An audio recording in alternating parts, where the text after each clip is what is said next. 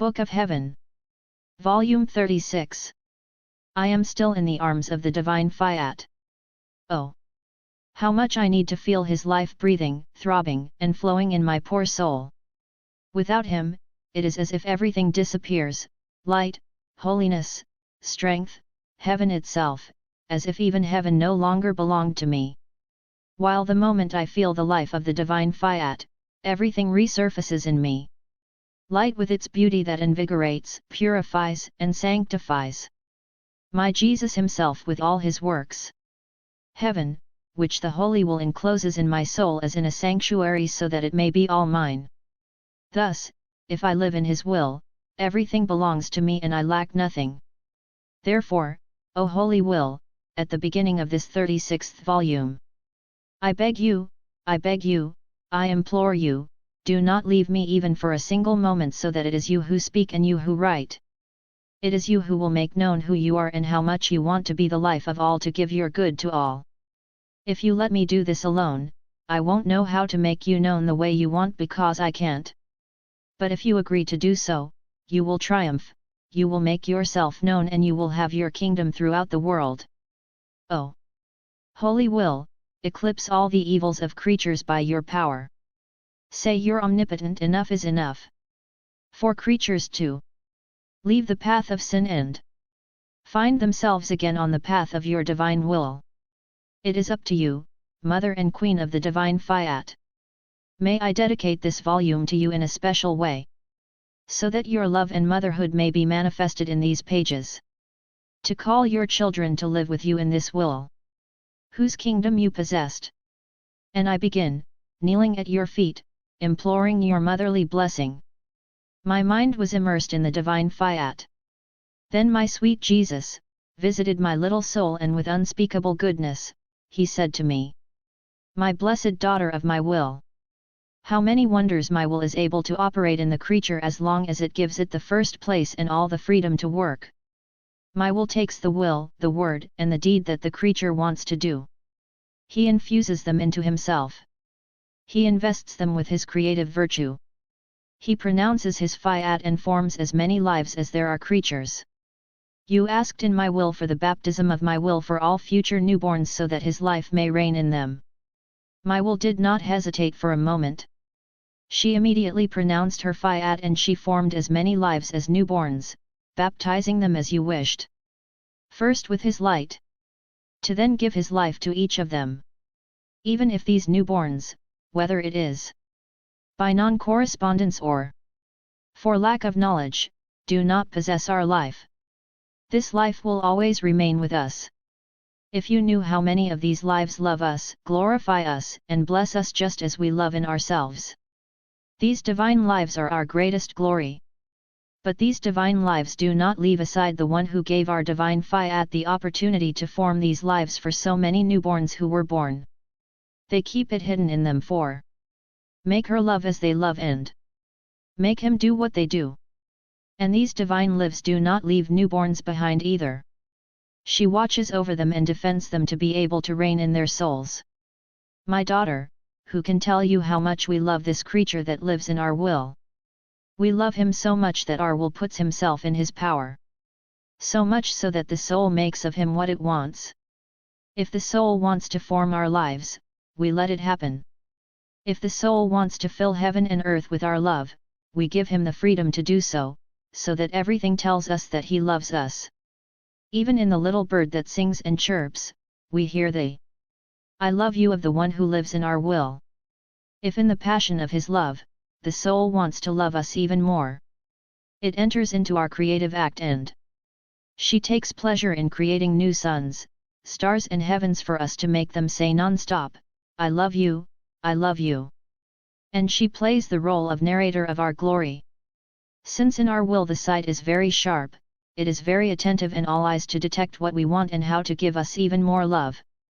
My God, how many wonders, how many surprises there are in your will. Its sweet enchantment is so great that we remain not only delighted, but as if embalmed and transformed in the wonders of the Fiat, so much so that we no longer know how to get out of it. I thought to myself, what is the difference between the one who lives in the divine will that which resigns itself to it in the difficult circumstances of life, and the one who does not do the divine will at all? My sweet Jesus then added, my blessed daughter, the difference is so great that there is no comparison. The one who lives in my will reigns over everything. We love this soul so much that we come to let it reign over ourselves. We love so much to see the smallness of the creature dominating us that we experience singular joys because we see that our will dominates in the creature and that the creature reigns with our will. And, oh, how often we let it prevail over us. Very often our joy is so great that we let our will overcome in the creature rather than in ourselves. Moreover, the creature who lives in our will is in continual contact with him. It acquires divine senses of foresight. The light of his divine sight is so penetrating and so clear that the creature comes to fix itself in God in whom it looks at the divine mysteries. Our holiness and beauty are palpable. This soul loves them and makes them his own. With its eyes of light, this soul finds its Creator everywhere. There is nothing in which this soul does not find him. With his majesty and love, the Creator envelopes the creature. He makes him feel how much he loves him. And, oh, what indescribable joys on both sides! The creature feeling loved and the Creator, loved by the creature in everything. This soul acquires divine hearing. She immediately hears what we want. She always listens to us attentively. There is no need to say and repeat what we want. A small sign is enough, and everything is done. This soul acquires the divine sense of smell. And she perceives whether what surrounds her is good and holy, and whether it comes from us. Its soul acquires the divine taste. So much so that it feeds on love and all that comes from heaven, to the point of satiety. Finally, in our will, this soul acquires our sensitivity. In such a way that everything in it is pure and holy, and there is no fear that the smallest breath could tarnish this soul. The soul that lives in my Fiat is beautiful, charming, and graceful. On the other hand, the one who is only resigned does not live in our continual contact. It can be said that she knows nothing of our Supreme Being. His eyesight is very weak and sick, and harms the creature. She suffers from myopia to the highest degree. She discovers with difficulty the most necessary objects. She hears badly. If she hears us, oh, how necessary it is to make it listen. His sense of smell, his sense of taste and his sense of touch are sensitive to what is human. Feed on what is earthly. Feel the touch of passions and the sweetness of the pleasures of this world. And it seems that by doing my will in certain painful circumstances, they do not feed on it. Not every day. But on occasions when my will offers them suffering. Oh, how nervous and sick these creatures become to the point of inspiring pity. Poor creature without my will continues. How pity they do to me. And finally, those who are not even resigned are blind, deaf, without any sense of smell. They lose the taste for all that is good. It is then only a poor paralyzed creature, who cannot even use it to help itself. This creature itself forms a network of misfortunes and sin from which it does not know how to get out. My poor mind runs and flies in the divine will as in its center. To rest and to deposit his remains there. And to take in exchange the clothes, its light, of his breath, palpitation and of his movement, who acts in each one and in everything to give life to all. I was swimming in the sea of joys of the divine Fiat. Then my always kind Jesus made his little visit to me. He said to me with unspeakable love, my little daughter of my will, how beautiful it is to live in my will. The soul then breathes with our breath. His heart beats with ours. It moves with our movement and it is put in communion with all. She does what the angels, the saints, and all the created things do, and she makes everyone do what she does. The wonders that are in our will are surprising. The scenes are so touching that everyone seeks to enjoy them and remains delighted. Who knows what they would do? To be the spectators and to enjoy delightful scenes of the soul that lives in our will. You must know that when the soul begins to live in our will, it breathes in our breath. His heart beats in ours and it acts in our movement. But the soul does not lose its breath, its heart, and its movement, nor does it separate them from ours. Our will is everywhere and circulates better in the breath, heart, and movement of all. What happens? The angels, the saints, our divinity itself and all creation, feel in themselves the breath and heart of the creature with my will. And they feel the soul moving in their movement to the center of their being. The breath, heart, and movement of the creature, what the whole creation feels, are filled with happiness and new unspeakable joys. The soul which always lives on earth in suffering and conquest with its free will is the bearer of it in every blessed. Free will forms the conquering act of the creature, thus, by the breath of the soul, by the beating of his heart and by its movement, my will deposits in the blessed his new conquering satisfaction as well as the fullness of the joy of which this soul is the bearer. To this soul, my will never refuses its ever new joys. It also gives those of a single breath that this soul accomplishes in my will. And, oh, what a joy for the blessed! Our divinity itself and all creation, in their excess of love and in a fullness of joys, say, who is the one who breathes, acts, and whose heart beats in us? Who is the one who, from the earth, brings us the conquering act of pure joys, of new love, which we do not have in heaven? That makes us so happy and increases our love for the one who loves us so much? And each one resumes in chorus. Ah! It is a soul that lives in the divine will on earth. What wonders, what enchanting scenes! A breath that breathes in everyone, even in his Creator. A soul that acts in all, even in the sky, in the stars, in the sun, in the air, in the wind and in the sea. In her movement, she has everything in her hand, and she gives to God love, worship, and all that everyone should give it. Does not give him and did not give it to him. She gives everyone, her God, her love, and her will. This soul is made bearer of all things to God, and bearer of God to all. And although not all creatures take us, we also remain loved and glorified because the fullness of a single act, of a single movement in our will is such that all creatures are in comparison only as many small drops of water before an immense sea, as so many small flames before the great light of the sun. That's why this movement, this breath and this heartbeat of the creature in our will surpass all things, embrace eternity, and form infinite suns and seas that can give us everything. If the other things do not take this life, they remain so small that they seem not to exist. Oh! My will! How admirable, powerful, and kind you are! In you, the creature can give us everything. And we can give everything to the creature. This creature covers everything with its light, gives birth to love and gives us love for all. We can tell who the true repairer is, because when creatures offend us, we feel that it can hide us in his love to love us, in his light to defend us. Keep life in our will close to your heart. Then he added, my daughter, our love for the one who lives in our divine will is such that when she breathes, she gives us all that we have done. Creation, the angels, the saints and our Supreme Being himself, in tribute, in love, and for our glory. And seized by such an excess of love, we give back to this soul what it has given us.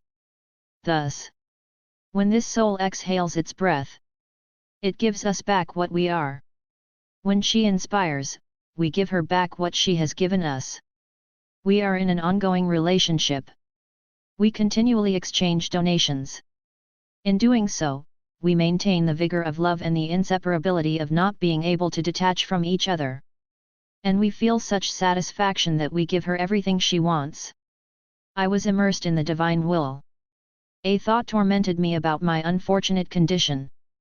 For more than 50 years I had to succumb every night to some kind of death, and I needed others to get out of this state. My God, I feel a suffering of which only you know the price. Only the fear of displeasing you and not doing your will keeps me going. Otherwise, who knows what I would do to not submit to it. My sweet Jesus ran to me, and as he hugged me, he said to me, "My good daughter, courage. Don't torment yourself so much, I don't want to. It is your Jesus who wants you to be in this painful state. When you succumb as if you were losing your life, I suffer with you. True love knows nothing to deny anything to the one he loves. This painful state, as if you were losing your life, was necessary and willed by my divine will. She wanted to find in you repair. The exchange for all the deaths that creatures inflict on her when they reject her by not giving her life in them. Your submission to this pain of death for so long has made reparation to my divine will. For all the deaths she has suffered. She called him to embrace the human will. For the two to reconcile. Thus, I was able to talk a lot about my will. To make her known so that she can reign. Because I was holding the one that paid me back and did it again for me. All my lives that were lost to the creature's end. Who rejected for me. Suffocated in the inaccessible light of my will. You must know that for everything the creature does, my will runs to give and form one of his lives in the creature. When the creature does not receive it, that life dies for the creature. Does this great suffering of seeing so many of my divine lives die for the creature seem to you little? It was therefore necessary to find a creature that, in a way, let me try to form my life in them again. My will is in the conditions of a poor mother, ready to give birth to his child, but whose child is prevented from seeing the light of day and suffocates in his womb. Poor mother! She feels her child dying in her womb. And because of the suffering, she dies with him. My will is like this mother. She feels in her all these divine lives about to be born and that she wants to give to creatures. But as my will is about to bring them into the world, she feels them suffocate and die in her own womb. And my divine will dies with them. Because without my will, there can be no true life, holiness, love and of all that has to do with our divine life. Therefore, my daughter, calm down and no longer think about your condition. We wanted it that way, it's with great wisdom. With a love that we could no longer contain and according to our divine way of acting. That is why it is necessary to bow down and worship what we have out of love for creatures. My flight into the divine will continues. I feel the need to faire min tout ce qu'il a fait. Dy metter monde petit amour, mes baisers affectueux, mes adorations profondes, ma gratitude pour tout ce qu'il a fait et souffert pour moi et pour tout. J'arrive au point où monde cher Jesus est crucifié et élève sur la croix dans des spasmes atroces et des souffrances inouïes. Avec un accent tendre et compatissant à en briser le cœur, il me dit, ma bonne fille. La souffrance qui male plus transperce sur la croix fut ma soif ardente. Je me sentis brûler vivant. Tous les fluids vitaux étaient sortis par mes plaies.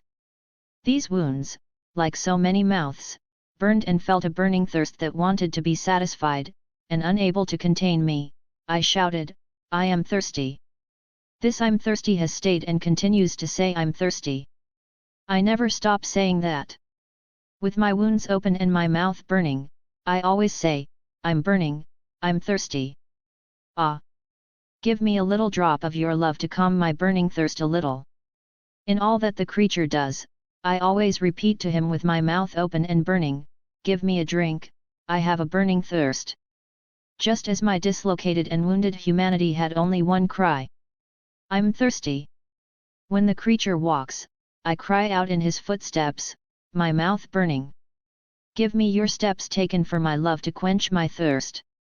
If the creature works, I ask him for his works done only out of love for me, to refresh my burning thirst. If the creature speaks, I ask him for his words. If she thinks, I ask her thoughts like so many little drops of love to soothe my burning thirst. It wasn't just my mouth that was burning. My entire holy humanity felt the extreme need for a refreshing bath to extinguish the fiery fire of love that was burning me. And as it was for the creatures that I burned in the midst of excruciating suffering, only they could with their love soothe my fiery thirst and give my humanity a refreshing bath. This cry, I am thirsty, I left it in my will. My will has taken on the obligation to make it heard at every moment in the ears of creatures. To bring them to sympathize with my burning thirst. To give them my bath of love and to receive their bath of love, even if they are only small drops to quench the thirst that devours me.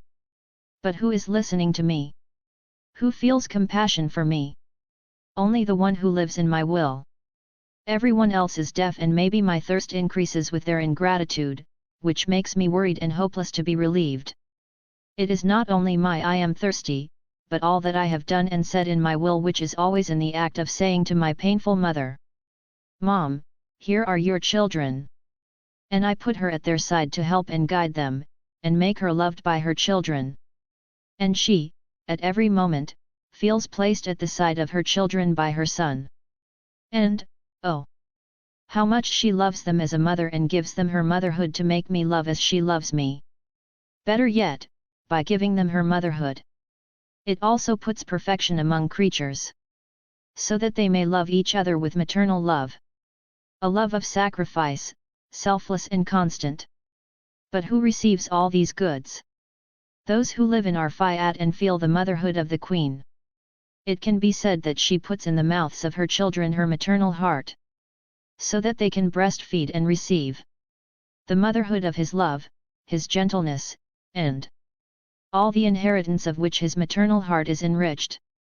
My daughter, the creature who wants find us and receive all our possessions, and my mother herself must enter into our will and remain there. Ma volant nest pas seulement vi pour nous. Mais forme notre résidence autre de nous dans laquelle elle demeure. Avec son immensité sunt toujours en acte. Tu nos actes, tout nos paroles et tout ce que nous sommes. Rien ne sort de notre volonté. Cela qui vaut les choses que nous avons. Doit prendre plaisir à vivre avec ma volonté. Alors, tout devient scene, et rien ne est refuse. Si nous voulons lui donner ce qui est en nous et tuel ne vit pas dans notre vouloir. Elle appréciera pas, elle aimera pas, elle ne ressentira pas le droit de tout faire scene. Et lorsqu'on ne possède pas les choses, l'amour ne grandit pas et il meurt. Après quoi j'ai continué marrant dans tout ce que notre Seigneur a fait. On earth. I stopped at the act of the resurrection. What a triumph, what glory! The whole sky came to earth to be a spectator of such great glory. And my beloved Jesus added, My daughter, in my resurrection, the right for all creatures to be reborn in me to a new life was established.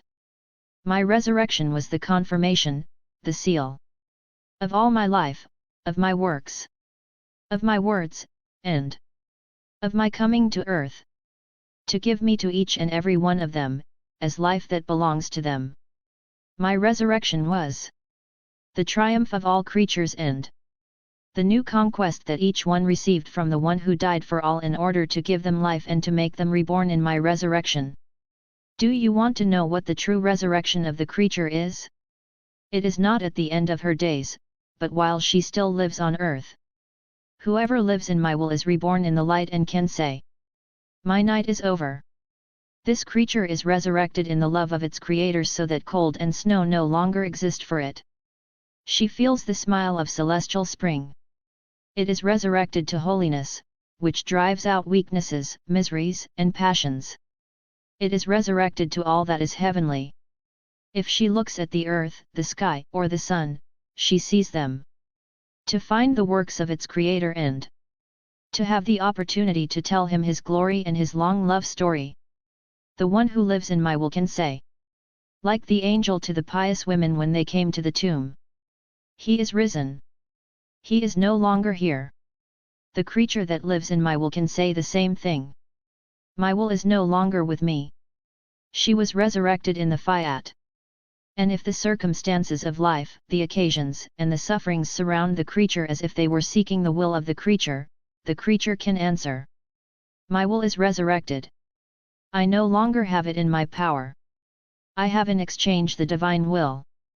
And with its light, I want to invest all things around me. Circumstances, suffering. To form so many divine conquests. She who lives in our will finds life in the deeds of her Jesus.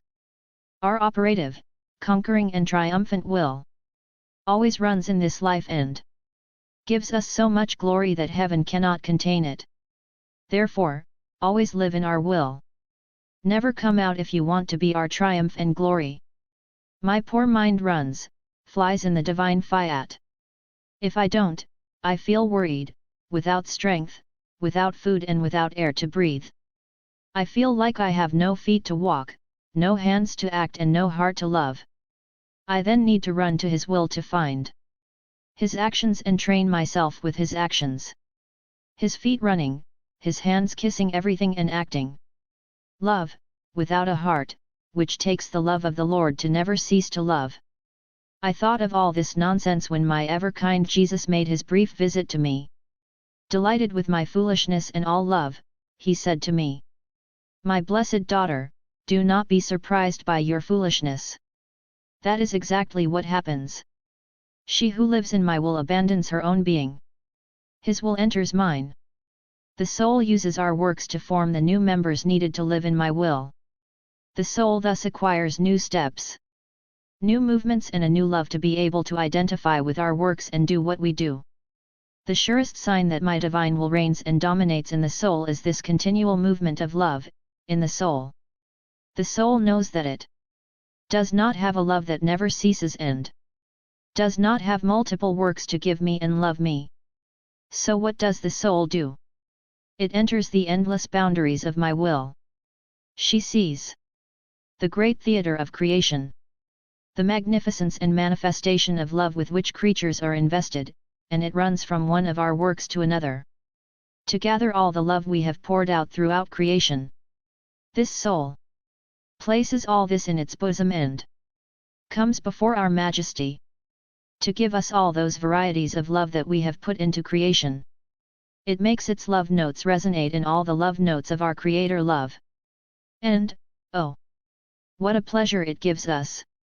What feasts begin between heaven and earth! What seas of love surround our throne! And when this soul has made a feast of all creation, to love us even more, and with a redoubled love, it descends from our throne and will pour out our redoubled love on all created things.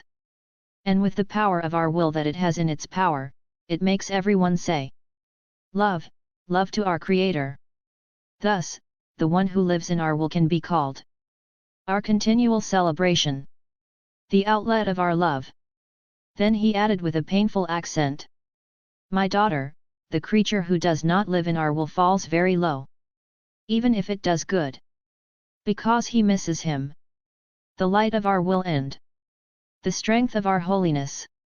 The good she does remains covered with smoke, which impairs vision, produces esteem, self-love, vainglory.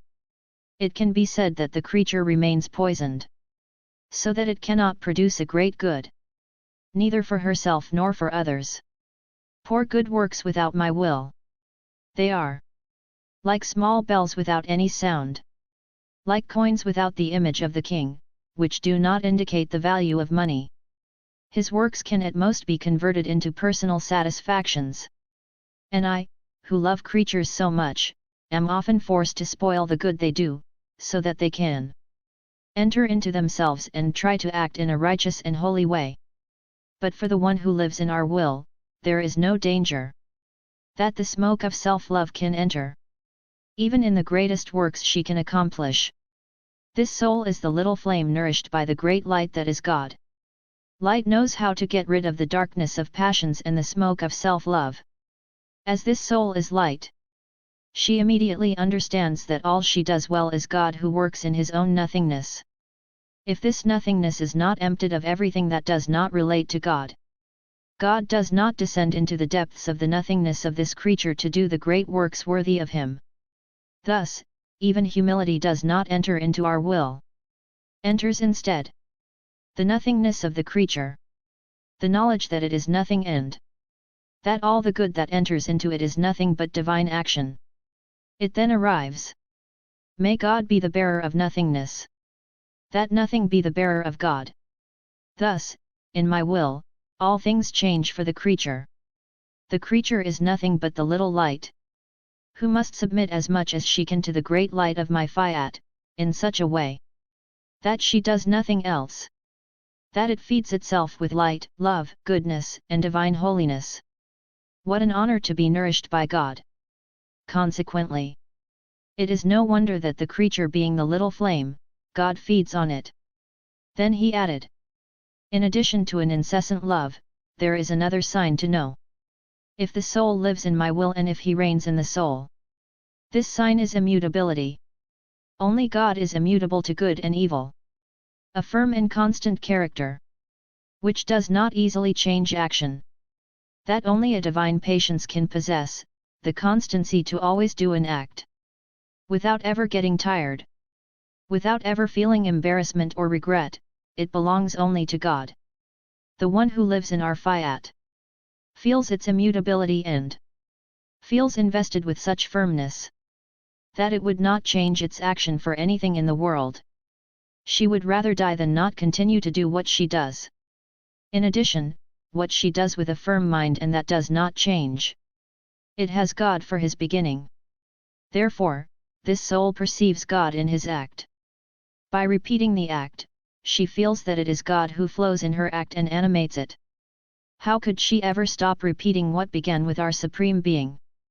This soul should come out of our will to change its act. When our will operates, it never changes. Thus, she makes the one who lives in our will act in the same way. Oh, how easy it is to see that a person does not live in our will. Today she wants to do something, tomorrow another. One day she likes to make a sacrifice, another day she deviates from it. He cannot be trusted. It is like a reed that bows according to the winds of its passions. The mutability of the human will is so great that it makes the creature the laughing stock of itself, and maybe also demons. That is why I call the creature to live in our will, so that it can be sustained and strengthened by our will. It is in this way that she will be able to honor our creative work, because only man is fickle. All our works never change. The sky is always fixed and never tires of expanding. The sun is still running. He never changes his action of giving his light for the good of the whole earth. The air is always in the act of being breathed. All things, as they were created by us, are maintained and always perform the same action. Only man, refusing to live in our divine will, abandons the ways of his Creator and does not know how to carry his works to their end, nor appreciate them, nor receive the merit of them. My flight continues in the divine will. It is surprising to see that at every moment the divine will asks the creature for his human will to make him one of his kindest prodigies. How moving it is to see a divine Fiat ask the creature for its will. My sweet Jesus, seeing me moved, made his little visit to me again. All goodness, he said to me. My daughter.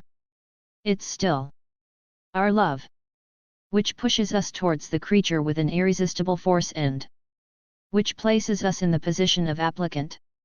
As if we needed the creature, so that we could tell him, you have loved me and I love you. You have given me the gift of yourself, and I give myself to you. You need to know how far our love can go. Every time we ask the creature for his will and she gives it to us, it gives us a life every time. And we are always asking for a life from the creature in order to give him the opportunity and the merit to give us his life. Not just once, but as many times as we ask him. Do you think it is little that the creature can tell us, I have given you a life every time you have asked me, and not just once, but thousands of times? Not only do we love her with a redoubled love every time she gives us her will, we reward her every time. But we also feel glorified and loved by all these lives she has given us. Such are the finesses, stratagems, excesses, and follies of our exuberant love that cannot help but invent new ways of acting with the creature in order to be able to say. She never refused to give us her will when we asked her. That's why we can't deny this creature anything. Isn't this an unsurpassable way of loving that only a God is capable of? Moreover, our love does not stop there. We are always looking for the creature to identify with us. When she loves in our will, we make him form his little sea of love in the infinity of our immense sea of love. This is to feel that her love is in ours, and that she loves with ours. We know it will be smaller because created love can never reach creative love. But our satisfaction is inexpressible because it loves in our love and with our love. A divided love, a love separated from us, can never please or hurt us. And love would then lose its most beautiful quality.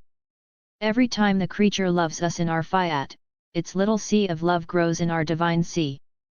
We feel glorified and loved as we watch the love of our creature grow. After which I made my round in creation to trace all the acts performed by the divine will, and my kind Jesus added, "My blessed daughter, creation is the most enchanting manifestation of our love for creatures. There is the blue of the sky with its stars, the sparkling sun, the wind, the sea, which never change. In this way they speak to man of our love, which never ceases. And on earth there are flowers, plants, trees, and small herbs that all have a voice, a movement, a life of love of their Creator. Up to the smallest blades of grass. In order to tell everyone the love story of the one who created them for man. Things created on earth seem to die, but this is not true. They are reborn even more beautiful. It is nothing but the new resurrection of God's love for creatures, and to give a sweet surprise of love, as they seem to die, they are reborn even more beautiful. And the Creator, in order to be loved, puts before the eyes of man the new enchantment of flowers and fruits.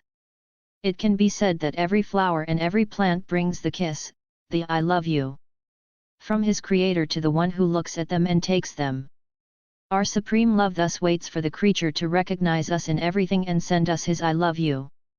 But we wait in vain. In all created things, our Supreme Being manifests our power of love, wisdom, goodness, and order. We present them to man so that he may love us with a powerful, wise, and kind love. That is, let the image of our divine love be in him.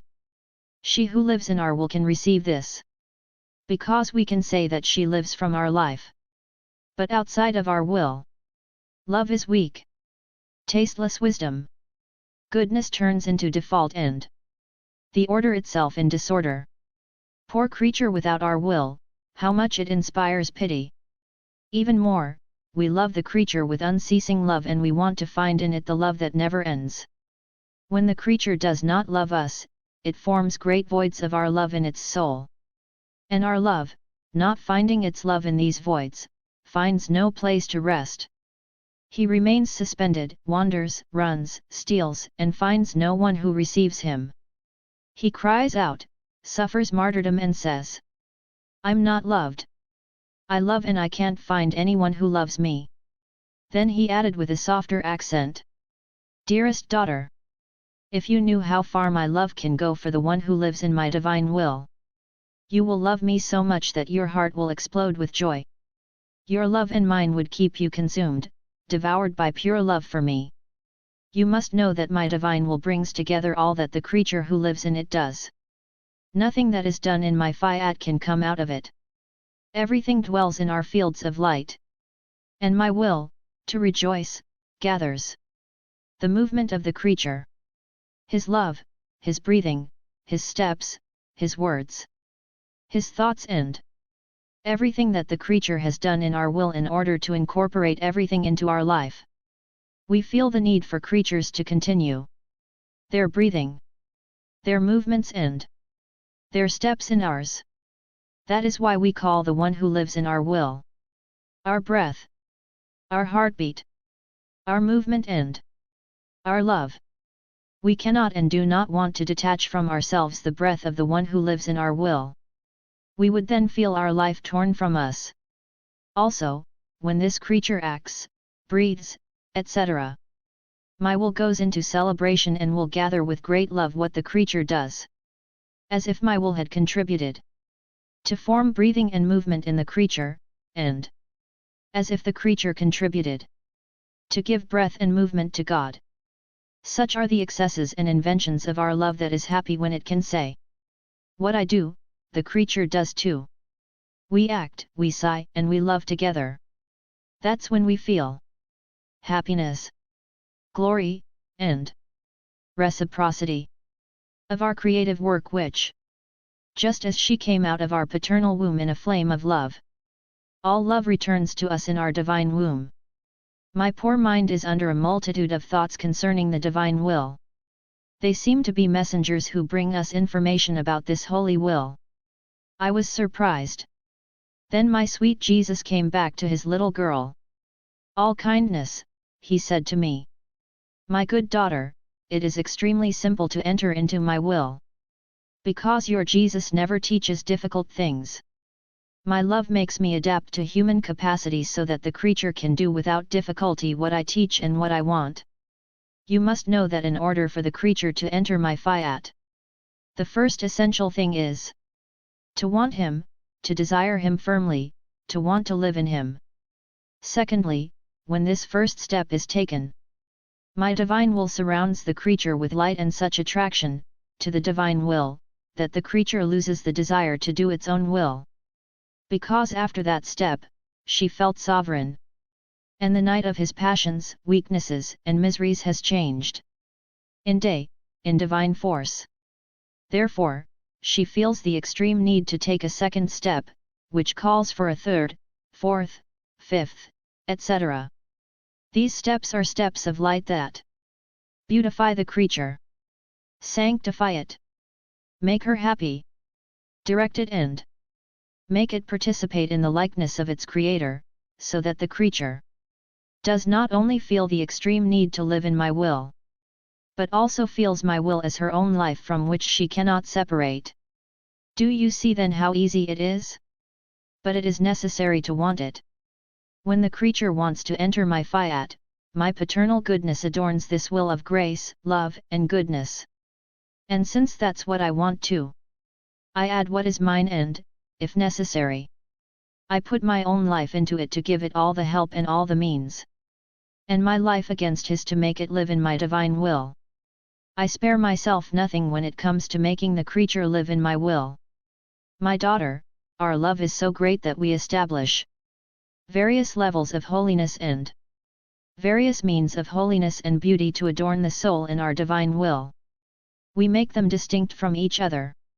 Distinct in beauty, holiness, love. All beautiful but distinct from each other. Some will remain in the sea of light to enjoy the goods that my will possesses. Others will remain under the action of my operative light. They will be the most beautiful. We will bring into play all our creative art, our operant art. By finding the creature in our will, we can do anything we want. The creature will lend itself to receiving our creative power. And we will delightfully create new beauties, a holiness still unknown, and a love never before given to creatures. Because the creature did not yet have in it the life, the light, and the strength of our will to be able to receive it. We will hear in the creature our echo, the generating force that always generates love, glory, and la repetition continuelle de nos actes et de notre vie. La vie de notre Fiat est exactement cela, générer. And where the life of our Fiat reigns, it generates continuously, without ever stopping. It generates in us and preserves the generating virtue of the sacrosanct Trinity. He generates from the creature where he reigns, and he generates our image of love and holiness. So we still have a lot of work to do in creation. We must reproduce our deeds and works that will serve as the most beautiful ornament for our heavenly homeland. After which my mind got lost in the sea of Fiat which made me all present, and everything seemed to be mine, as well as everything was God's. My beloved Jesus, as if suffocating in his flames of love, added, "My blessed daughter! She who lives in my will has always been inseparable from her Creator. From as far as eternity, this creature was always with us. Our divine will brought us this creature and placed it in our arms and in our womb, and he made us love, court, and appreciate it.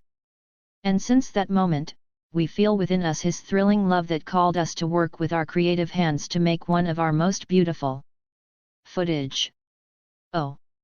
How much we love to find in our will a creature in whom we could deploy our creative work. You should know that. When I, the eternal Word, in the excess of my love, descended from heaven to earth. Those souls who live and will live in my Fiat, being inseparable from us, have descended with me. And with the heavenly Queen at their head, they formed my people, my faithful army, my lifetime royal palace, in which I constituted myself true king of these children of my divine will. I would never have come down from heaven without being accompanied by my people, without a kingdom where I could reign with my laws of love. For us, all ages are like one point, in which everything belongs to us and where we find everything in action. I came down from heaven as master and king of my children.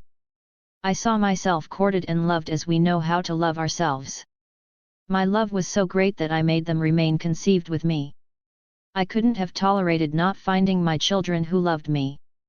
We lived together in the womb of my sovereign mom. They were born again with me and wept with me. What I did, they did.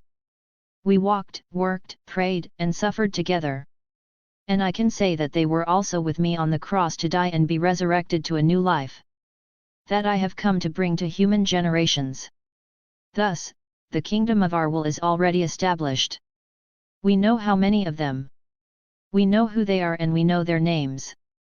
Our will already makes us feel their ardent palpitation of love. Oh! How much we love them and how we long after this time. I hear the divine will calling me at every moment to love him. Since it can be said that my love represents only a few drops. He wants to give me his so that I can possess no more drops, but seas with which to tell him that I love him very much. What a good thing from him! He wants to give what is to him, to have the satisfaction of being able to say that the creature loves him. Coming back to see my poor soul, his heart was beating very hard. Hugging me, my ever-kind Jesus said to me, "Blessed daughter of my love, the need to be loved makes that I burn. I fail. I'm delusional. To achieve my ends, do you know what I am doing? I put my love in the heart of the creature. I make it flow in his mind, his words, his steps, and his works, and I convert him into coins of divine love.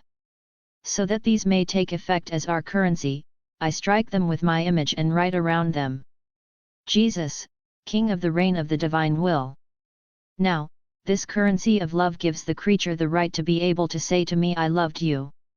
This love that our goodness has converted into coins, can buy what she likes and what she wants, as well. She can buy our holiness, our own will, our virtues, and even more love if the creature wants it, because it has enough. Oh!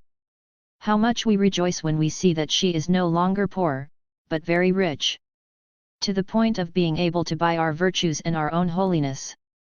How beautiful it is to see her possess our currency of love, which makes it the owner of our own property. However, we only give it to the one who lives in our will, because it will not waste it. Will know how to preserve and multiply it, in order to love us more and more, and to relieve us of our devouring flames.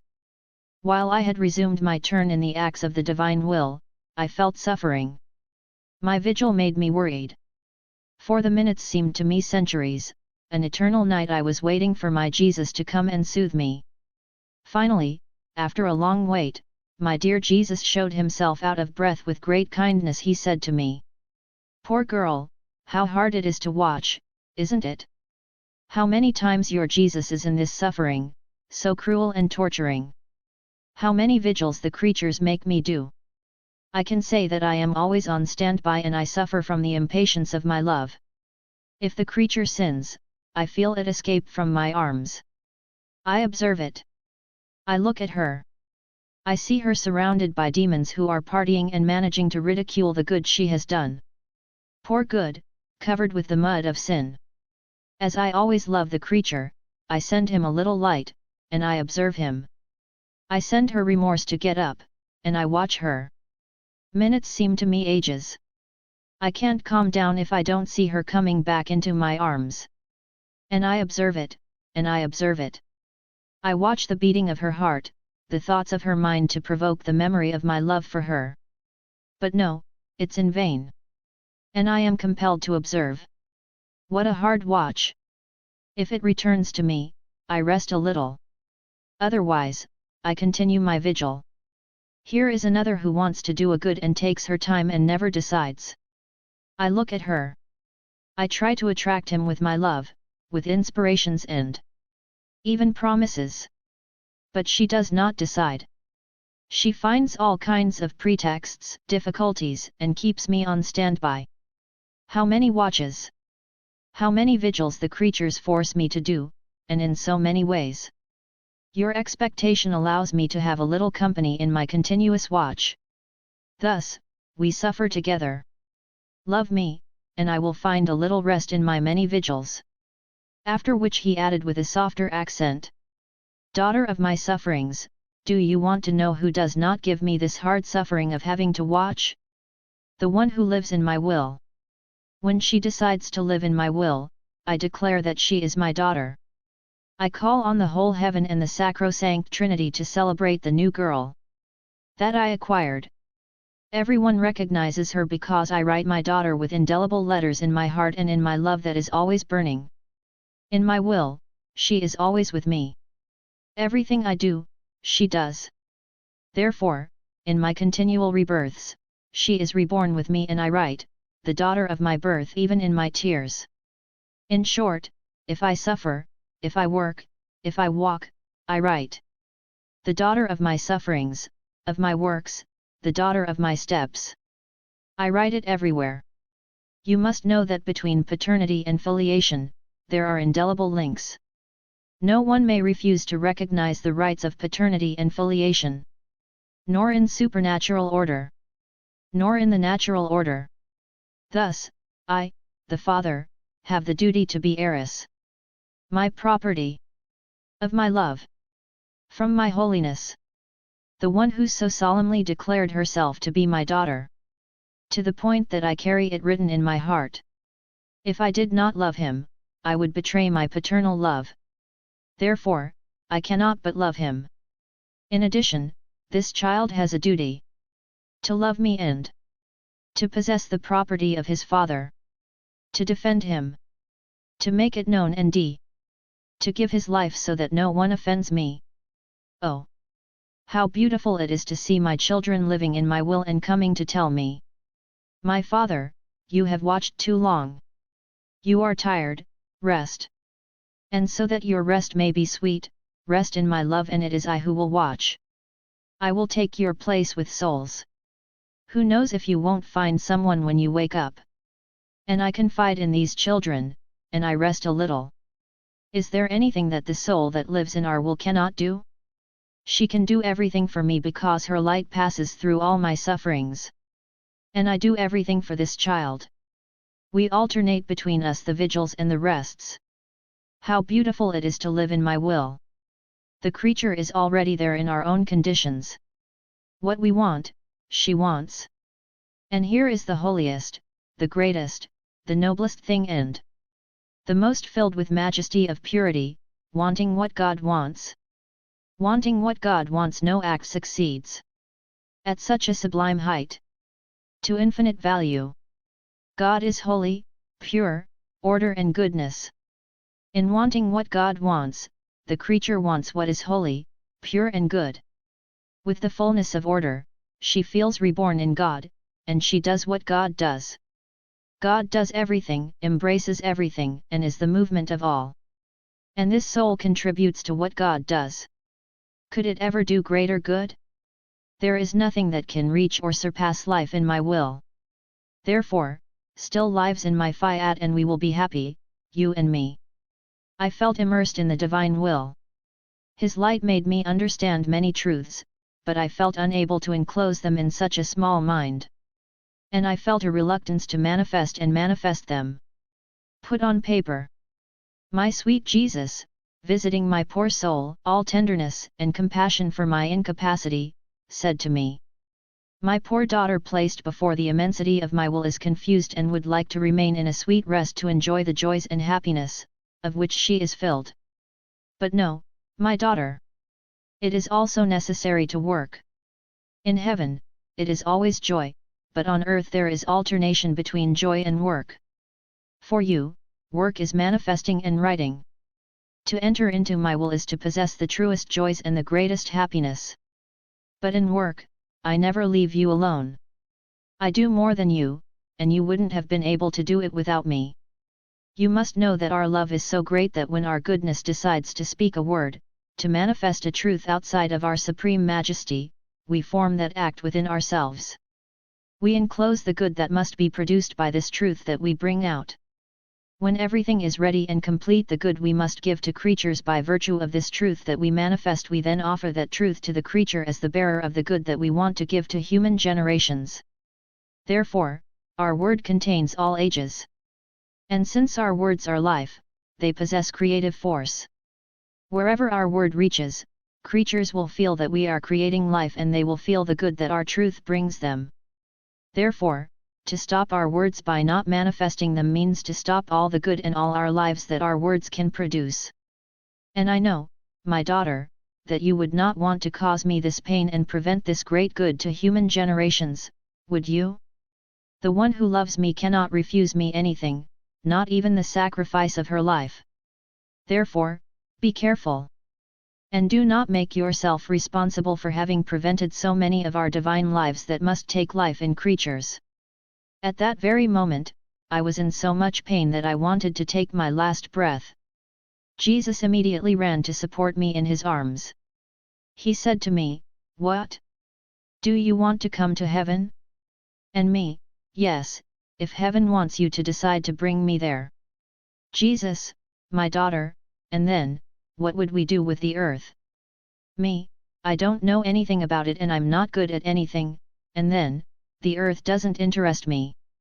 Jesus continued, "My daughter, and yet she must be interested in it because she is of interest to Jesus, and your interest and mine must be one. You need to know that it is still too early. That everything has not yet been manifested concerning the divine will. For the more it is manifested, the more souls are caught in the net of its light. And also, the more the divine will grows and matures in a creature, the more creatures acquire the right to receive it, and the more we are inclined to beautify human generations to make them possess the life of our will. Because our goodness and love are so great, that in one creature we see them all, and that out of love for one, we do good to each one. But who receives overabundantly this good that is done to each one? That. Who was the first to receive this property? Who was kind enough to listen to us and consider our truths as if they were more than his own life, and who, without taking care of his own life, is ready to sacrifice it every moment out of love for us, to make us do what we want with this life? It has so much strength on our Supreme Being, it is so transported from it, that one soul is enough for all to receive this good. Better yet, human generations are connected together more than the members of the body.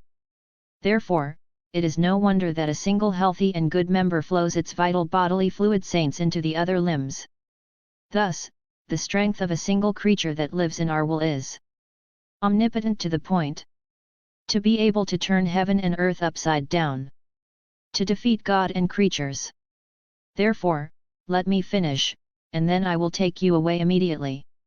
Then he added, "My daughter, the more we suffer, the more we feel the need to be loved. The one who has suffered the most is me.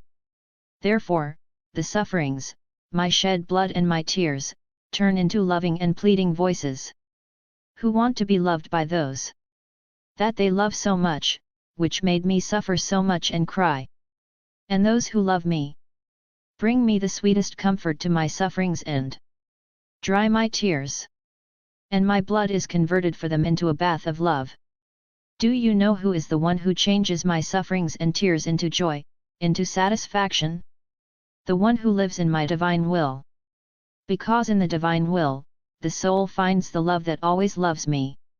This soul is the support of my sufferings and my continual comfort. And I feel like a victorious king who, although wounded, has won the will of the creature with the weapons of its suffering and love. Oh! How happy I am! To feel loved and to live with the one for whom I fought a painful and bloody battle. Best of all, I created everything to be loved. If I miss love, I don't know what to do with the creature. Because I can't find what I want. At most there can be diversities of love. There may be love in the form of reparation. Love in the form of compassion. Love in the form of imitation. But it's still love that I want. If I can't find love, it's not things for me. And as love is the child of my will, if I find the child, I find the mother. Therefore, I find everything, and everything that means something to me. So I rest and I am happy in the creature, and the creature is happy and rests in me, and we love each other with the same love. And I, my beloved Jesus. If you long so much to be loved and the creatures do what you want, why don't you make your graces abound so much in the creature, that they feel the strength to act and love you as you want? Jesus, my daughter, on the contrary. I want to give the creature the necessary strength, and even in overabundance. But at the moment and in the act when the creature acts itself and operates what I want, and not before. I don't know how to give useless things. Because the creatures would be even more indebted to me if they had the strength and if they didn't do what I want. How many times, before taking action, creatures feel helpless, and are invested with new strength and light when they take action? It is I who invest them. Because I never fail to give the strength necessary to do good. Necessity binds me and compels me, if necessary, to do together what the creature does. Thus, in the real necessities, it is I who want them, and I always find myself with the creatures in their necessities. If what they do is not necessary, I put myself aside and let them do it themselves. After which I said to myself, how miserable I am! I feel like I didn't do anything for Jesus compared to so many graces. Who knows how I should love him? On the contrary, I am cold. It is true that I do not know how to love anyone else but Jesus. But I should be completely turned into flames, and I am not. While I was thinking this, Jesus came back and gently rebuked me, saying, my daughter, what are you doing? Do you want to waste your time? Don't you know that what you must have at heart is to do my will and to know if you live in it? In her, everything is love. Breathing, heartbeat, movement. The human will itself wants nothing to know but to love me. My will, jealous of this creature, forms the air of love for the creature so that it breathes only love. Your Jesus never looks at the feeling of the creature. Instead, he looks at her will and what she wants. This is what I take. How often creatures feel and do not. On the contrary, if the creature wants, everything is done. Moreover, in my will, nothing is lost. For those who live in my will, it takes into account everything. Breaths, heartbeat. The little I love you. All that is done in my will remains written with indelible characters of light and forms the life of my will in the creature. And often, the gifts I make to creatures, the acts that the creature has performed, remain hidden as his property in the depths of his will, inside mine, and he seems to have done nothing.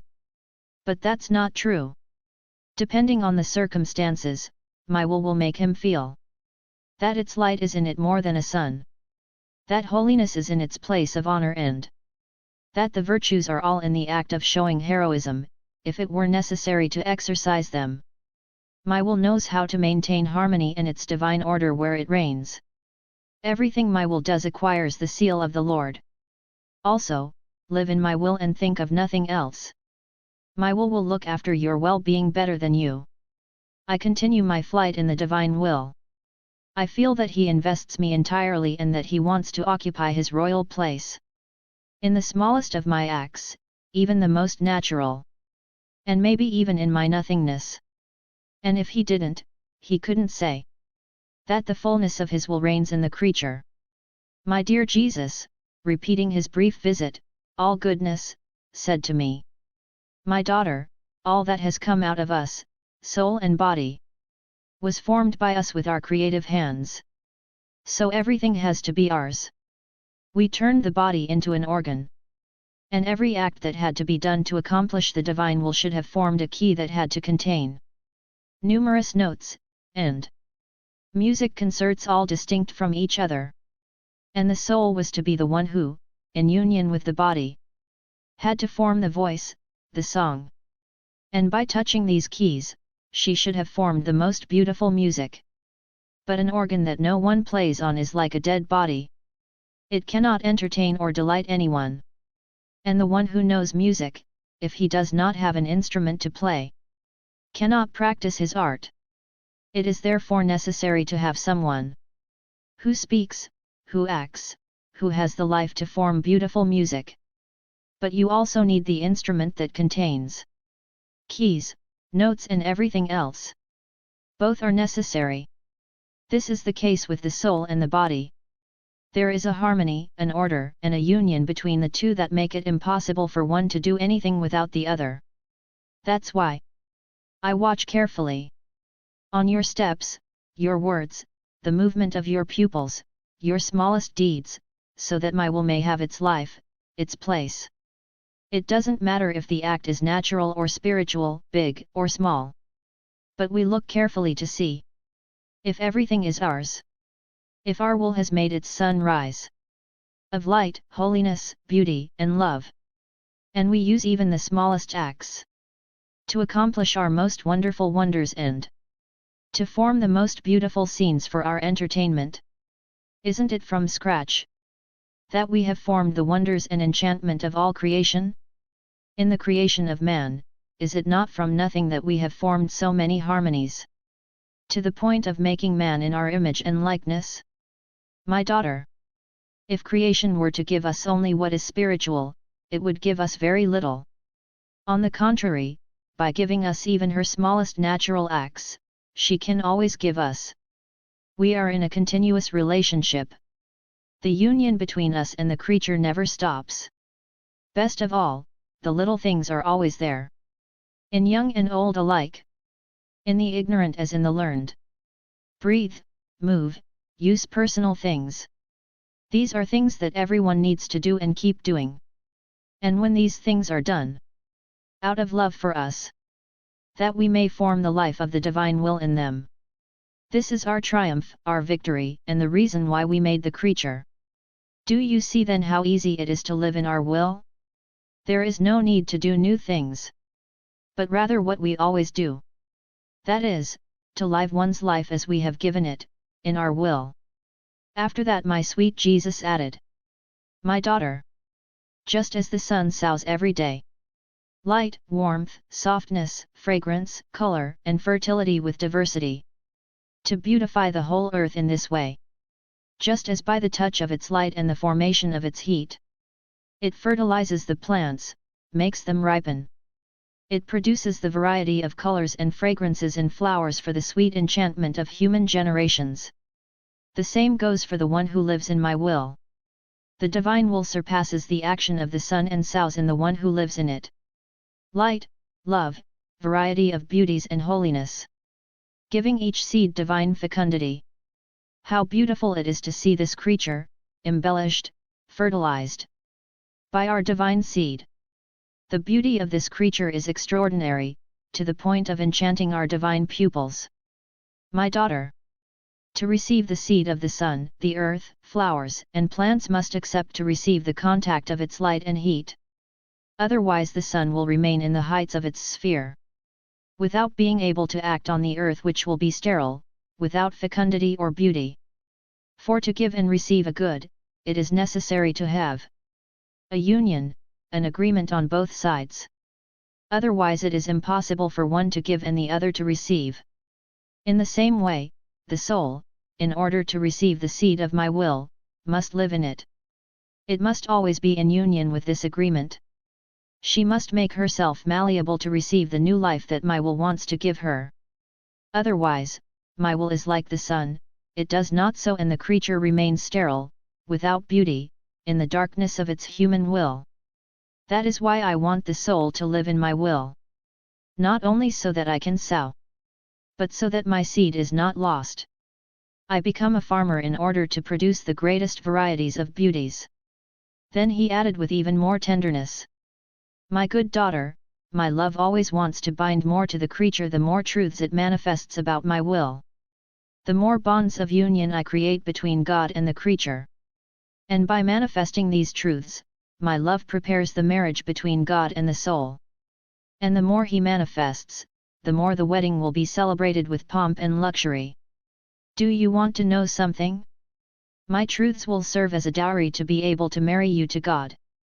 They will make known to the soul who is the one who lowers himself and whose love brings him to the point of wanting to unite, to the soul, by the bonds of marriage. My truths touch and retouch the creature. They shape it. They form in it the new life. They restore and embellish in it our image and our resemblance as when we created it. They imprint on her the divine kiss of inseparable union. Only one of our truths can form a sea of wonders and divine creations in the one who has the happiness to listen to it. Only one of our truths can change a world, by moving it from perversity to good and holiness.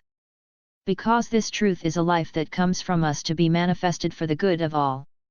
It's a new sun that we make rise in the intelligences created and who, by his light and warmth, will make himself known. To transform into light and heat the one who possesses the good to listen to it. That's why. Hide a truth that we want with so much love to bring out of our paternal womb. Is the greatest of the crimes, and deprives human generations of the greatest of goods. Moreover, she who lives in our will, by marrying us, celebrates all the saints. Everyone participates in the divine wedding. And the feast takes place in heaven and on earth. Every act of the creature that lives in our will is a feast and banquet prepared for the celestial regions. And the saints exchange new gifts with the creature. They implore God to manifest other truths to him in order to further expand the limits of the dowry left by God to this creature. I am still in the sea of the divine will who seems to desire me to be attentive. Not to let my poor tormented human will enter me. I was worried. And my sweet Jesus, visiting my little soul, said to me, my blessed daughter, courage, do not be afraid. The virtue and power of my will is so great that no one can enter into her and continue to live. So that all evils remain paralyzed, as well as passions and evil works. The human will suffers such a defeat that it seems to be dying. But she doesn't die. But the soul, with great pleasure, understands that if it feels evil paralyzed, the life of the good grows with the light that never goes out, the strength that never lacks, and love that always loves.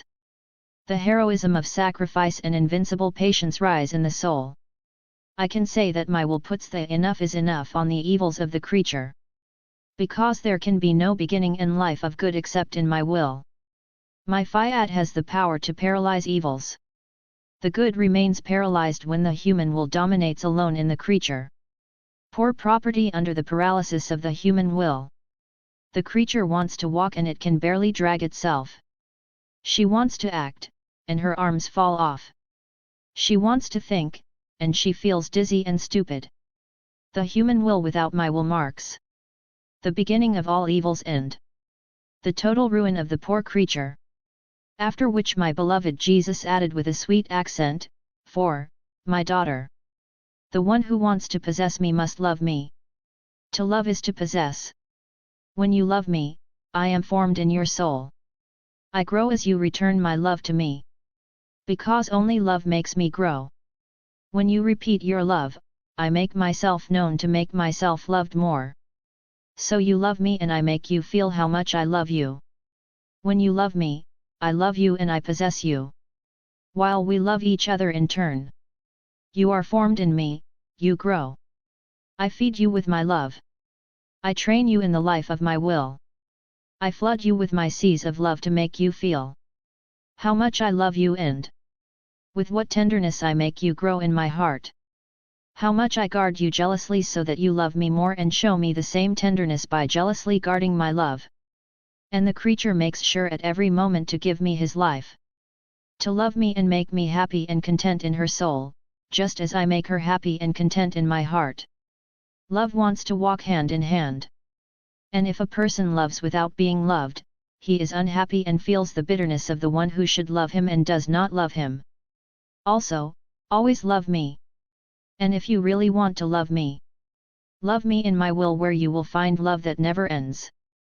You will form for me chains of love so long that they will bind me to the point where I will no longer know how to free myself from your love. After which I thought, to the great sacrifice of having to write, to my repugnance, to the battles I led to take the pen. Only the thought of displeasing my dear Jesus made me make the sacrifice. To obey the one I commanded to do so. And yet, I thought to myself, who knows where and in what hands they will eventually arrive *. Who knows how many quarrels, how many oppositions and doubts they will encounter. I felt worried. This apprehension afflicted my mind and I felt myself dying. And my sweet Jesus came back to calm me down and say to me, my daughter, don't worry. These writings are not yours, but mine. And as for the hands in which they will arrive, no one will be able to touch or destroy them. I will know how to take care of them and defend them. Because it's something that concerns me. And all those who take them with good will find in them a chain of light and love with which I love creatures. I can call these writings the outlet of my love. The follies, the delusions, the excesses of my love.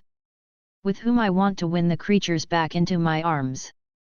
I will let them know how much I love them.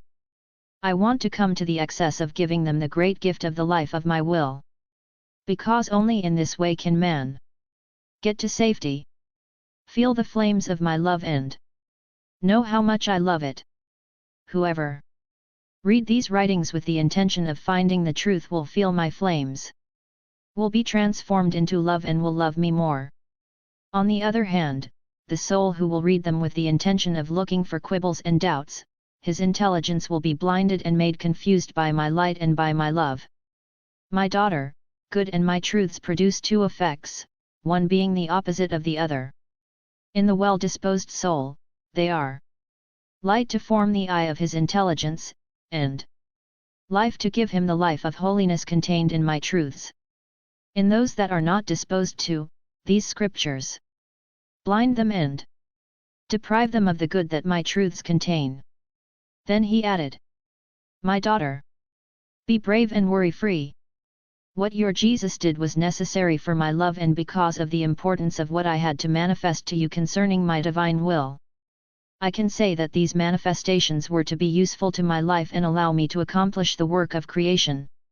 It was necessary that at the beginning of your state, I use all these love ploys. All those moments of intimacy with you that adorn incredible.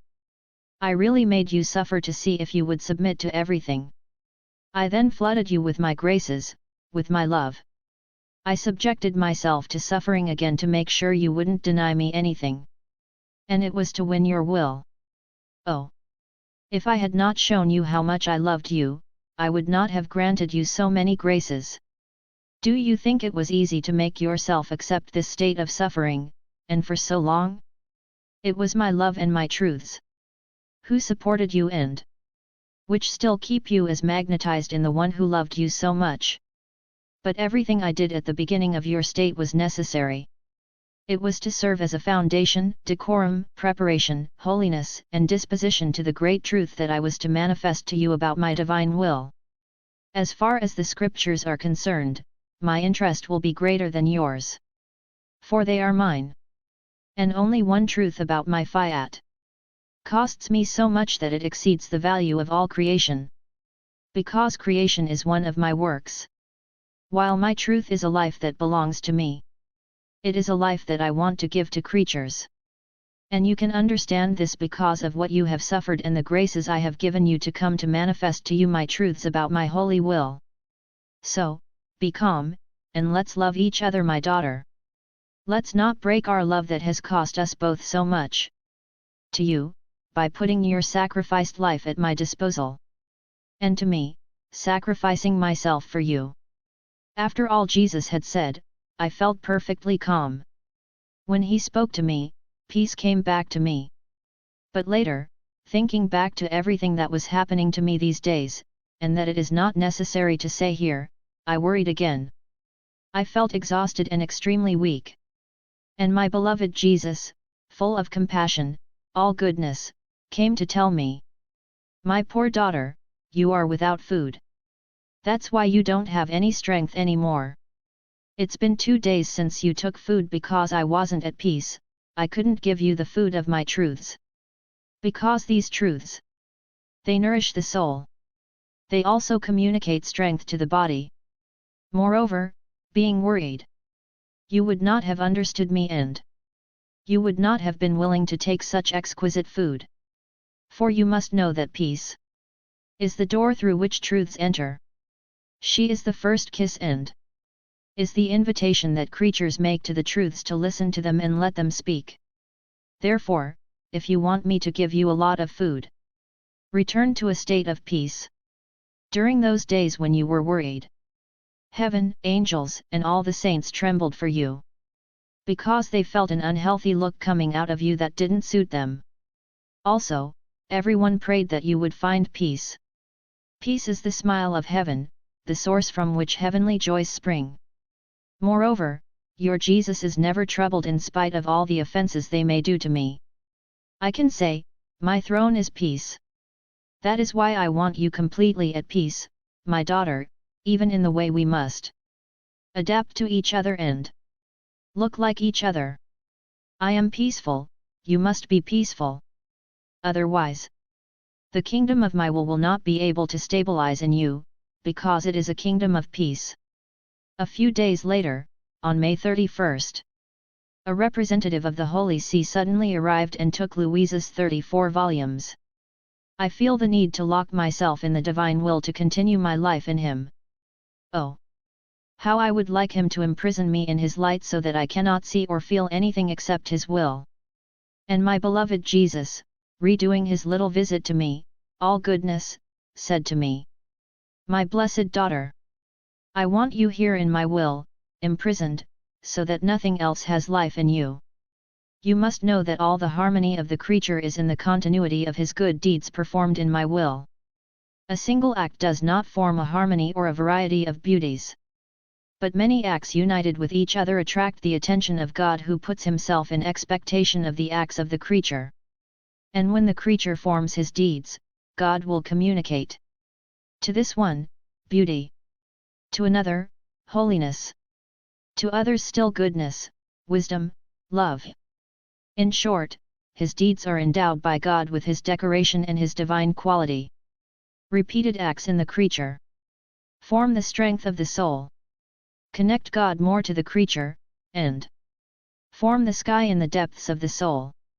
As the creature repeats its actions, one becomes a star, another a sun, another a wind that groans and blows of love, yet another a sea that continually whispers love, glory, adoration to my Creator.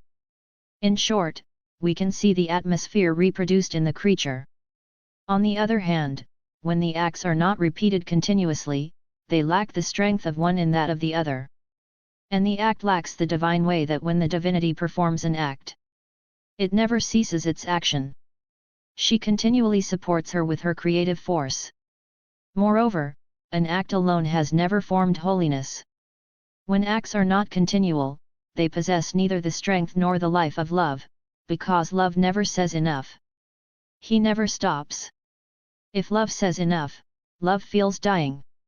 In addition, it is the continual and repeated acts that form the beautiful surprises in heaven.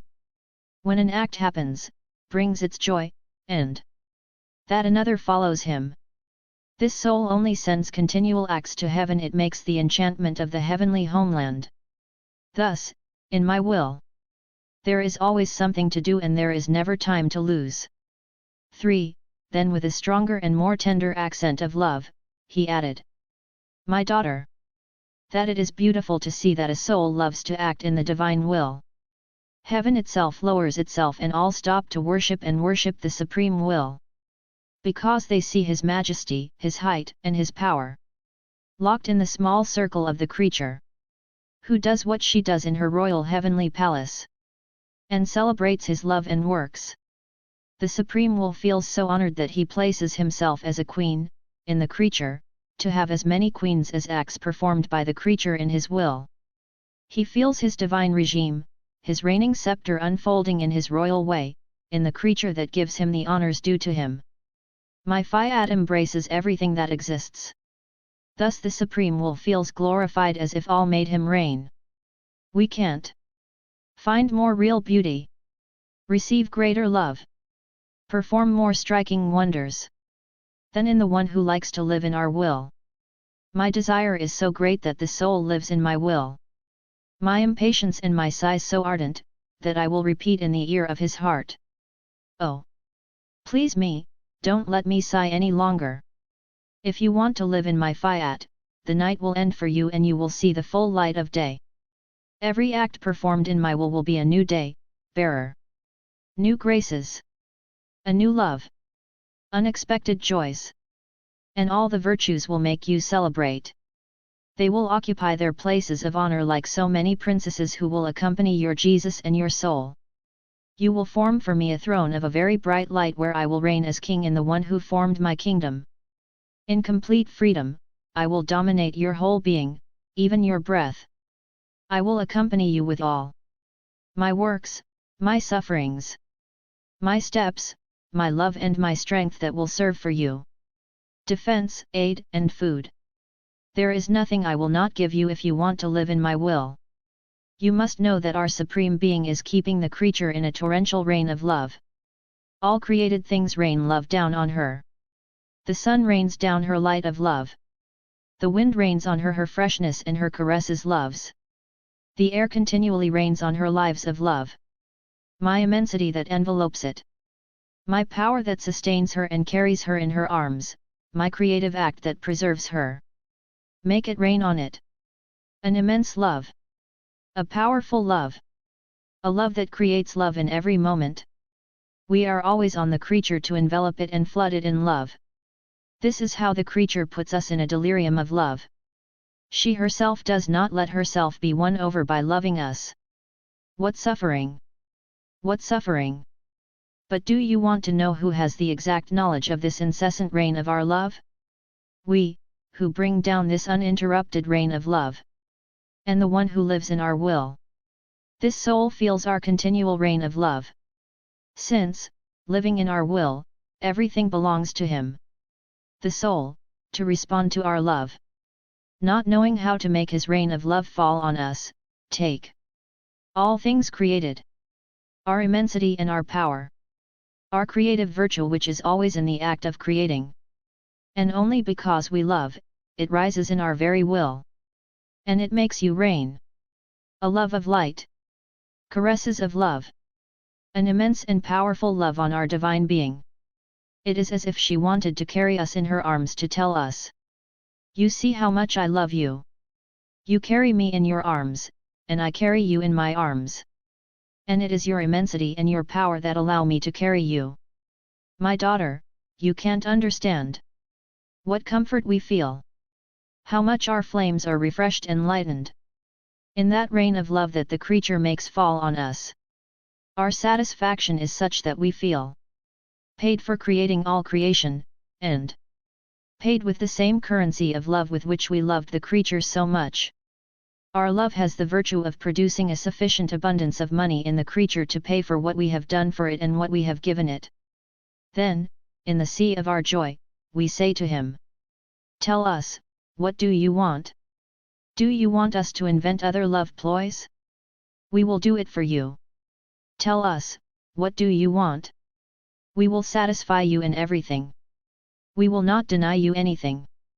To deny you something, not to satisfy you in everything, it would be as we deny it to ourselves, and as if we wanted to put discontent in our joys that never end. That is why we find everything in the one who lives in our will. This creature finds everything in us. My flight continues in the divine will. I feel him breathing, throbbing, acting, and thinking in me. It seems that the divine will set aside its immensity, its height, and its depth, its power, becomes very small to enter me and do what he does. He seems to take pleasure in descending from his height to lower myself to me and breathe as I breathe, throb and act in my movement. While outside of me, he always remains what he is, immense and powerful, which invests and surrounds everything. If I wanted with my mind to enjoy the divine will in me, to give him my life and receive his life, I also wanted to get out of myself, to go into its immensity, its power, its height, and its depth, which have no limits. My mind was getting lost. Then my sweet Jesus visited my little soul and all goodness. He said to me, "My little daughter of my will invests and envelopes all things and all creatures in her bosom of light. She possesses everything and no one can escape her. All creatures live in her, although they do not recognize who the one who gives them is. Life, movement, steps, heat, and even the breath. We can say that the creature lives in our will as if it were living in our house. We give her what she needs. We feed it with a tenderness more than paternal. Yet it does not recognize us. And often, she attributes to herself what she does when it is we who do it. Sometimes he even offends the one who gives him life and keeps her alive. We can say that we have in our house a large number of enemies who live at our expense as thieves of our property. Our love is so great that it constrains us to give life to these creatures and to feed them as if they were our friends. How painful it is to see that our will serves as a residence for those who do not recognize us and which offend us. They are in our will for reasons of creation, because of our immensity. For if they did not want to be in our will, there would be no place where they could be, since there is no point in heaven or on earth that is not my will. So that the creature may say that it lives in our will, it must want to.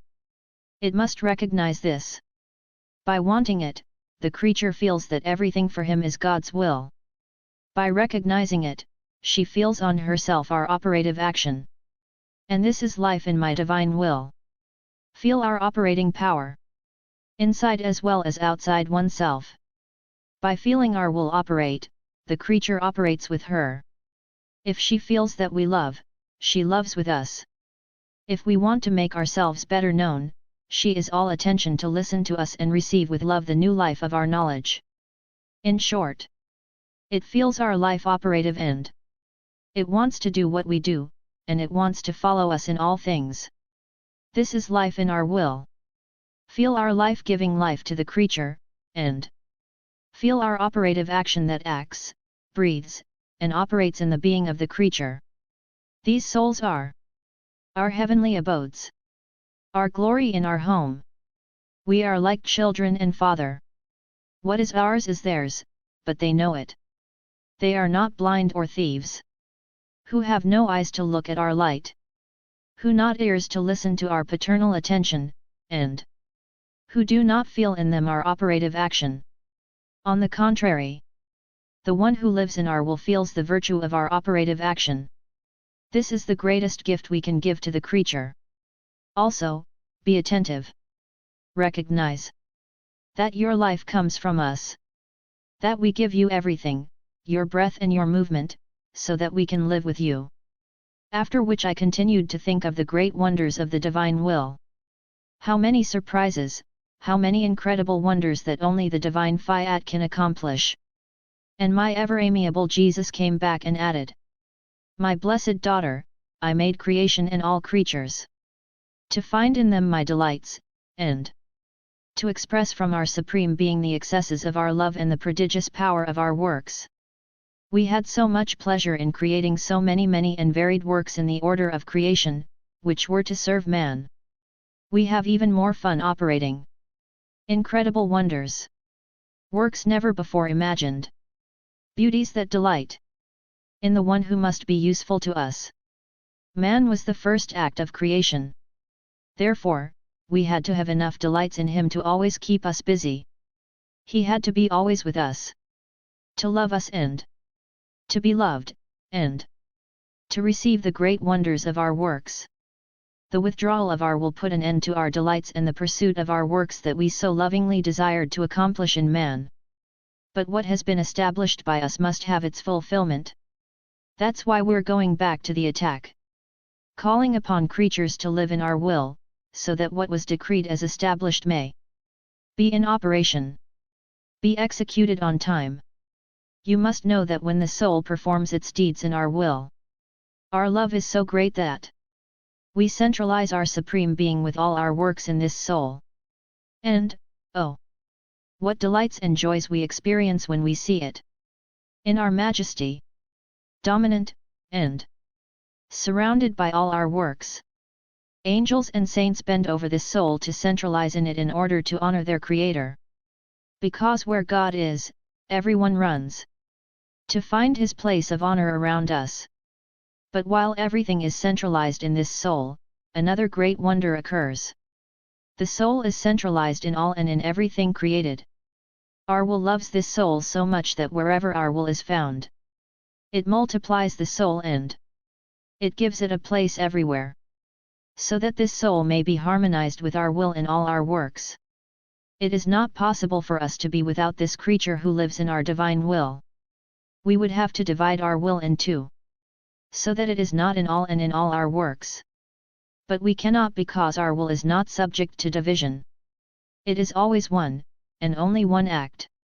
Moreover, our love would make war on us if we set aside a creature that lives in our will. Better yet, the reason for which we want it to live in our will, for which we want it with us, for which we want her to know our works and for which we want to make him feel the palpitations and notes of our love, is that our love loves us in this creature. From a distance, our works are not known and our love is not felt. That's why we need to be together to love each other, know us and act together. Otherwise, the creature goes its way and we go ours. And we remain deprived of our delights and of being able to operate what we want, to our greatest sorrow. Therefore, be careful. Always live in our will if you want us to live in you and you in us. I always come back in the divine will. Its immensity is such that when I am in its sea to embrace all its deeds, it would take me centuries and even then it would not be enough. I was lost in the Fiat. My sweet Jesus feels the need for the love of the soul who wants to live in his Vouloir. Tells me, my blessed daughter, when I speak of my divine will, my love becomes reconciled. He is calmed by his anxieties and delusions. He finds a sweet rest in my word, in the truths that I manifest because he sees that his love takes place in creatures to be loved again, and may my will form his life. It is necessary to manifest the merits and goods that are in it in order to attract and delight creatures. To give them the crazy desire to live in it, otherwise they will not move. You need to know that every knowledge I manifest and every act performed in my will, courted by the knowledge I have manifested, is a divine seed that the soul acquires. This seed will produce a new divine science. And, oh, how much the creature will be able to speak the language of its Creator. Each truth will be a new heavenly language. It will have the virtue of being understood by the who listens to him and who wants to receive this divine seed.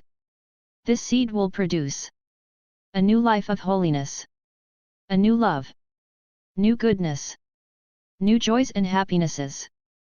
These seeds of my truth will be new divine properties that the soul can acquire. The glory we receive when the soul works in our will is so great that we communicate it to all the blessed. You must know that the divine seeds that the soul acquires by virtue of the knowledge of my Fiat are so many degrees.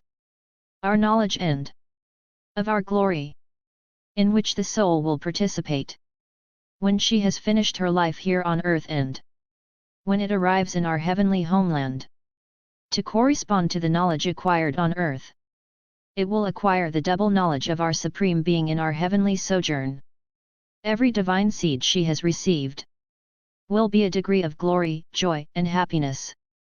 So that the happiness, the joy, the glory of the blessed will be proportionate to the knowledge they have had of us.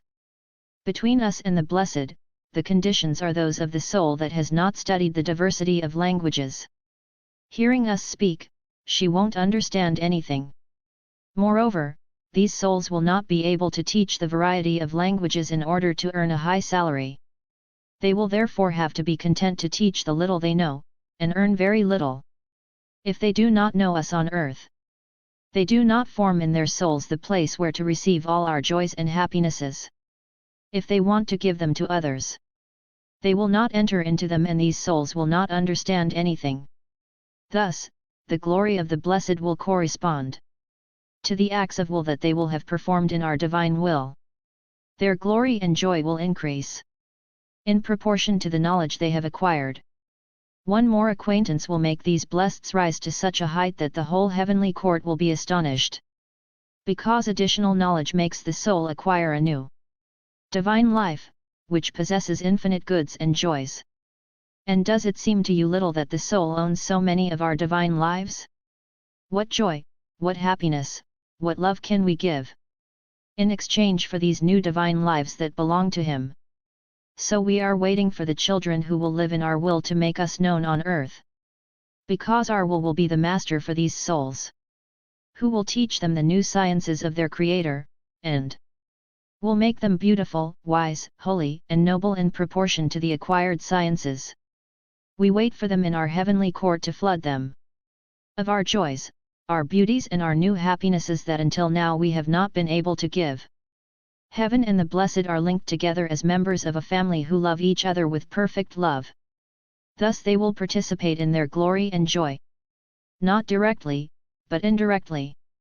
Because of the bonds of love they possess between them.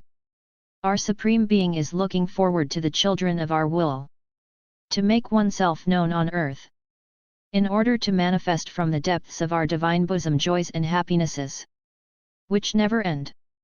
Because the soul that lives in our will has acquired in its actions infinity and inexhaustible joys. Then he added with indescribable tenderness, "My good daughter, I love creatures so much. But I feel more attracted, delighted, and won over by the soul that lives abandoned in my arms as if she had no one in the world but her Jesus. She trusts only in me.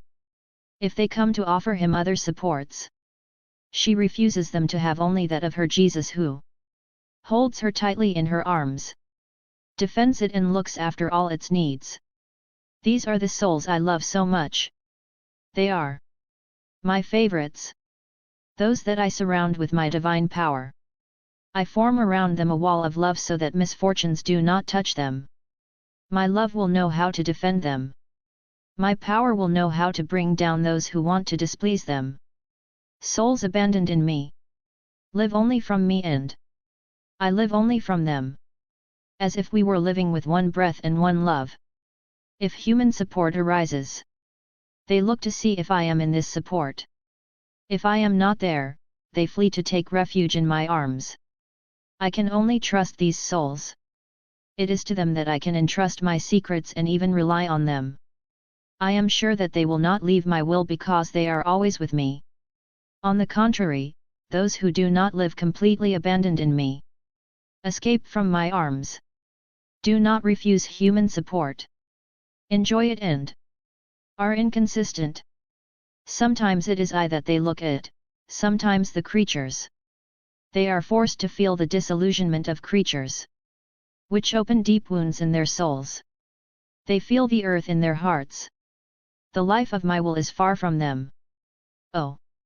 If they wanted to surrender themselves in my arms, the earth would disappear for them, and they would not be interested in anyone else, because I alone is enough. I love so much the soul that lives abandoned in my arms that I manifest it to it. My greatest excesses of love, my finesse of love, my caresses are for her. And I come to invent new stratagems of love to keep her busy and fully identified with my love. That is why, live only abandoned in my arms. And in all things you will find your Jesus, who defends you, who loves you and who supports you. My flight into the divine will continues. I feel like he doesn't leave me for a moment. He always wants to give me of what is his and always wants to receive from me. And if I have nothing to give him because I am actually nothing, he always wants my will to be given to him. This is what makes him celebrate, to receive as a gift the will of the creature. And if necessary, he wants the same things that he himself gave in order to always receive. And he is happy to receive them to give them back again, accompanied a new love, of a new light and holiness. Divine will, how much you love me. Oh, how much I would like to return your love to you. I felt overwhelmed in the Fiat. My always kind Jesus, all goodness, said to me, my little daughter of my will, you do not know how far my love can lead me for the one who lives in my will.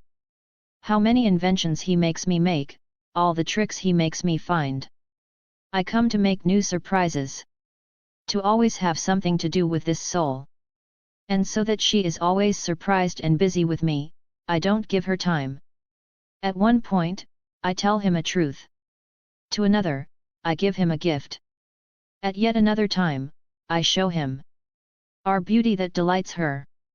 Our love that groans, that burns, that is delirious, that wants to be loved. In short, I do not give him time. And what I want most, what I always want, is that she doesn't give me time either. Then listen to what I'm doing. In order to always give and receive, I call the creature to live in my will and I give him the holiness of my will. His light, his life, his love, and of its infinite joys as far as the soul can contain them. When the soul has lived there for some time, finding it faithful, I go to it and say to it, give me what I have given you. This soul wants me to see how much it loves me. Without hesitation for a moment, she immediately gives me everything she has. Even his breath, his heartbeat, his movement, everything. She gives me everything. She keeps nothing to herself. On the contrary, she is happy to give everything to Jesus. I take everything. I continually look at what she has given me to make my delights and happiness of her gifts. I place them in my heart to enjoy as my daughter's property. But do you think that's enough for me? On the part of the creature, I am satisfied. But on my part, never. My love never leaves me in peace. It swells, overflows, makes me do the greatest excesses. And do you know what I am doing? I entrust my being to my beloved creature and I redouble everything she has given me. I give him love, light and double holiness. I give him my breath, my movement, my life itself, so as to that I breathe in his breath, that I advance in his movement, that I love in his love. There is nothing I do in her. I don't want to do anything without her. I would feel like I don't like him in all my things. And for my love, it would be unbearable. I have to give everything to the one who gave me everything. And it seems to you little. May your Jesus give you his life to make you live with him. And ask that you give yours to him so that I can live from you. Almost to find an excuse to always give and receive. To have the opportunity to tell you the long history of my will and my eternal love story. And this is not simply to teach the creature new things, to make him see how good, holy, and powerful I am, but to be able to give him of my love, of my will, my holiness, of my goodness and of my beauty. Isn't this an excessive love that seems incredible? Just wanting to keep the creature with me is already my greatest love. For if I want to keep it with me, it is because I want to give him of what is mine. And as this creature possesses nothing worthy of me, I give her what is mine so that by making it her own she can say to me, you have given me and I give you. Isn't this a love that can break and touch the hardest hearts? Only your Jesus can and knows how to love in this way. No one can say that he can attain this love. However, I can make this possible for the one who lives in my will. Because every act performed in him is a sun that rises with all the fullness of glory and holiness. And how beautiful it seems to me to find my beloved creature clothed in these suns. Moreover, by living in my will, this soul no longer has anything human in it. It loses its rights over its will and over all that is human. All his rights over his will are ours. And this creature acquires the empire over all that is divine. And, oh, how beautiful it is! How satisfied and happy we are to see this creature that rightly dominates everything that concerns us. It dominates over our love and takes as much as it wants to love us. It dominates over our love to make itself loved. It dominates our wisdom and it makes us speak truths of our Supreme Being that have never been revealed before. It dominates over our goodness and makes him reign more than beneficial on all creatures. His empire is so gentle and powerful on our paternal womb that it comes to us. Make people say, "Who can resist our daughter? If you want it, we want it." That is why, if you want everything, never come out of our will. Everything will be yours, and you will be all ours. Then I continued to think about the divine will, its great wonders and how sometimes, when crossing its sea, everything is serene, deep peace. Its divine sun is dazzling with light, but everything is silence. As his word is life, one has the feeling that it lacks the new life that one would like to receive. I was thinking this when my sweet Jesus added, "My daughter, the sun of my will always speaks. His light never stops speaking. He speaks with its warmth, with its fecundity and with the imprint of his various beauties in the soul that lives in him. Moreover, it is I who am the bearer of his word. Lowering myself to human intelligence, I make it easy to understand the height of the word of light of my Fiat with more adaptable words. Thus, where my will reigns, it cannot be silent. She continues to speak through the light or through my word. But when you're not paying attention, you don't chew well, you don't eat. Therefore, you do not digest what I tell you. So, by not chewing, you forget and you say that I have not told you anything.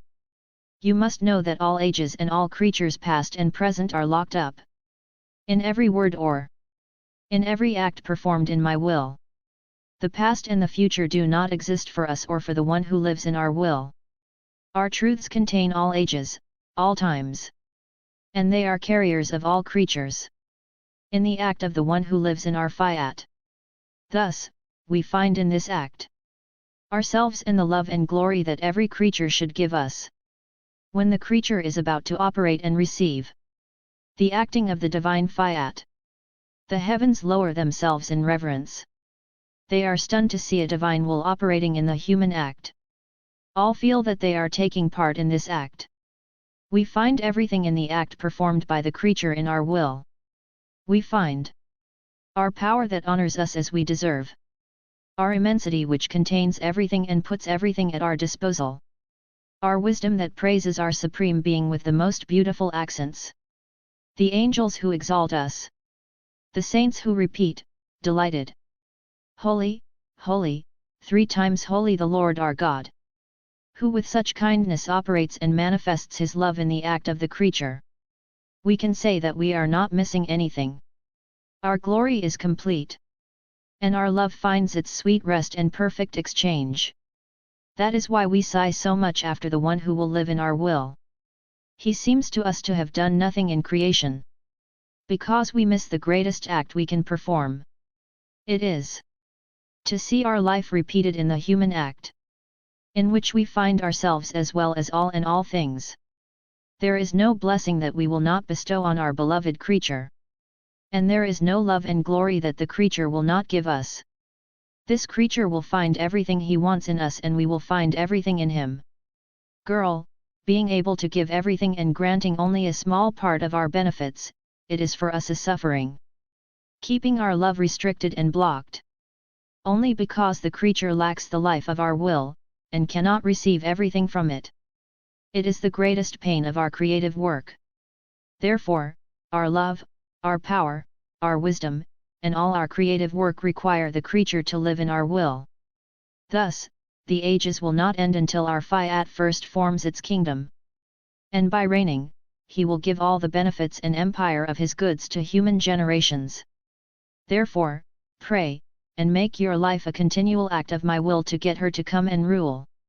I am under the empire of the divine will. His power lifts me to its center. His love, as if he were covering me with a balm, brings me his heavenly air. Its light purifies me, beautifies me, transforms me, and locks me in the atmosphere of the divine will in such a way that we forget everything.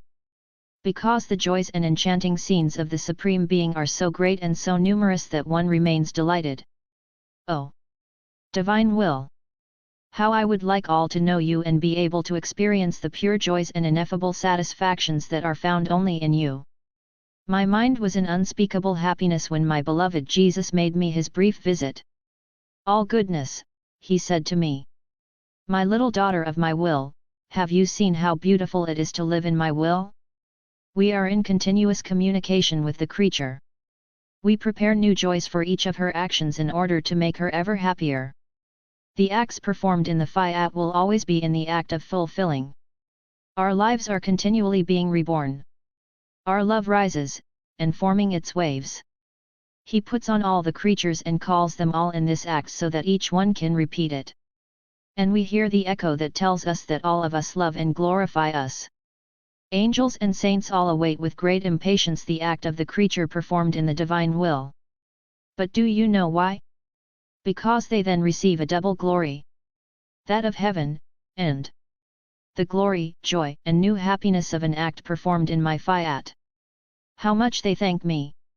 How they love creatures who endlessly redouble for them new joys and satisfactions! Who could not love the one who lives in my divine will, who gives us joys and happiness, and the great glory of letting us do what we want in it, which gives everyone joys and happiness. There is no blessing that does not descend from this creature. Thus, the one who lives in our will is not subject. Fears or a lack of trust. Distrust does not find in it a gateway because everything belongs to this creature. She feels ownership of everything. Better yet, she takes what she wants. His life is only love and our will. So good that she comes to suffer our own follies of love and that she would be happy to give her life for each creature in order to give us the glory of making our will known. After which I worried about these blessed writings and the insistence of my beloved Jesus that I continue to write. And after so many sacrifices, where will they end up? My Jesus, interrupting my thoughts, said to me, "My daughter, don't worry. I will be the vigilant guardian of these writings that have cost me so much. They cost me my will which enters into his writings to be its life. I could call them the testament of love that my will bequeaths to creatures. My will becomes a gift of itself. She calls creatures to live in heredity, but in a way so supplicating, so attractive and in love, that only hearts of stone will not be moved by compassion and will not feel the need to receive such a great good. These writings are filled with divine lives that cannot be destroyed. And if someone wanted to give it a try, he would suffer the fate of the one who would destroy heaven.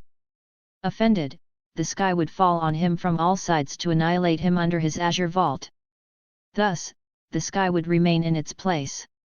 And all the evil would fall on the one who wanted to destroy it. Or the fate of the one who wants to destroy the sun would mock him and burn him. Or the one who would like to destroy the waters of the sea would drown him. Nothing could touch what I make you write about my will because I can call it a new living and speaking creation. This will be the last outlet of my love towards human generations. Even more, you should know that every word I make you write on my Fiat redoubles my love to you and to those who will read them to remain covered with a balm of my love. So, by writing, you give me the opportunity to love you even more. I see the great good that these writings will do. I feel each of my words, the pulsating life of creatures who will know the good of my word and who will form the life of my will in them. Therefore, everything will be entirely in my own interest. As for you, give up everything to me. You must know that these writings have come out of the center of the great sun of my will, whose rays are filled with the truths of this center, which embrace all times, all ages and all generations. These great rays of light fill the sky and the earth. With this light, they strike at all hearts. They pray and beg them to receive the thrilling life of my Fiat as our paternal goodness, condescended with benevolence to dictate from his center, in an insinuating, attractive and gentle way, and with such a great love, that it seems incredible and fit to amaze the angels themselves. Every word can be called a prodigy of love, each prodigy greater than the previous one.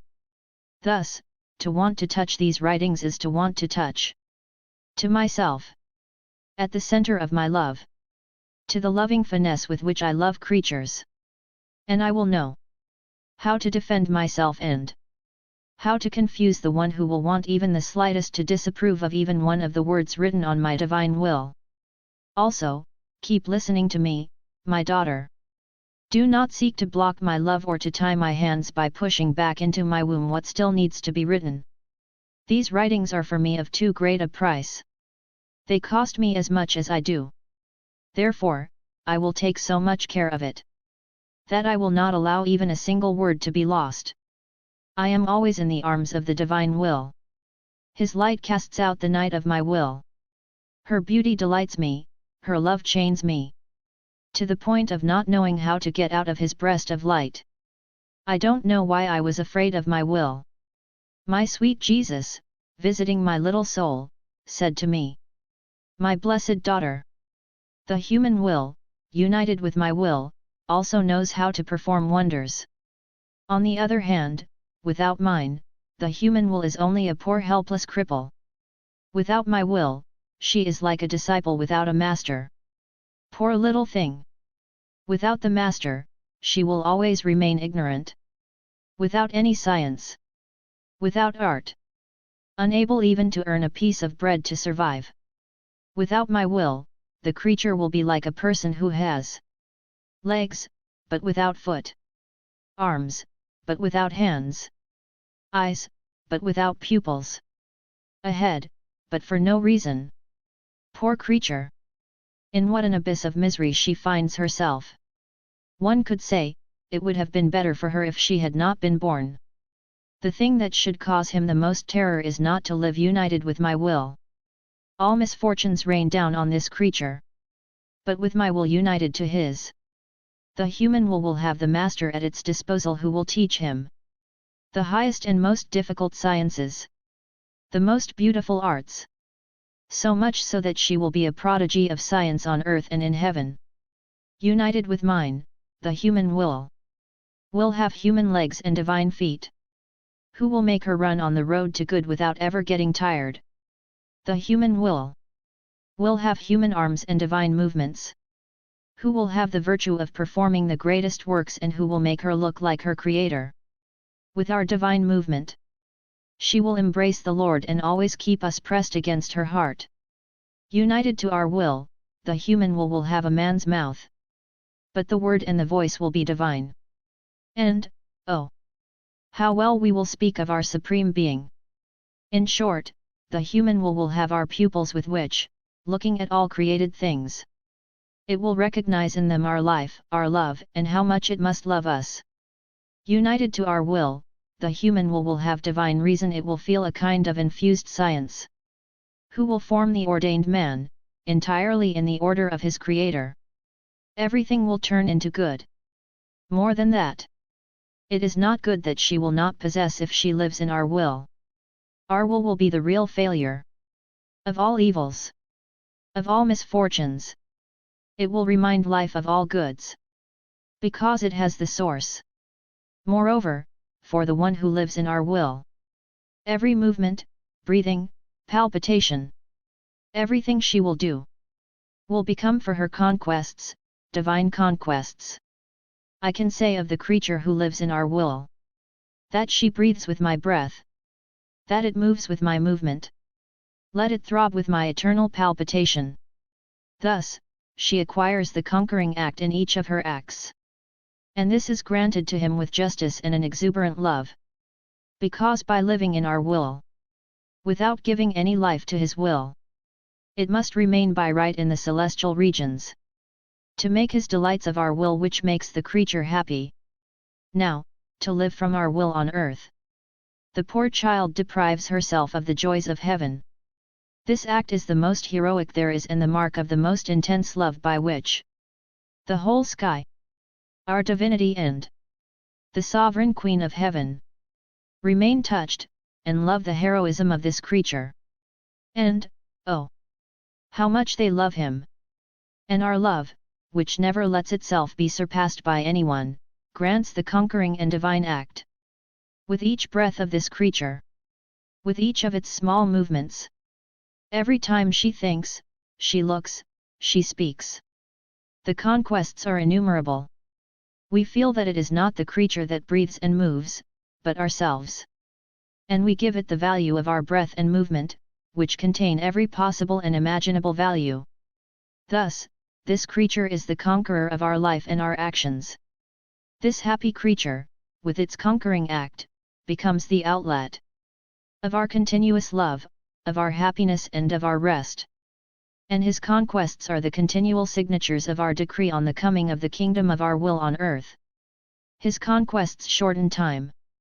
For our operative life is no longer alien to the earth, but already exists. She has formed her kingdom in this happy creature. Therefore, be careful. Never stop. I will take into account everything, even your breath, to love you more and to make you make many conquests, each more beautiful than the other. Then he added, My daughter, when the creature gives me his will to live in my will, I give him mine. But do you know what my will does before giving itself?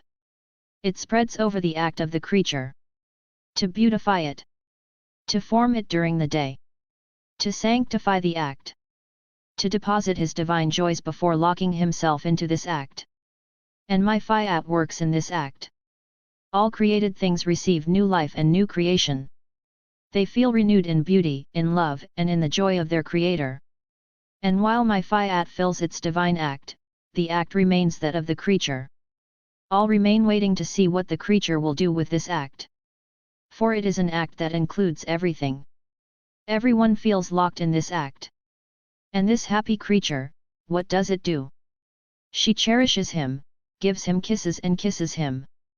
And knowing that such a great act cannot remain for her alone, in an excess of love and joy she says, Adorable will, you have given me a divine will.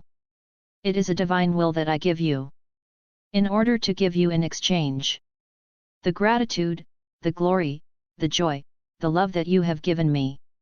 Thus, this act, short to all, sanctifies them, embellishes them, makes everyone happy and honors all.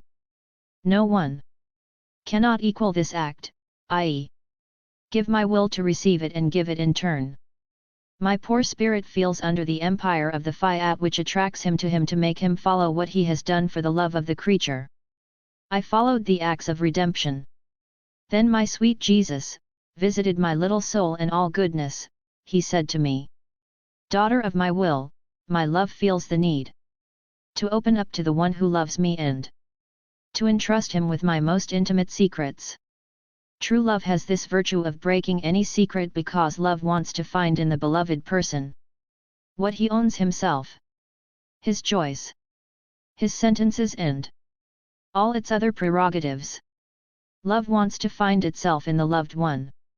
Know, my daughter, that when I came to earth, my love left me no rest. From my conception, I began to form paths that were to be used by creatures to come to me. In forming these paths, I extended them, but I did not detach them from me. I remained the center from which all these paths started. Thus, my deeds, my words, my thoughts and my steps were all roads of light, of holiness, of love, of virtue and of heroism that I formed. Therefore, the creature finds the way to come to me with every act it performs. At the beginning of these paths, which are innumerable, I place my will as queen. I stand myself at the beginning of each path waiting to receive the creatures in my arms. But, often, I wait in vain. And with my love that leaves me neither peace nor rest. I walk the road to meet them at least halfway.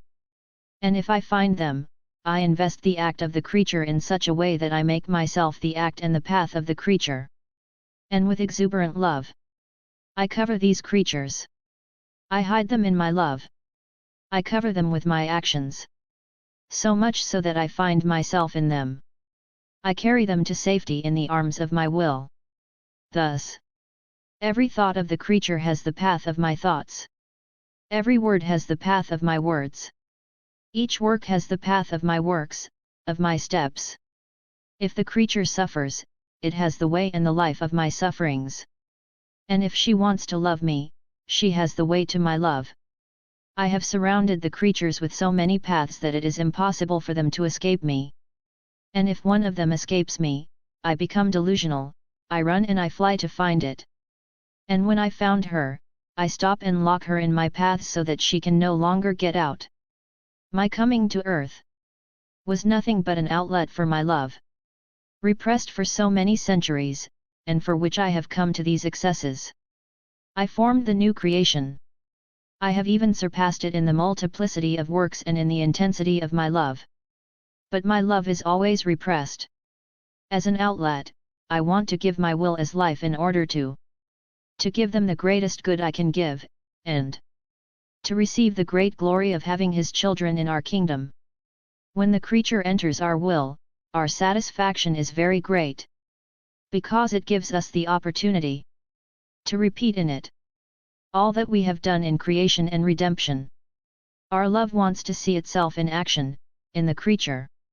As if at that moment we were doing the extent of the sky, the sun sparkling with light, the winds that blow, in the one who lives in our will, flooded of graces and love, of seas, who whisper love, glory, and adoration to my Creator, and the descent of the Word. My will is the repeater in the creature of what my humanity has done. Thus, we are always in the act of operating in the creature. We never stop, for nothing must be missing from the one who lives in our will. Our deeds will be our throne, our accompaniment, and the very life of the creature. Our love for the creature seems incredible. We do not take our eyes off her to see if everything is enclosed in her. And how many times, because we love him so much, we repeat our act operating. We add a new beauty and holiness to the masterpieces we have accomplished in her. We always like to give it to her and keep her busy in the reign of our operative actions. 2.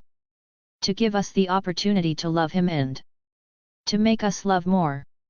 Also, always live in our will. Then you will feel the continual wind of our love and our act operating, which will not only repeat our works in action, but which will also add new things likely to amaze heaven and earth. Then, in a compassionate tone, Yetted, my daughter, all creatures live in my will. And if they didn't want to live in him, they wouldn't find the space to live in. But who feels our divine life? Who feels enveloped by our holiness? Who experiences satisfaction? To feel touched by our creative hands? To feel embellished with our beauty? Who feels drowned in our love?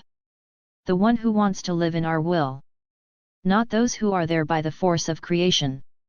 Since our immensity envelopes all beings and all things, these are in our will without knowing us, as real usurpers of our property. Disloyal and ungrateful children, degenerate from their father. They don't know us, nor do they love us. Thus we find no place in them to place our holiness and love. Their souls are unable to receive our ever-new beauty. They grant us nothing, not even the rights of the Creator. And although they live in our divine sea, they are still far from us. By not knowing us, they have erected barriers. They closed doors and broke communications between them and us. Knowledge is the first ring of conjunction between creatures and us. It is the will to live in our will that removes barriers and opens all doors, to make them come into our arms and rejoice with us. It is their love that makes us torrent our love and graces, to the point of covering them with our divine qualities. If there is no knowledge, we cannot give anything. On the contrary, the one who lives in our will knows us.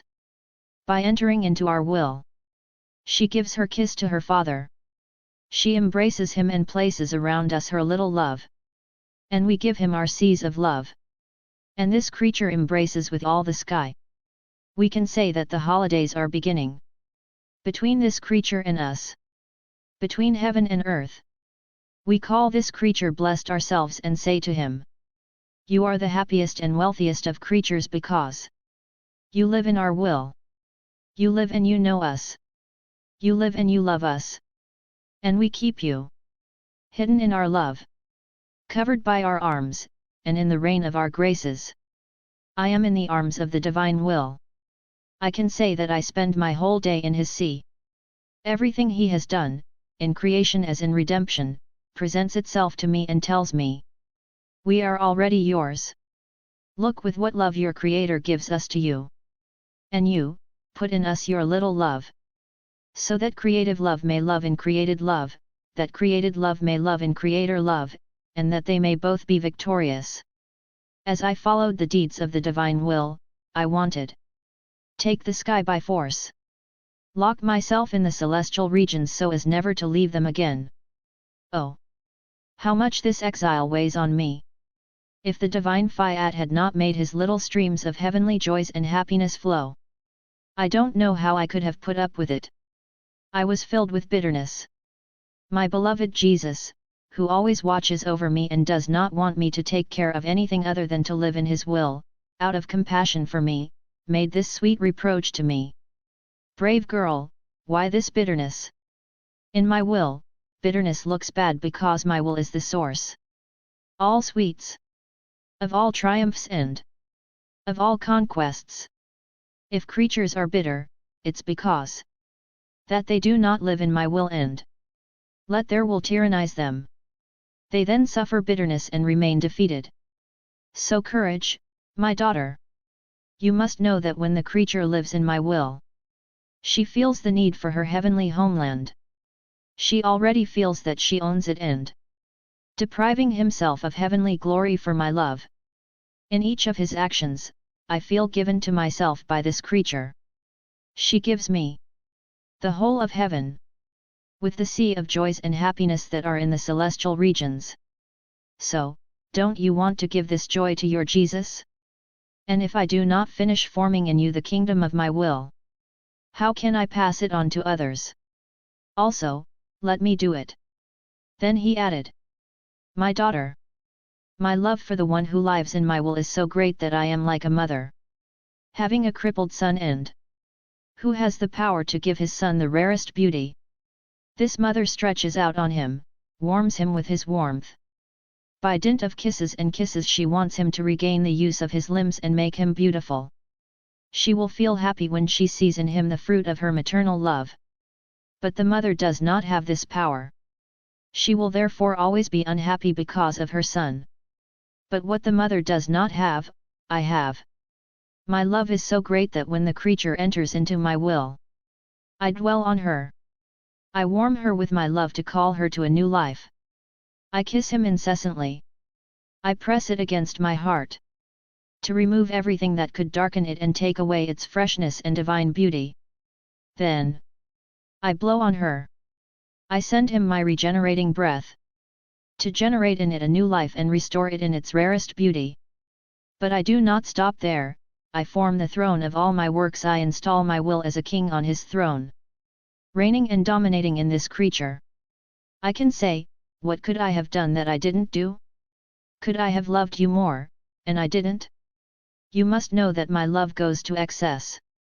When the creature does his deeds in my will, I call in this act all possible and imaginable acts that we have performed, including all creation, up to my own generation of the Word that proceeded from the Holy Spirit, my incarnation in time. Everything. I lock everything in this act so that I can say, this is our act, a complete act. He must not miss anything. And the creature must be able to tell us, in your act, Everything is mine and I can give everything to you, even yourselves. Therefore, our glory and love resonate in each of our works. And the creature gathers everything and spreads into our divine womb. Oh! How sweet it is to hear resonate in all things. Glory, love to our Creator. But who gave us the opportunity to receive so much of our glory? The one who lives in our will. Then he added again, my daughter. When the creature calls my will in its actions and prayers, my will repeats this act with it and prays with the creature. In its immensity my will is everywhere. Thus creation, the sun, the wind, the sky, the angels and the saints feel in them the power of creative prayer, and all pray. Only the ungrateful creature who does not want to receive does not feel the effects. My will possesses the virtue of prayer. Oh! How beautiful it is to see this creature pray in the divine way of the divine will. Impose on all the creative virtue of my will and make them all pray. This prayer imposes itself on our divine attributes and causes rains to fall. Of mercy, of graces, forgiveness and of love. Suffice it to say that it is our prayer, to say, she can give everything. You must know that the creature is already in the immensity of our will. Whether she does our will or she does not. Whether she lives in our will or does not live there. More than that, our will is the life of the creature. The act of his acts. She continually helps him in his creative and conservative act. The one who lives in our will feels his life, its power, his holiness, and how much our will loves him. What happens with the creature is comparable to fish, which are in the sea and who know they are there. The creature feels this divine sea, which serves as his bed. Who carries it in the arms of its celestial waters? Who feeds it, makes it move in its sea, maintains and beautifies it? And if the creature wants to sleep, our will forms its bed in the depths of its sea, so that no one wakes her up. She even sleeps with her. The love of my will is so great towards that who is in his sea. And who knows? May my will accomplish in this creature all the arts it wants to exercise. And if the creature wants to think, my will thinks in the creature. If the creature wants to look, my will looks into his eyes. If the creature wants to speak, my will speaks, keeps it in continual communication and tells it all the wonders of our eternal love. If she wants to work, my will works. If she wants to walk, my will works. If she wants to love, my will loves. My Fiat always has something to do with this creature. Not only does this creature recognize him, but she never leaves him alone. The creature sinks ever deeper into the sea of my will. Because she knows that if she gets out of it, she loses her life. It would be like the dying fish if it comes out of the sea. These creatures who live in our will are our heavenly abodes. With their love, they take pleasure in forming waves in our sea to entertain us and make us happy. On the contrary, creatures that are in the immensity of our sea and do not know it do not feel any of this. They do not feel our paternal attention that presses them against our breast. They live in our sea as if they were not living. They are very unhappy, as if they were not our children. They are like strangers. As we are not known, we are constrained by their ingratitude. Not to say even a single word to them, and to keep repressed in our bosom the goods that we would have given. And seeing our poor children, different from us, only because they don't know us. It is a suffering for us. If we gave them, it would be as the Gospel says. Don't give pearls to the pigs. Not knowing them, they would cover them with mud and trample on them. Thus, knowledge makes known where we are, with whom we are, what we can receive and what we need to do. Consequently, he who does not know it is truly blind. Despite all the goods that surround him, he sees nothing. He is the wanderer of creation. I am still in the arms of the divine will. I feel, as I write, the weight of the great sacrifice of having to write. I offer it to my dear Jesus to obtain. May the divine will be known, desired, and loved by all. Oh! How much I would like to give my life so that it may be known. As I suffered, it was with difficulty that I continued to write. My sweet Jesus, to give me strength, said to me, my blessed daughter, courage, I am with you. I'm so glad you're writing this. For every word you write, I give you a kiss, a hug, and one of my divine lives as a gift. Do you know why? Because I see represented in these writings our life of eternal love. The copy of our divine working will. Our love, repressed for 6,000 years, bursts and finds relief for our flames. By making known how much he loves the creature, to the point of wanting to give him his own will as life. And this so that we can say on both sides, what is mine is yours. True love is satisfied only when it can say, we love each other with equal love. What I want, she wants. If there was any disparity of love, it would make us both unhappy. If one wanted one thing and the other something else, the union, the love, would end. My love is true love. And I know that the creature has limited love and willpower. We can say that we love each other with one love. That we have a will one. If one does not become the will of the other, true love does not exist and it cannot be born. Therefore, you should be happy to serve. To the outpouring of my love repressed for many centuries. And to the appeasement of my flames which make me delusional. So let us love each other with the same love and say together, what you want, I want. Dis. Jesus, melt my will into yours and give me your will to live. After this mutual promise to live by one will, my beloved Jesus added with even more tenderness, brave girl, you must know that the power of every act performed in my will is so great that it opens a path to heaven for oneself and for those who follow. Every act is therefore a path that leads to heaven. All these paths that descend from heaven intertwine throughout the earth and become safe routes and guides for all those who want to enter. By guiding the creature to the bosom of its Creator, you then see what an act in my will can do. It is one more path that opens between heaven and earth. How beautiful it is to live in my will! And this act is not just a path. For when the soul is about to accomplish it, the divine breath descends. By blowing on this act he fills all creation with his omnipotent breath. And all feel comfort, love and power of the creative breath that has power to contain all beings and all things, to perfume them with his divine and celestial air. My operative will must do wonders in the creature as in ourselves, to the point of being able to say, I am a divine act, I can do anything. There is no greater honor we can bestow on creatures, nor of glory that we can receive from it. 4. Glorify us more, to make us happier, more glorious and triumphant, than to make our will work in their act. We feel locked in their act, while feeling free to operate in the human circle as we know how to operate as God. To do this is for us an exuberant love. We love our act in which we see unfolding our power and our unattainable beauty, our holiness, our love and our goodness, which cover all creatures, embrace them, and who would like to transmute all beings and all things into our divine domains. How is it possible not to love such a great act? And how is it possible not to love the one who served us as a carrier to operate so many wonders? What will we not give to this creature? And who could deny him anything?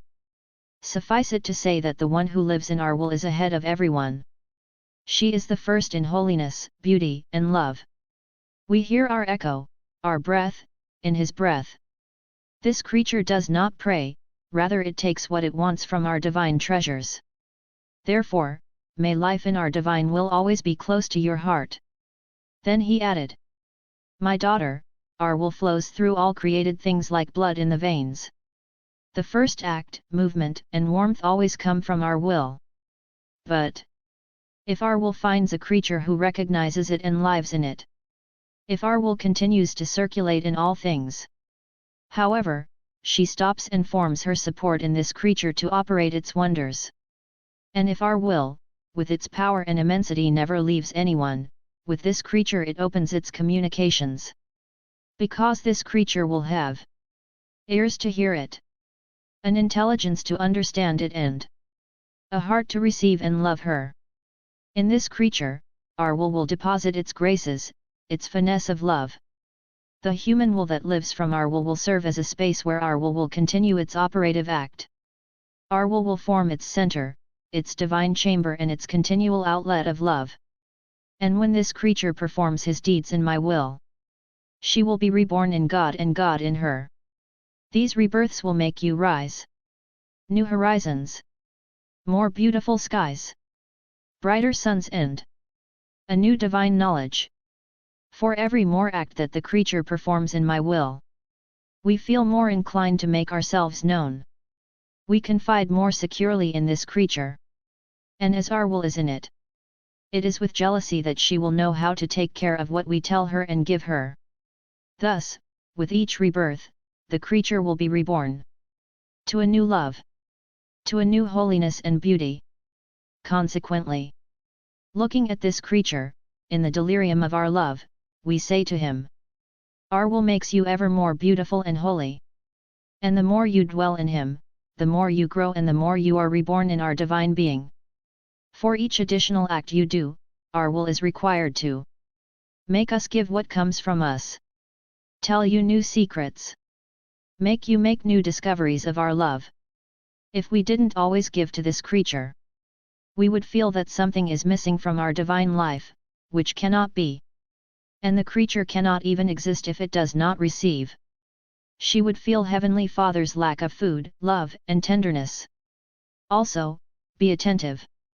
Recognize that you are carried in the arms of divine fatherhood. My flight into the divine will continues. His power and immensity seem to need the company of his beloved creature to take it wherever the divine will is. And when the creature finds his works, the divine will stops the creature to tell him the history that each of his works possesses, and the diversity of love with which they are animated. And our will takes so much pleasure in making known the source, the specialty of his works, that he makes not only gift of his works to anyone who wants to listen, but let him glorify them with the creature.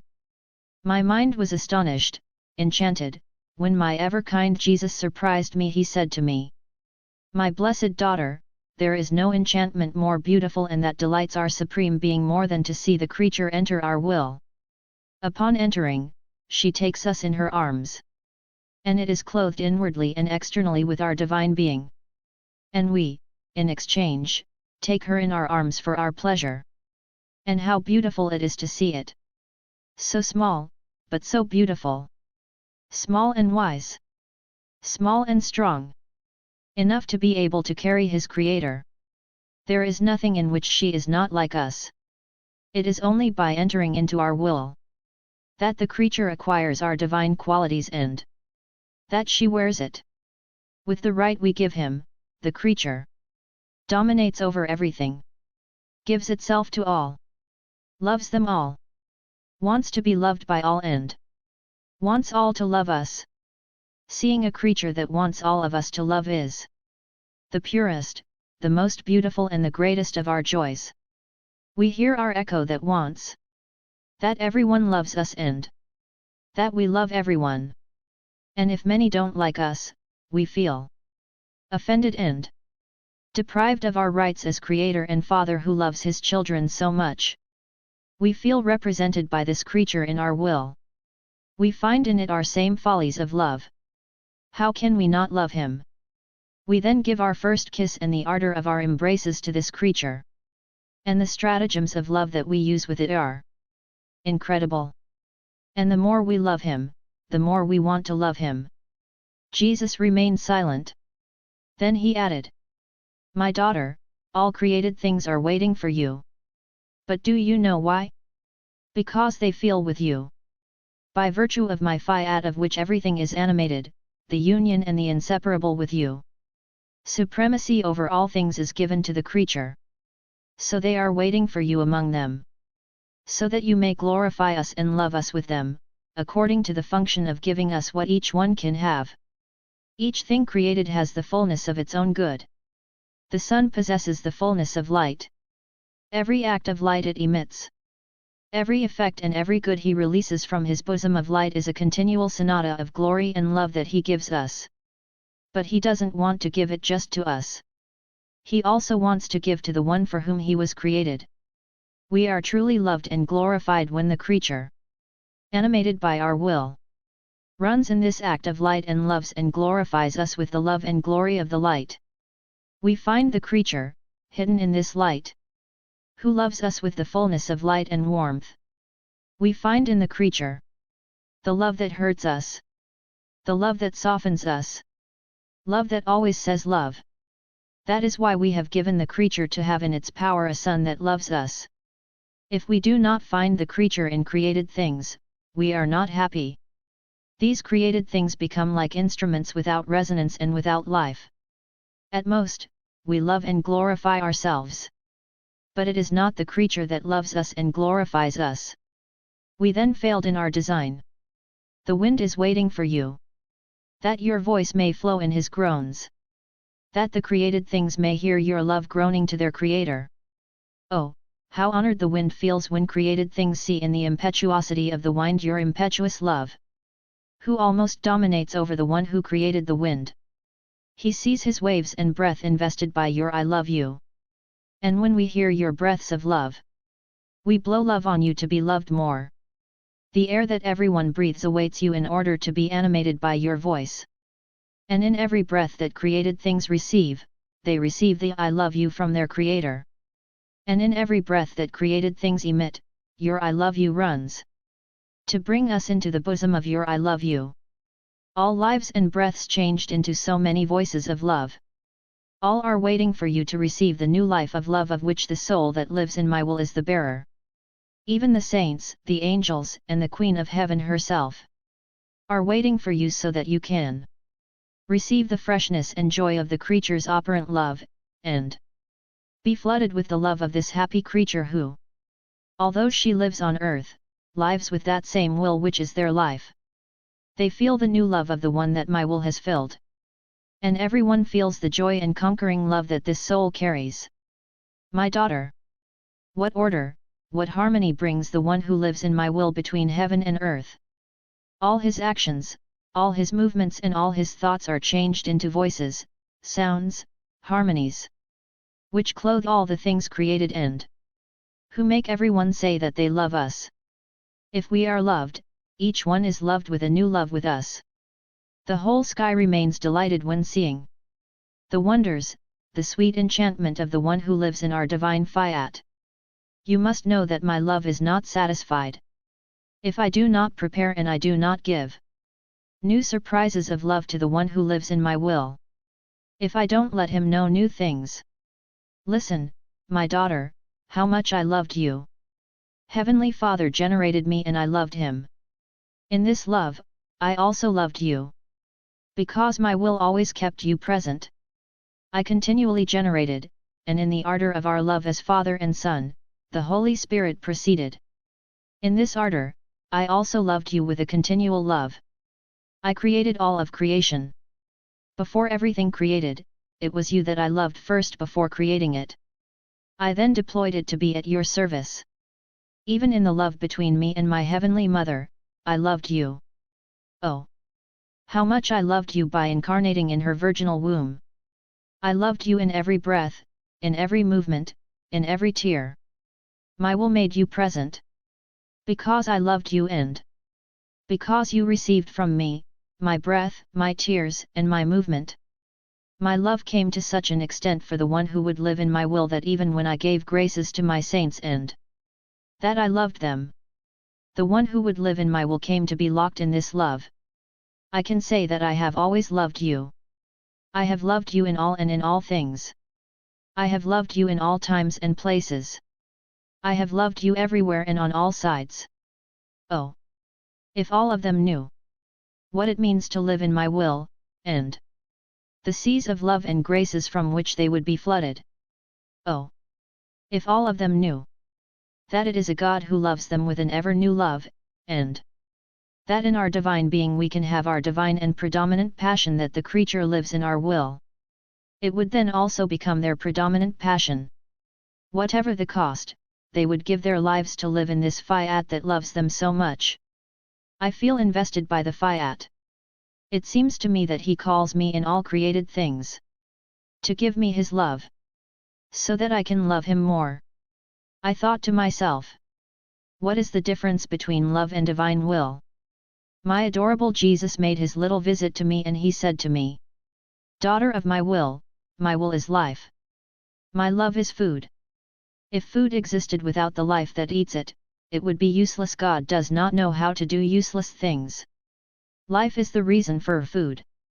They are both necessary.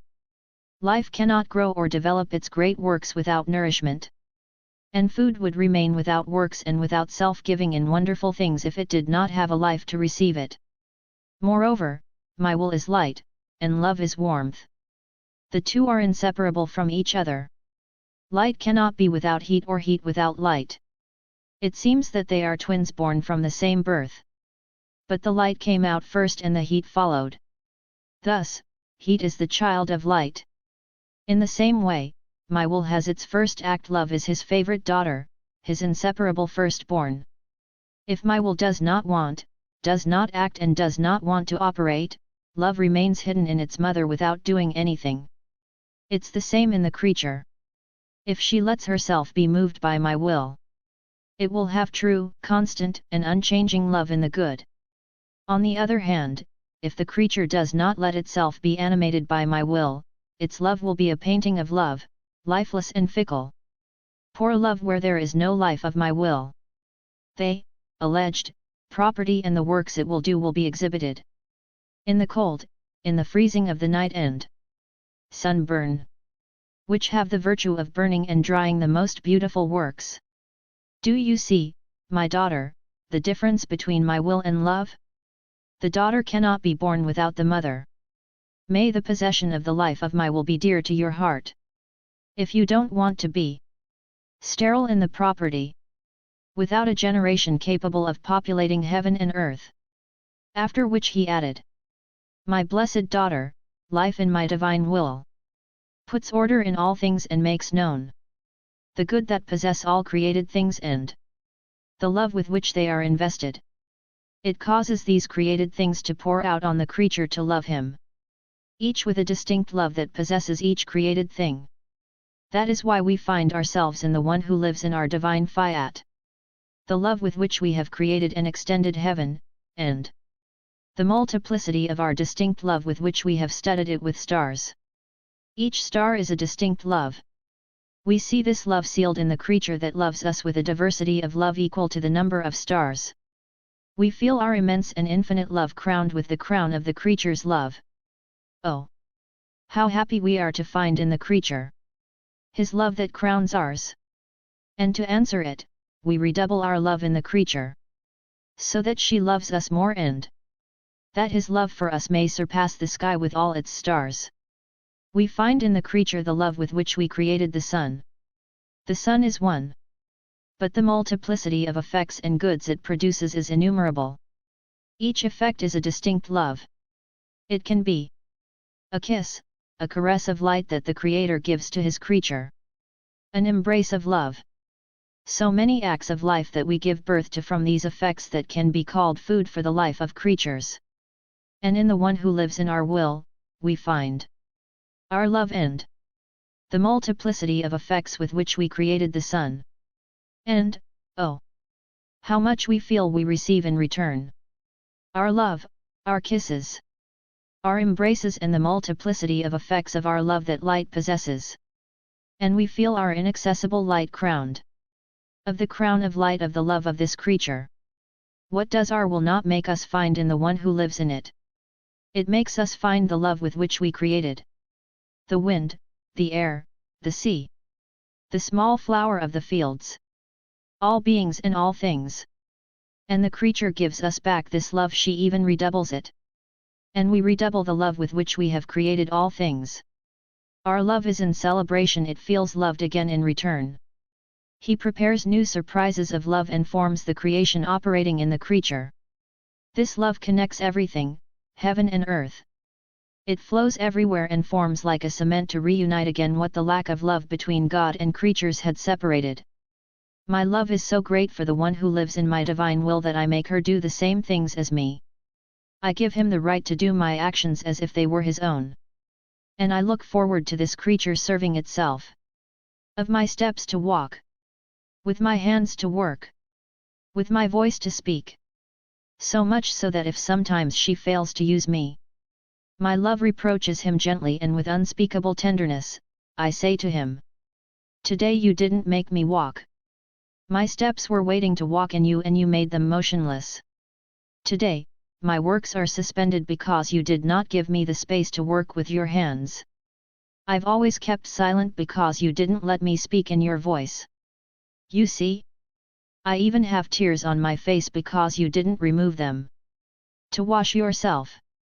To refresh you in my love and to make a bath for those who offend me. And I still feel my face flooded with tears. Today, my sufferings are without the kisses, the sweetness of the one who loves me. And they seem more bitter to me. That is why, I want you to take everything. Don't leave me anything. Let my being with all my deeds rely on you and all your deeds. Thus, I will call you my support, my refuge. I will put in you, in the bank of my will that reigns in you, all that I did and suffered when I was on earth. I will multiply it and multiply it 100-fold. I will continually revive him to a new life. That you may take what you want and give me all. So that everyone may know and love me. Moreover, you must know that when the creature does its deeds in my will, it calls all things created, the saints and the angels, to join his act. Oh! What a wonder to feel them love me, recognize me, adore me, to see them all doing the same thing. My will calls and imposes itself on all.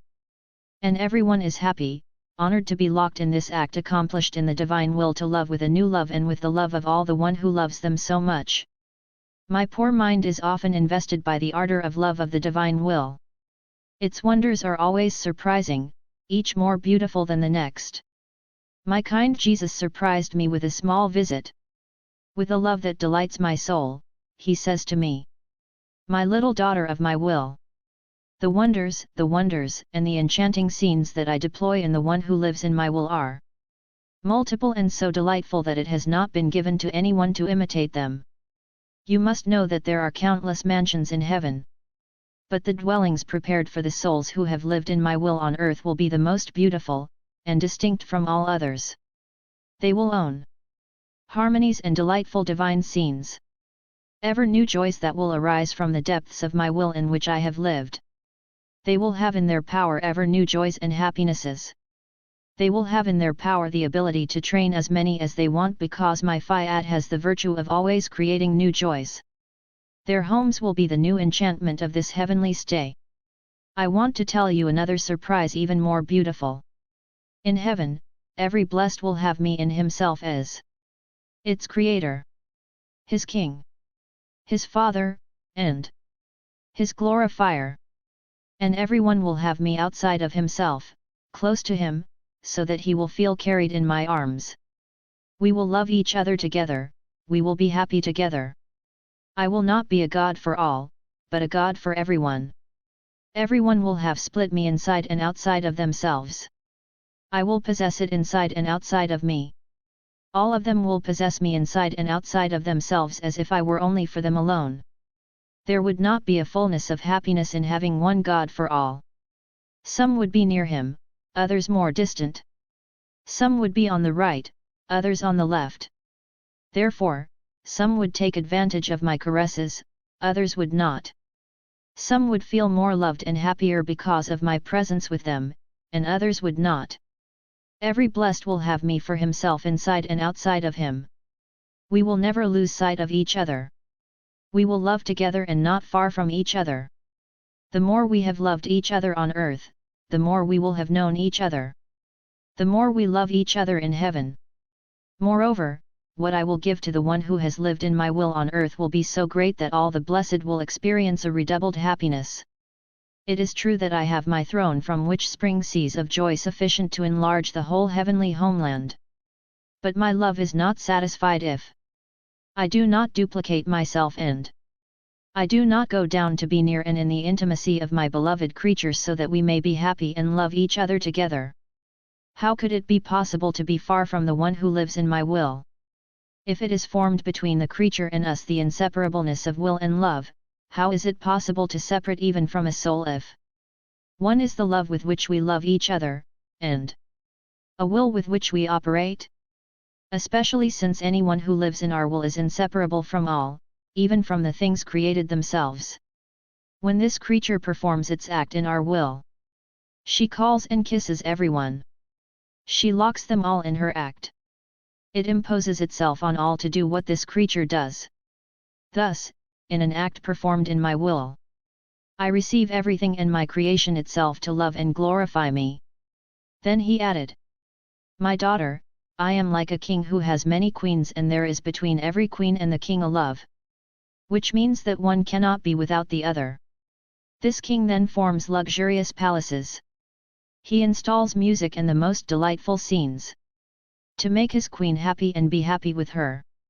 If I can relocate myself for each of them so that each queen is happy to possess me, this king cannot, and he must be content to be sometimes with one and sometimes with the other. Already this makes their love unhappy. They are overwhelmed by a broken love that they cannot enjoy all the time. If I did not have the virtue of giving myself to each one as if I existed only for her, my love would make me unhappy by leaving this creature even for a single moment. But I am a king who always woos my queens. And they always court me. If this were not so, there would be no fullness of happiness in the heavenly abode." After which I continued my round in the divine Fiat. I stopped at the acts done by Jesus on earth. My sweet Jesus added, "My daughter, the silence for the one who lives in my will and who loves me, weighs on me. Because my love always means and shows how far he goes and how he loves the creature. You must know that when I was on earth, there is not one thing I have done without looking for my beloved creatures. To kiss them, press them against my heart and to look at them with paternal tenderness. When I was with the Son, I found my beloved creatures in his light. For having created it for them, the creatures are by right like queens in his light. You cannot say that you own a property if you do not have it, and if one is not inside this property. That is why I found my creatures in the Son. I embraced them and pressed them against my heart. And as I also had them inside of me, I kissed them outside and inside me, pressing them very hard, enough to identify them with my life itself. If I found them in the wind, I would run to kiss them. If I drank water, I found them there too. Oh, with what love I looked at them and kissed them! Even in the air I breathed, I found them all. I felt their breath. In every breath there were kisses of love, with which I printed my seal. Thus, in everything created, in the studded sky, in the sea, in the plants, in the flowers, in all things, I found myself with my beloved creatures. To redouble their love for them, celebrate them, kiss them again and tell them, "Your misfortunes are over. Because I came from heaven to earth to make you happy. It is I who have taken upon myself your misfortunes. Be safe." In addition, a God who loves you will be your fortune, your defense, and your powerful help.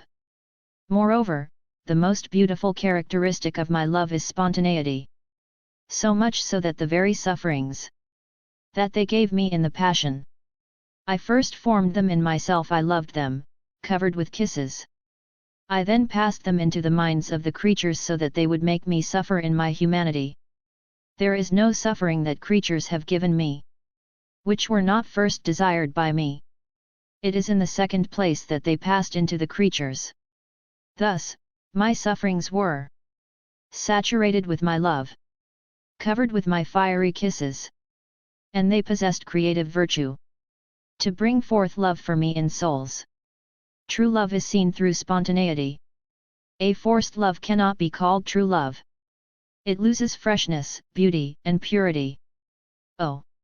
How unhappy creatures make themselves unhappy in sacrifices, and fickle. And if it seems that they love, as this love is forced, either out of necessity, or by people from whom they cannot free themselves, creatures are unhappy and bitter. Forced love enslaves poor creatures. On the contrary, my love was free, willed by me. I didn't need anyone. I loved, I sacrificed myself to the point of giving my life because I want it and I love. Also, when I see a spontaneous love in the creature, it delights me and I say, my love and yours join hands. Therefore, we can love each other with the same love. After which he added, my daughter, the one who lives in my will comes to be taken care of in my divine room, to own all our property, and our strength and light are in his power. On the other hand, the one who makes my will is formed the path that serves to reach it and to enter into my will. But there are dangers on the road. She will not find there no water ready to drink, nor good food to feed, no bed to rest. It can be said that she will be a poor traveler who never reaches her home. What a difference between the one who lives in my will and the one who makes my will! But it is necessary to form the way. That is, to live resignedly, to do my will in all the circumstances of life in order to come to be able to live in my will, where you will find his divine room, the center of his rest. Exile changed into a homeland. I feel the need to continually give myself to the divine will. I'm like the little baby looking for his mother's breast. To take refuge there, to be safe and to abandon oneself in his arms. I was thinking about that.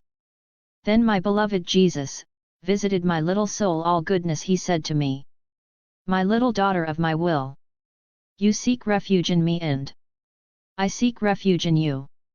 To love my creature and rest in it, that his love may defend me against all the offenses of creatures.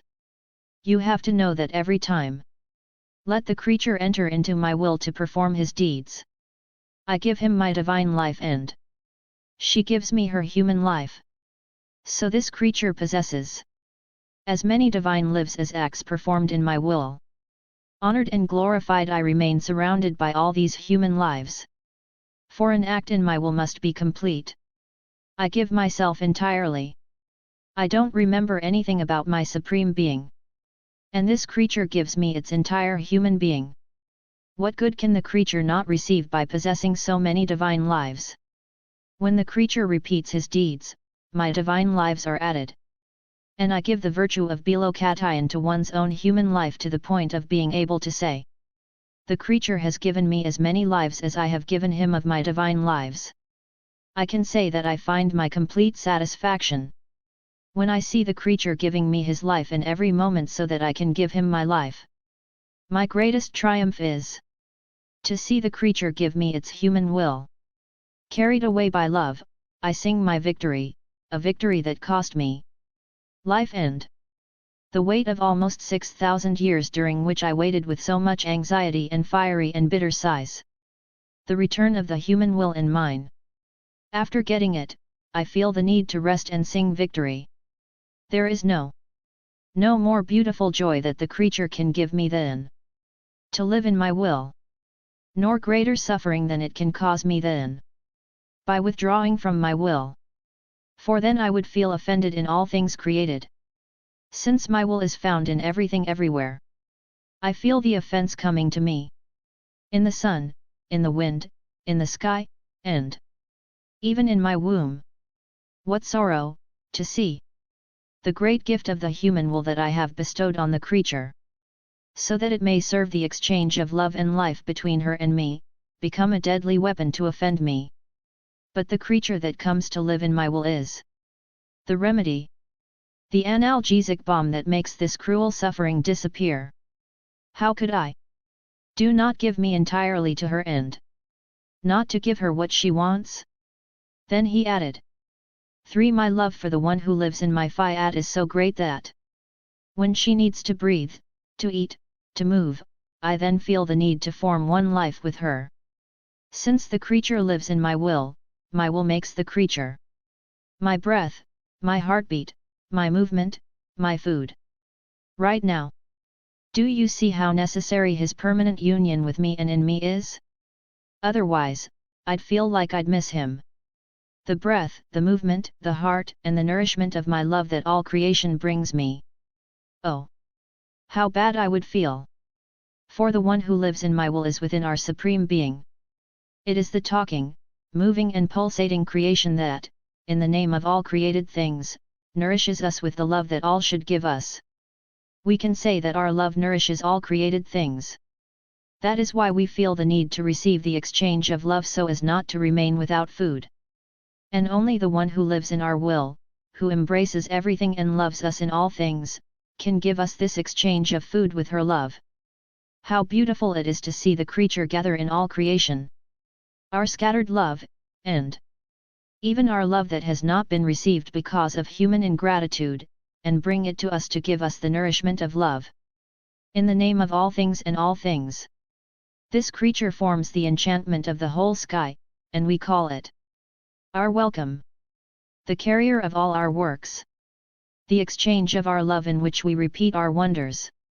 Then, with more tender affection, he added, "For, my daughter, our love for the one who lives in our divine Fiat is so great, that it is easier for a mother to separate from her daughter.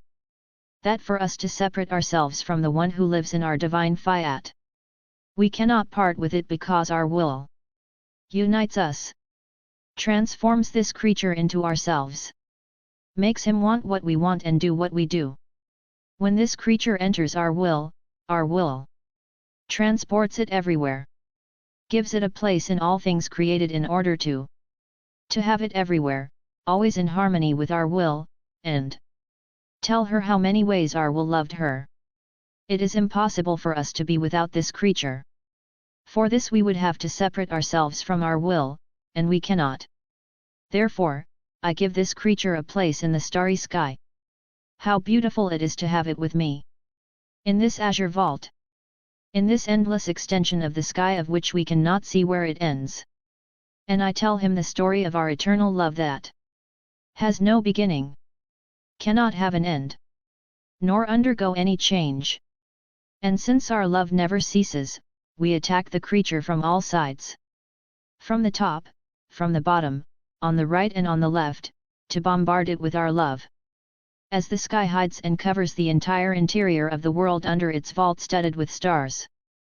That creatures may be defended and covered, our immutable love, better than a heaven. Keep every creature covered and hidden in the sky of our love. We feel the need to tell the creature how much and in what ways we love him, so that he will love us. Loving the creature and not letting him know how much we love him is impossible. The creature forms the rest of our love. And when the creature loves us, although this creature is small, we feel that we are rendered a heaven of love. And with his repeated acts of love, it is as if we were bombarded by stars raining down on us. Love, love, love. Do you see then the necessity for our heart? To give the creature a place in everything created? To tell him the story of love proper to each thing created. I give it a place in the sun. And, oh! How many things I tell him about our Supreme Being. With our inaccessible light. Who invests all things with his ardent love. Who invests and hides in every fiber of the heart and in every thought the word. I perfume the creature.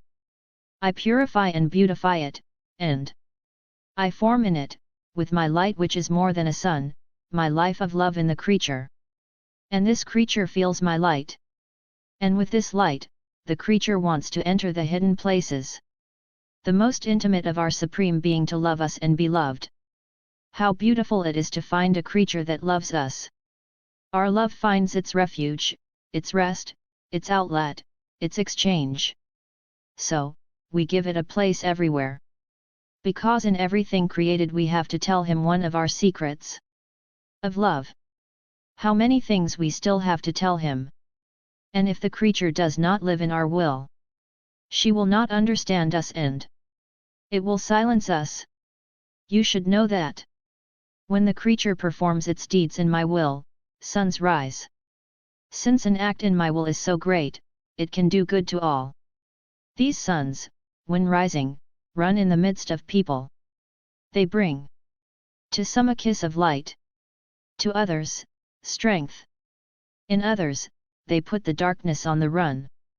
To others, they indicate the route. With others, they recall them in the good with a strong voice of light. An act done in my will cannot be without producing great goods. Inzkle solile qui se li valorizon. Court avec sa lumière pour éclairer les de tout. Court et fait grandir les plantes. Il colore les fleurs, purifie l'air et se donne à tout. On peut dire tu il renouvelle et revigore la terre, et forme la joie et la fête de la terre. Aussi, sile solile ne levate pas, la terre se met rate en duel et éclaterite en sanglots. Un seul acte dans ma volonté est plus tu un solile. Sa lumière court et fait du bien à tout. Elle les renouvelle et les revigore tout dans sa lumière. Except ceux qui ne voulent pas les recevoir. Et même sils ne voulent pas les recevoir. Ils sont contractés de recevoir les biens de sa lumière. Tout comme celui qui ne veut pas recevoir la lumière du soleil est contracté. Par l'empire de sa lumière de sentir sa chaleur. Tel est l'empire d'un seul acte dans monde Fiat. Il ne peut pas être sans opérer des prodiges de grâces et des biens incalculables. Ainsi, cela qui vit dans notre vouloir fait tout chose, les embrasse tout et nous donne tout. Si nous voulons de l'amour, elle nous donne de l'amour. Si nous voulons de la gloire, elle nous donne de la gloire. Si nous voulons parler, nous avons quelqu'un qui nous écoute. Et si nous voulons faire de grandes œuvres, nous avons quelqu'un en qui les accomplir, et qui nous en donnera l'échange. That is why I always want you in our will. Never get out of it. The divine will is always around me. Because he wants to invest my actions with his light to extend his life.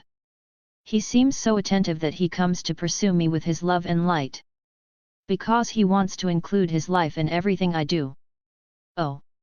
How happy I am to feel pursued by the love and light of the Supreme Fiat. And my sweet Jesus surprised me and said to me, my daughter, you see what excess of love my love can reach. He wants the creature to live in my will and come to pursue it with love and light. The light overshadows all evils, so that by seeing only my will, the creature surrenders to her and lets her do what we want. Love makes her joyful, happy, and makes us conquer the creature. You must know that when the creature enters our will to form its act, heaven bows and the earth rises, and the two meet.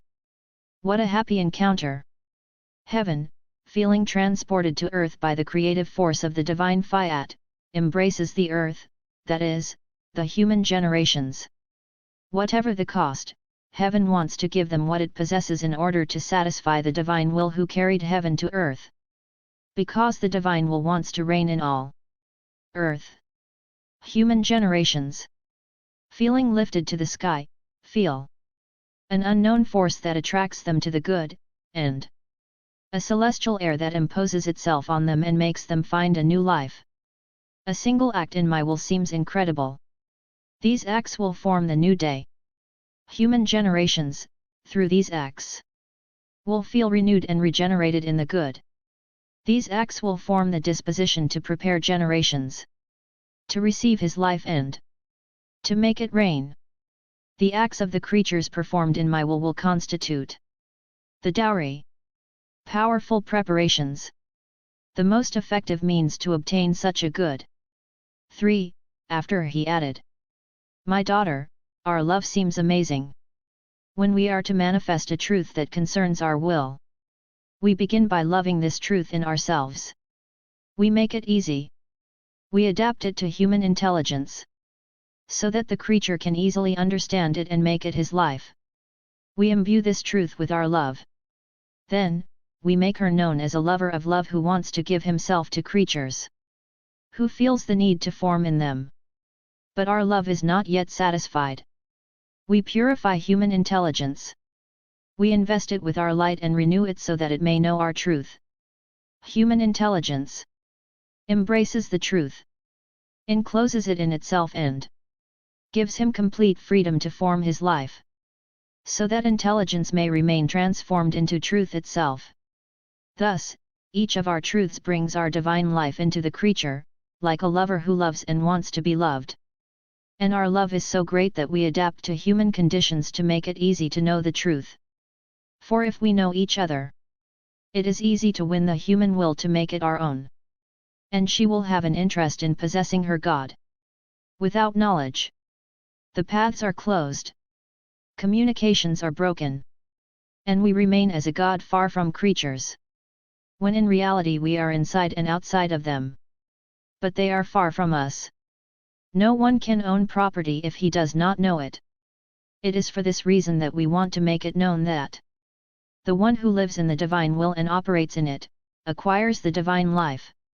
When the creature possesses my Fiat and its creative virtue, all that the creature does, either she thinks, speaks, works, walks, or loves, the divine will extends his life and thinks, speaks, works, walks, loves, and forms the operative and speaking creation. The divine will uses the creature to continue his creation, and to make it even more beautiful. So creation is not over, but it continues in the souls that live in our will. In creation we can see the order, beauty, and power of our works. So we will see in the creature love, order, beauty, and our creative virtue repeat our divine lives. As many times as the creature will have lent us its acts to let us operate. The creature is a life, not a work like creation. That is why we feel an irresistible love that pushes us to form our lives in it. And, oh, how delighted and satisfied we are! Our love finds its rest, and our will its fulfillment, which is to form our life in the creature. For those who do not live in our will, their works and steps are lifeless, comparable to paintings, who can neither receive life nor give it, nor produce any good, because they are unable to do so. Without my will, there can be no life and no good. After that, I followed my actions in the divine will. Having received Holy Communion, my sweet Jesus said to me, "How beautiful it is, when I descend into hearts sacramentally, to find there my will. I find everything in my will. I find my Mother Queen. I feel that glory is given back to me as if I had incarnated again. I find all my works that surround me, that honor me and that love me. My will flows like blood and pulsates in all created things. Thus the created things are united to me as members who come out of me. And they stay in me. Thus, of all that I have done on earth and of all the things created, some serve as my arm, others of feet, still others of heart, mouth. And they love me and glorify me endlessly. For the creature who lives in my will, everything is hers as everything is mine. She can give me my living humanity out of love for me so that she can find refuge in it and be defended everywhere. It can give me the love I had when I created the sun. How many peculiarities of love does this light not contain? This light is full of countless varieties and effects. Sweetness, colors, perfumes. In each effect, there is a distinct love. You can see by the variety of sweets that one does not look like another. It was my unsurpassable love that was not satisfied to make man feel a single sweetness of my love, nor to attract it by a single color, by a single perfume. Wants to flood it with a diversity of effects and nourish it with my love. Thus, the first food was my love, the other things came second. Therefore, the sun that does so much good to the earth extends under the footsteps of man with his light, fills his eyes with light, invests him and follows him wherever he goes. It's my love, which runs in the sunlight and who, loving man, is trampled by his footsteps. My love fills his eyes with light, invests him and follows him everywhere. In this light are my innumerable impulses of love. There is my love that languishes, that hurts, that delights. There is my love that burns, that softens all things, that gives life to everything. There is my love attacking the creature from all sides and carrying it in his arms. Look at the light, my daughter. You yourself will be unable to enumerate such a great diversity of my love. And if you want to live in my will, the Son will be yours. He will be your member. You will be able to give me as many diversity of love as I have given you myself. All things created are my members. The sky and each star represents a distinct love for creatures. The wind, which is my member, does nothing but blow my distinct love when he blows. That's why it blows. Sometimes the freshness of my love for creatures, and sometimes he caresses them with my love. At other times he blows upon them my impetuous love. And to others, he brings them the freshness of my love by his breath. Even the sea, the drops of water press against each other never cease to whisper the diversity of love with which I love creatures. In the air they breathe, I send them my distinct I love you in every breath. Thus, descending sacramentally, I bring with me like my members the things created. I place the delightful scenes of such great diversity and multiplicity of my love in the creature as an army in order to love it and make me love. How hard and painful it is to love and not to be loved. Also, always live in my will. I will let you know the many ways in which I have loved you. And you will love me as I want you to love me. My mind was swimming in the sea of the divine will. I stopped in the act of the abduction into heaven of my Mother Queen. How many wonders, how many captivating love surprises! My sweet Jesus, as if he felt the need to speak of his heavenly mother, all happy, he said to me, "My blessed daughter, today the feast of the Assumption is the most beautiful, the most sublime and the biggest party, in which we are most glorified, loved, and honored. Heaven and earth are invested with an unusual joy never before experienced. Angels and saints feel themselves invested by seas of new joys and of new happiness. They sing the praises of the Sovereign Queen with new hymns, which prevail over everything and which gives joy to all. Today is the feast of the holidays. This is the only and the new one that has never been repeated. Today, the day of the Assumption, the divine will operating in the Sovereign Lady was celebrated for the first time. The wonders are delightful. In each of his smallest acts, even in his breath and movement, we can see so many of our divine lives, who flow like so many kings in his deeds, which flood it better than bright suns, which surround it with ornaments and make it so beautiful that it enchants the celestial regions.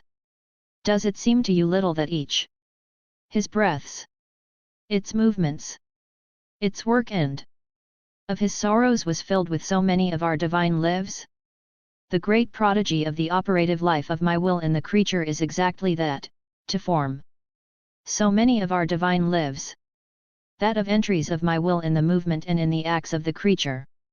Since my Fiat has the virtue of bilocation and repetition, it always repeats without ever stopping. This makes the great lady feel these divine lives multiply in her. This makes its seas of love, beauty, power, and infinite wisdom expand immensely. You must know that the multiplicity of acts it possesses contains so many of our divine lives that by entering heaven, it will inhabit the entire celestial region. Who could not contain them all, and that they filled all creation. There is therefore no place where they do not flow. Its seas of love and power, and all our lives of which she is the owner and the queen. We can say that it dominates us, and that we dominate it. And by pouring into our immensity, our power, and our love, it has populated all our attributes. His actions and of all our divine lives that she had conquered. Thus, from everywhere, from within and outside of us, from within created things and in the most remote hidden places, we feel loved and glorified by this celestial creature and by all our divine lives that our Fiat has formed in it. Oh, power of our will! Only you can perform so many wonders to the point of creating so many of our divine lives in the one that lets you dominate, to make us love and glorify as we deserve and want. That is why she can give her God to all, for she possesses him. Even more, without losing any of our divine lives. When she sees a creature willing and who wants to receive our life, she has the virtue of reproducing from within our life that she possesses another of our divine lives, to give it to the one who wants us. This Virgin Queen is a continuous prodigy. What she has done on earth, she continues to heaven. Because our will, when it operates as much in the creature as it does in us, this act then never ends. And when our will dwells in the creature, she can give herself to all. Does the sun stop giving its light because he gave so much to human generations? Not at all. Even though he has given so much, he is still rich in his light, without losing even a single drop of light. Thus, the glory of this Queen is unsurpassable. Because it has in its possession our operative will, which has the virtue of forming in the creature eternal and infinite acts. She always loves us and never ceases to love us with our lives that she possesses. She loves us with our love. She loves us everywhere. His love fills heaven and earth and runs to discharge into our divine womb. And we love him so much that we don't know how to be without loving him. And while she loves us, she loves all creatures and she makes us loved by all. Who can resist her and not give her what she wants? Moreover, it is our will itself who asks what he wants and which, by its eternal bonds, binds us everywhere. We cannot deny him anything. Thus, the feast of the Assumption is the most beautiful. Because it is the feast of my operative will in this great lady. This has made it so rich and beautiful that the heavens are unable to contain it. The angels themselves remain silent and do not know how to speak of what my will accomplishes in the creature. After which, my mind remained amazed as I thought of the great wonders that the divine Fiat has performed and continues to perform in the heavenly Queen. My beloved Jesus added, "My daughter, her beauty is unattainable. It enchants, fascinates, and conquers. His love is so great that he offers himself to all, loves all and leaves behind seas of love. It can be called Queen of Love, Conqueror of Love, who loved so much that through this love she gained her God. You must know that man, in doing his will, has broken the bonds with its creator and with all the things created. This heavenly Queen, with the power of our Fiat that she possessed, reunited his creator with creatures, gathered all beings together, united and ordained them. And with her love she gave new life to human generations. His love was so great that he covered and hid within himself weaknesses, ailments, sins and creatures themselves in its seas of love. Oh! If this Blessed Virgin did not possess so much love, it would be difficult for us to look at the earth. But not only does her love make us look at her, but it makes us want our will to reign on earth because it wants it that way. She wants to give her children what she has. And through love, she will conquer us and her children. I am always on the move in the divine will, and I said to myself with concern, how is it possible that so many divine lives are formed in us for so many acts that we perform in the divine will? My kind Jesus, always ready to make me better understood, said to me, "My daughter, for us, everything is easy, provided that we find that the human will lends itself to living in our will. Our delight is to form our lives that breathe, walk, and speak, as in their movement, in their breath and in their steps. The human will lends itself to us as so many veils in which to form our lives. This is the last outlet of our love. We love it so much that, if the human will lends us its little veil, we populate all his small acts with the multiplicity of our divine lives. Moreover, there is my Eucharistic life which provides proof and confirmation of what I am telling you. Are they not little veils, these accidents of the bread in which I am consecrated? Where I am alive and real in my soul and my body, my blood and my divinity. If there are thousands of hosts, I form thousands of lives, one in each host. If there is only one host, I form one life. Also, what does this host give me? Nothing, not even an I love you, no breath, no heartbeat, no company. I stay alone. Often, loneliness oppresses me, fills me with bitterness and bursts into tears. How heavy it is to have no one to talk to. I am in the nightmare of deep silence. What does the host give me? The place to hide, the little prison where I could make myself unhappy. But since it is my will that I dwell sacramentally in every host. My will, which is never the bearer of misfortune either for us or for creatures who live in her. My will makes flow in my sacramental life our heavenly joys, who are inseparable from us. But these joys always come from us. And the host never gives me anything. She does not defend me or love me. So, since I do this in the host, that is, to form so many of my lives that give me nothing, I do even more in those who live in my will. The difference between my sacramental lives and all the lives that I form in those who live in my will is incalculable. It is greater than the distance between heaven and earth. First, in these creatures, we are never alone. Having company is the great joy, which makes the divine life and the human life happy. You should know that. When I form my life in the thought of the creatures who live in my will, I feel the company of human intelligence. Who accompanies me? Who loves me? Who understands me and who puts in my power his memory, his intellect, and his will? Our image was created in these three powers. Thus, I feel accompanied in my eternal memory that never forgets anything.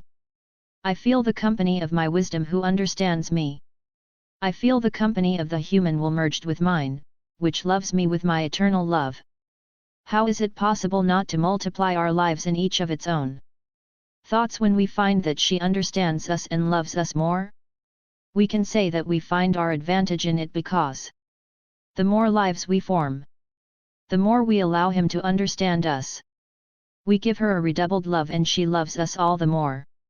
If we form our life in his word, we find the company of his word.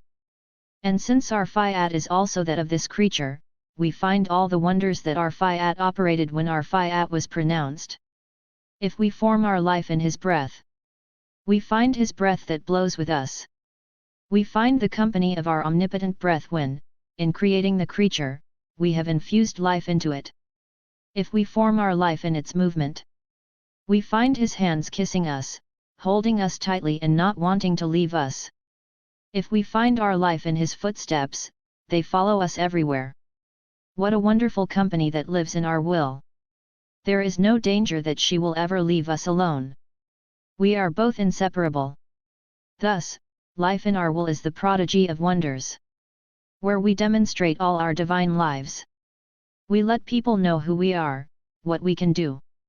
We put the creature in order with us, as we created it.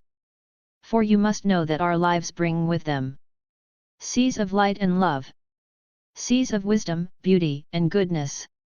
Who invest the creature to make it possess the light that always grows, love that never ceases, wisdom that always understands, and beauty that always embellishes more.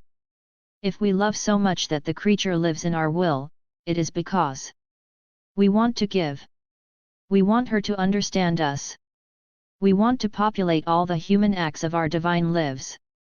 We do not want to remain locked up, repressed in our divine circle. To be able to give and not to give, how painful it is for us. And as long as the creature does not live in our will, it will always remain ignorant of our Supreme Being. Unable to learn even the ABCs of our love, how much we love it and everything we can give it. These creatures will always remain children, which do not look like us, who perhaps do not even know us. They are degenerate of their father.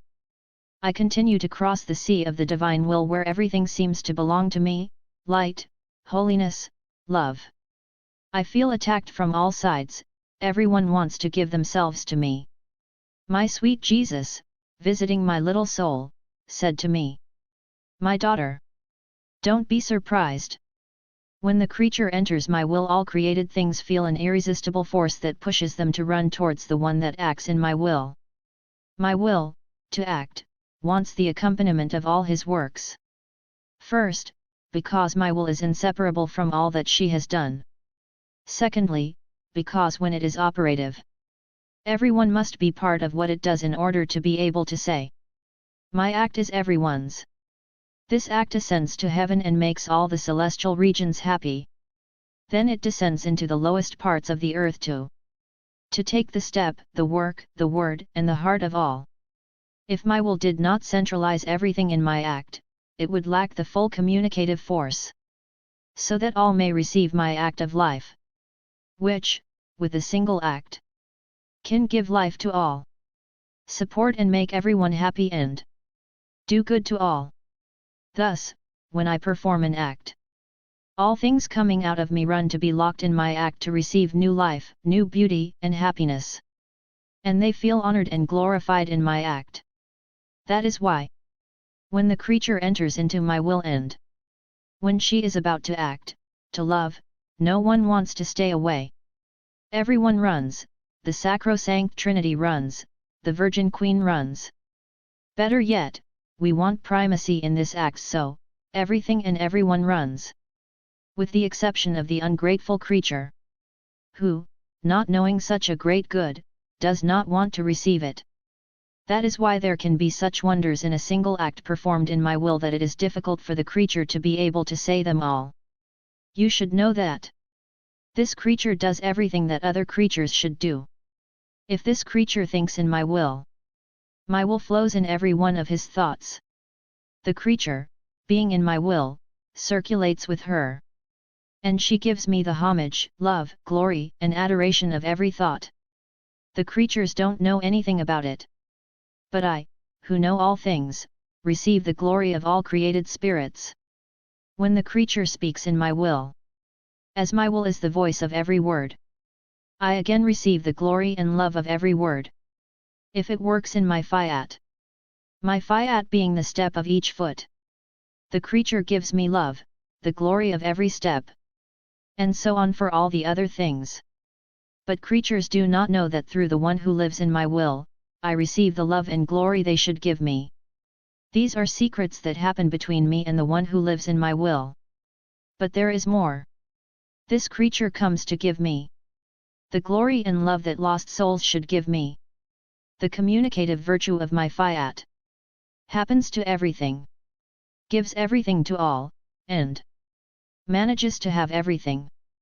The one who does everything and gives everything has a right over everything and can receive everything.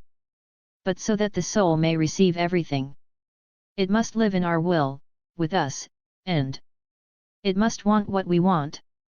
My will has done this in my humanity. By a single act performed by my humanity, my will felt loved, glorified, is satisfied for all. My will did it in the Queen of Heaven.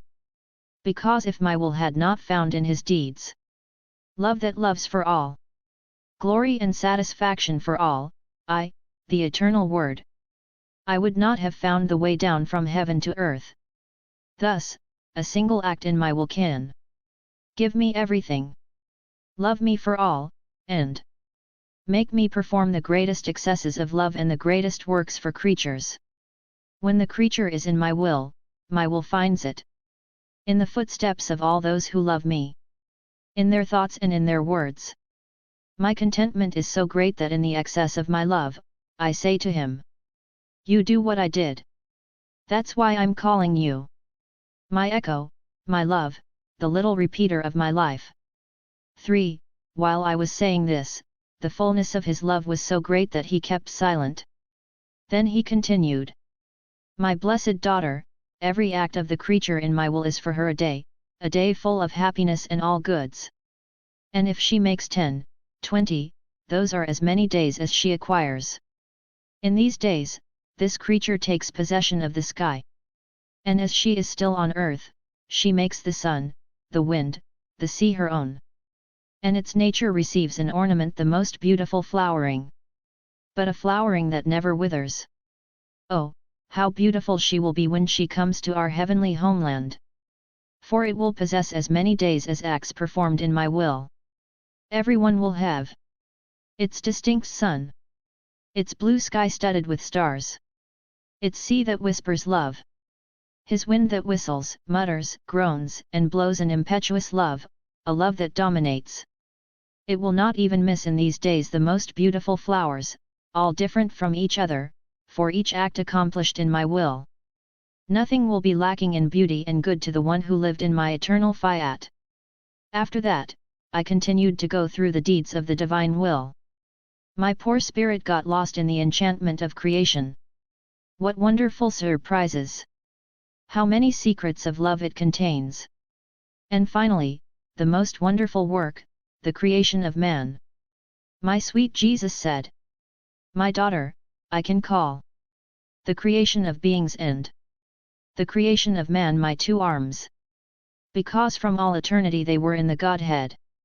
By taking them out of the divinity, I have not detached them from myself. They remained my limbs in which I ran. Life, movement, strength and the continually creative and conservative virtue. The arm of the creation of beings serves the arm of the creation of man. But in this arm, it was I myself who had to serve man. I still serve it. With light, with wind, with air so that it breathes. With water to satisfy his thirst. With food to nourish him, even with the earth to rejoice him by the most beautiful blooms and an abundance of fruit. In this arm, I put myself at the service of man. My love did not deny him anything. I ran to him through the things created by bringing them into his arms. Because all things gave him joy and happiness. In this arm, I find all things as they came out of the divinity. Not a drop of light or water was lost, nothing changed. Everything that came out occupies its place of honor. Gives me the glory of my eternal love. And all beings reveal me as the one who created them. They reveal my power, my inaccessible light and my unattainable beauty. Everything created is a story of my eternal love that says how much I love the one for whom all things were created. Then, from the creation of beings, I passed to the creation of man. What love in his creation! Our divine being was overflowing with love. By forming man, our love ran and invested each fiber of his heart, each particle of its bones. We have extended our love in his nerves. We made our love run in his blood. We invested with our love his steps, his movement, his voice, his heartbeat, and each of his thoughts. When our love formed man, I filled him so much with our love that in everything, even in his breath, he had to give us love. As if we loved him in everything. Then our love came to excess. To breathe into man, to leave him our breath of love. And as an accomplishment and crowning achievement, we created our image in his soul by giving him the gift of the three powers. From memory, intellect and of will. We dwell in him, he is our bearer. Thus, man is united to us as a member. We are in him as in our home. But how much suffering we find in him! Our love has no vitality. Our image is there, but it is not recognized. Our home is filled with enemies who offend us. We can say, he changed our fate and his. He has reversed our plan on him. He only brings suffering to our arm which continues to love him and give him life. My daughter, our love wants to reach the greatest excesses. He wants to save our arm, which is man. At any price, our love wants to put it in order. We will be constrained by our love to breathe again in him, to expel his enemies and our enemies. We will cover him again with our love, and we will bring into him the life of our will. He is not worthy. Our majesty, our holiness, of our power and of our wisdom. Let there be this disorder in our creative work, which dishonors us so much. Ah! No! We will triumph over man. And the sure sign is that we are demonstrating the wonders of our will, and the way of living in him. If we did not do this, our power would be violated. As if we were unable to save our work, our own arm. Which cannot be done. It would be as if we can't do what we want. Ah! No, no. Our love and our will prevail and triumph over everything. 1. I feel the life of the divine Fiat in my soul, who wants to be my movement, my breath and my heart. The divine Fiat wants a union in which the human will is in no way opposed to what the divine Fiat wants. Otherwise, the divine Fiat laments, suffers, and feels placed on the cross of the human will. My beloved made his little visit to me again, and he said to me, 2. My blessed daughter, how much my will suffers in the creature. Know that whenever the creature does its will, she places mine on the cross. The cross of my will is the human will. But not only with 3 nails like the one where I was crucified, but with as many nails as there are times when the human will opposes mine. As many times as the divine will is not recognized. And when my will wants to do good, it is denied with nails of ingratitude. What torture this crucifixion of my will in the creature! How often my will feels the nails placed in his breath, his heart and his movement. The creature does not know that my will is life, his breath, his heart, and his movement. Thus, the human breath, heart, and movement become nails that prevent my will to develop in them all the good she wants to do. Oh! How much my will feels crucified on the cross of the human will! My will, with its divine movement, wants to bring up the day in the human movement.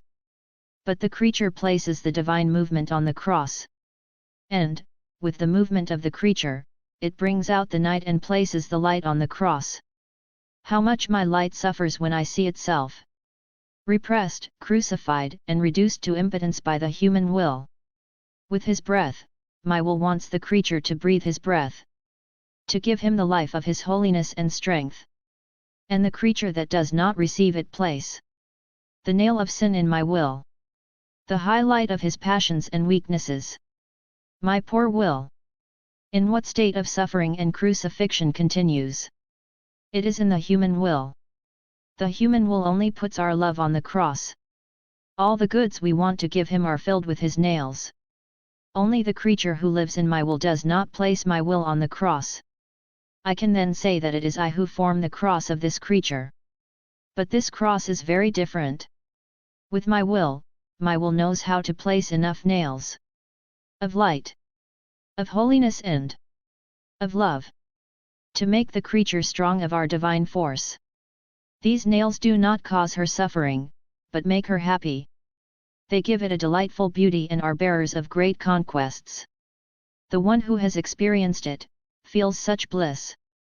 She prays to us and begs us to always hold her on the cross with our divine nails. From then on, she can no longer escape. If the two wills, the human and the divine, are not united, the human will form our cross and our will form its cross. Moreover, our love and jealousy are so great that we do not leave even one of his breaths without our nail of light and love. In order to always have it with us and to be able to say, what we do, she does, and she wants what we want. You must know that when the creature enters our will, everything is transformed. Darkness changes into light. Weakness in strength. Poverty in wealth. Passions in virtues. Such a change occurs that the creature no longer recognizes itself. Her condition is no longer that of a vile slave, but of a noble queen. Our divine being loves him so much that he runs into the deeds of this creature to do what he does. And since our movement is continuous, we go and we love it. We go and we kiss him. Our movement goes and goes. Kisses him. Makes it more beautiful. Further sanctifies it. In every movement, we give of what is ours. And in the excess of our love, we speak to him of our Supreme Being. We let him know who we are and how much we love him. There is such an identification between this creature and us, our will being one with the will of the creature, that we feel it in our divine movement, and making our own what is ours. She loves us with our love. It gives us our inaccessible light for glorify our holiness, exalt us and tell us, holy, holy, you are 3 times holy. You enclose in yourself everything, you are everything. How beautiful it is to see human smallness in our will she has in her power our divine being for give it back to us. Love us and glorify us, as we want and deserve with justice. In our will, the parties are equal. Dissimilarities disappear. Our unity unites all and all things, and He makes everyone one act to make Himself the act of all. Hearing this, I understood holiness, beauty, greatness. To live in the divine will. I thought to myself, it seems difficult to live in Him. How can the creature ever get there? Human weakness. The circumstances of life often very painful. Unexpected encounters. The many difficulties where we do not even know what to do, all this diverts the poor creature of a lifetime. Also holy end. Which requires such great attention from us. And my sweet Jesus spoke again. With an inexpressible tenderness to break my heart, He added. My little daughter of my will. I do not cease to sigh, and I want the creature to come and live in my will, that when our agreement is reached and it has made the firm decision to live in my fiat, to obtain that it can be done. I am the first to sacrifice myself. I put myself at His disposal. I give Him all the graces, light, love, knowledge of my will, in such a way that she herself feels the need to live in her. When I want something, and that she promptly agrees to do what I want. It is I who take care of everything. And if it does not do so due to weakness or circumstances, not because of lack of will or negligence, I come to fill in and do what she had to do. And I give her what I did as if she had done it. My daughter. To live in my will means to receive a life, not a virtue. And life needs continual movement and continual acts.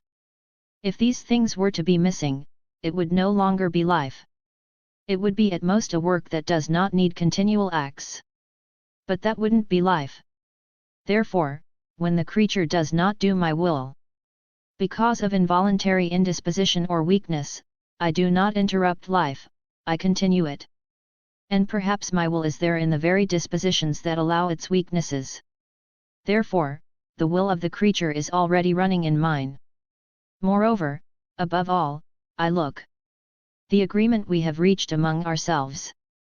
The firm decision taken and against which there has been no other decision to the contrary.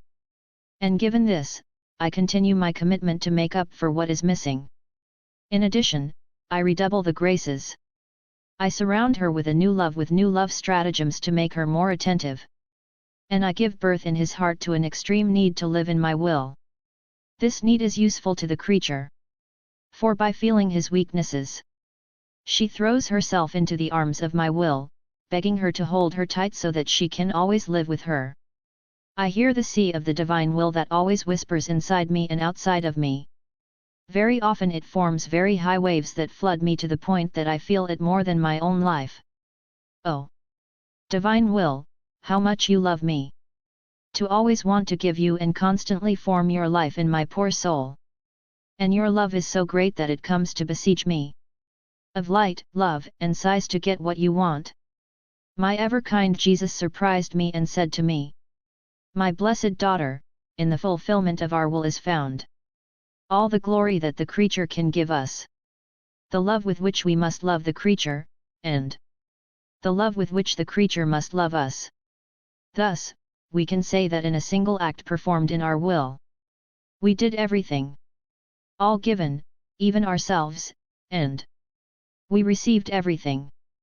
Because when the creature lives in our will, we give everything, and the creature takes everything and it can give us everything. On the other hand, if the creature does not live in our will, if our will is not fulfilled, we cannot give everything. The creature will be unable to receive our love. Nor will she have the ability to love us as much as we want to be loved. And we don't like to give what is ours in small portions, as if we were poor. We don't like to give half-heartedly. Being able to give and not giving is always for us a suffering. Our love remains repressed and makes us delirious.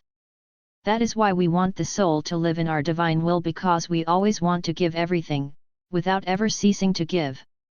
Our divine being never gets tired. The more we give, the more we want to give. For us, giving is a rest, a happiness. It is the outlet of our love and the communication of our life. My love is so great that I am in the soul to make me grow. To make me grow, I continually watch over the creature so that what it does will serve to grow my life in it. I dispose of his deeds, of his love, so that some train my members, others my heart, others my food, still others the garment to cover me and warm me. I am always unifying his movement and breath with mine in order to find his movement and breath in mine, as if they were my movement and my breath. I don't let anything lose of what she does, thinks, says, and suffers because everything has to be useful to me and make my life grow. Therefore, I am always inclined to act, I do not give myself any rest. And, oh, how happy I am! How happy I am to always work to make me grow in this creature. I did not create the creature to remain isolated. It was my work. Consequently, I had to deploy my activity in order to form a work worthy of me. But if it does not live in my will, I do not find a raw material to form and grow my life. We then live far from each other, as if isolated. Loneliness saddens me.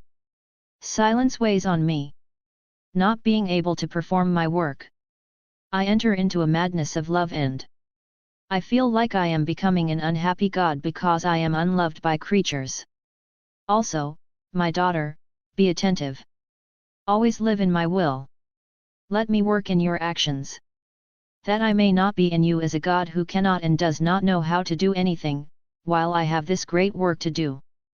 Form my life and make it grow so that it becomes so beautiful that she will form the sweet enchantment of the whole heavenly court.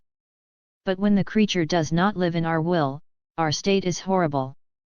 Our life is as if strangled, broken, divided by the human will.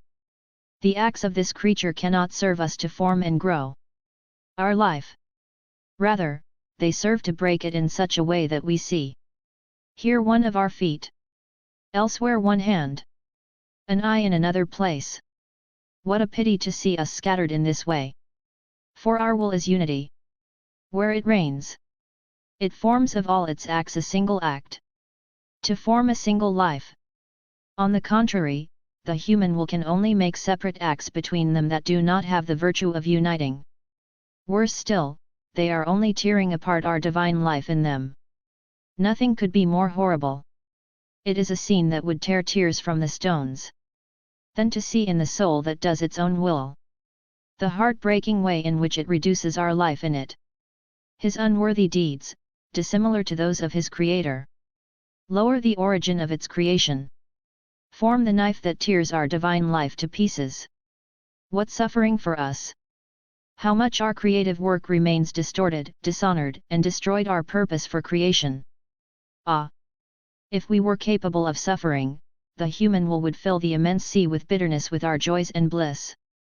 As I followed all that the divine will did in creation as well as in redemption, all acts were happening again right now before me. And my sweet Jesus added, "My daughter, everything that has been done by our Supreme Being is all in action as if we were doing it out of love for creatures. Because all our works were made for them. The creature who enters into our divine will finds them all and all want to give themselves to her. And this creature, seeing herself so loved, makes them her own, loves them, and she loves us for having given her all these gifts. And with each gift we give him, the creature would like to give us the exchange of his life, as a token of gratitude and to thank me for all the gifts we have made to him. The creature feels that it has received the gift of the sun, the starry sky, the sea, the wind, all creation. She feels the gift of my birth, of my tears, of my works, of my steps, of my sufferings, of the love with which I loved her and still love her. Oh! How happy she is! And making his own all my works and my life itself. The creature loves us in the sun, with that same love with which I created it. And so on for all the other things of creation. She loves me.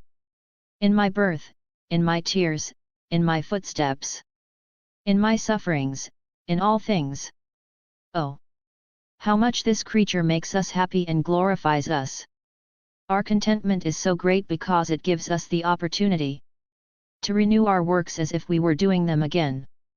Also, our love overflows and invests all things with a new love.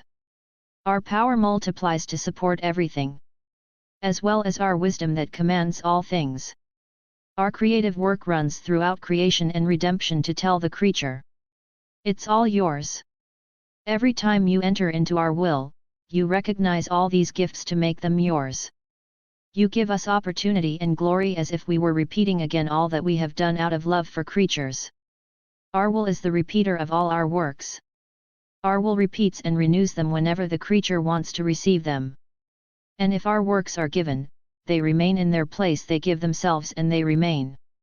And by giving themselves, they lose nothing.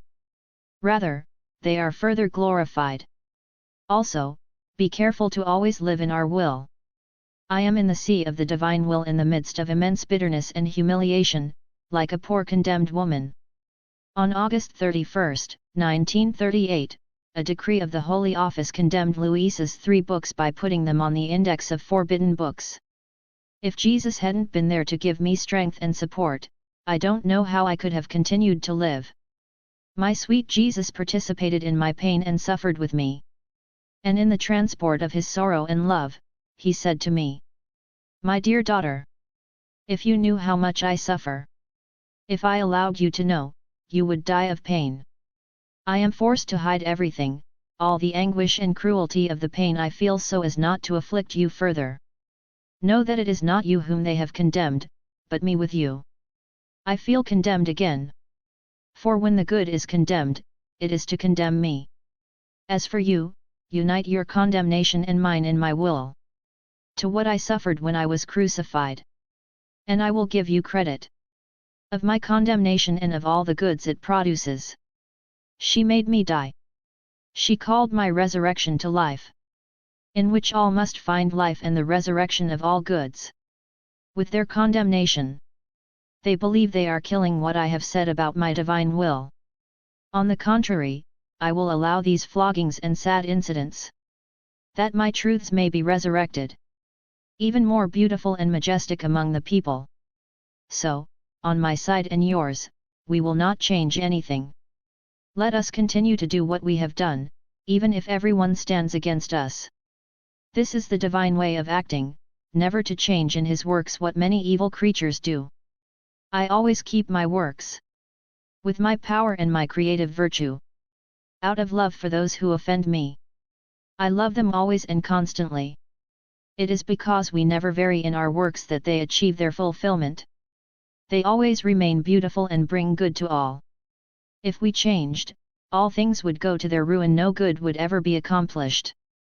Therefore, I want you with me in this matter, always firm and without ever leaving my will.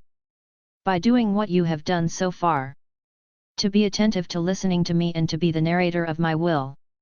My daughter, what is not profitable today will be profitable tomorrow. What seems obscure now to blind minds will turn tomorrow into a sun for others who have eyes, and what well it will do. So let's continue what we've done. Let us do on our side what is necessary so that nothing is missing in this matter of emergency, of light, good and surprising truths, that my will may be known and may reign. I will use all means of love, grace, and chastisement. I will touch all sides of the creatures so that my will may reign. And when it seems that the true good must die, it will be resurrected again more beautiful and majestic than before. But as he said that, he made me see a sea of fire in which the whole world was going to be enveloped. I was shaken. My kind Jesus, drawing me to him, said to me, "My blessed daughter, courage. Don't be afraid. Come in my divine will that his light may take away from your mind the sad spectacle to which the world is running. And as we speak to you of my will, let us soothe the sufferings that we both unfortunately know. Listen to how beautiful it is to live in my will. What I do, the soul does too. When she hears that I say to her, 'I love you,' she immediately repeats 'I love you.' And I, hearing that I am loved, I transform it so much into me that we say with one voice, 'Let us love them all, let us do good for all, let us give life to all.' If I bless, we bless together. We worship and glorify together. We run together to the aid of all. And if the creatures offend me, we suffer together. Oh! How happy I am to see that a creature never leaves me alone. How beautiful is the company of the one who wants what I want and does what I do. Unity gives rise to happiness, heroism to good, and tolerance to endurance. She is a human creature who belongs to the human family, which only sends me nails, thorns and suffering. I find in this soul a place to hide. I have the company I desire. And I know that this soul would be unhappy if I punished creatures as they deserve. In order not to displease him, I refrain from punishing souls as they deserve. Also, never leave me alone. Loneliness is one of the hardest and most intimate sufferings of my heart. Have no one to say a word to, whether in suffering or in joy. Makes me enter into frenzies of suffering and love that would make you die of pain if you could know them. This is exactly what not living in my will is, leaving me alone. The human will distances the creature from its creator. And with the remoteness, peace disappears and agitations replace it that torment the soul. His strength diminishes, his beauty fades, the good dies and the bad rises, and the passions keep him company. Poor creature without my will! What an abyss of misery and darkness she throws herself into! It is like the flower that is not watered. She feels herself dying, her color tarnishes, she curves on her shaft and waits for death. And if the sun invests it, seeing that it is not watered, it burns it and the flower ends up dried.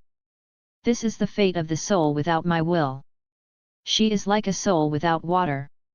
My truths themselves, which are brighter than the sun, not finding the soul watered by the life of my will, burn this soul more and blind it. The soul then becomes incapable to understand these truths and to receive the good and the life that they possess. And these creatures go so far as to fight the good and my truths themselves, which are bearers of life for creatures. Consequently, I always want you in my will, that neither you nor I may have to suffer the great pain of loneliness. I am still in the sea of the divine will. I let my sufferings and my inexpressible bitterness flow into him so that they remain invested by his divine strength, and change for me and for all in light. My sweet Jesus, visiting my little soul, all goodness, said to me, my blessed daughter, the sea gives a place to everything that is immersed in it. It gives a place to fish and keeps them submerged in its waters, by giving them everything necessary to sustain their lives. Fish are the wealthiest and richest of creatures. And they don't miss anything because they still live in the sea. Oh! If the fish came out of the sea, their lives would stop. The sea receives all creatures and hides everything in its waters.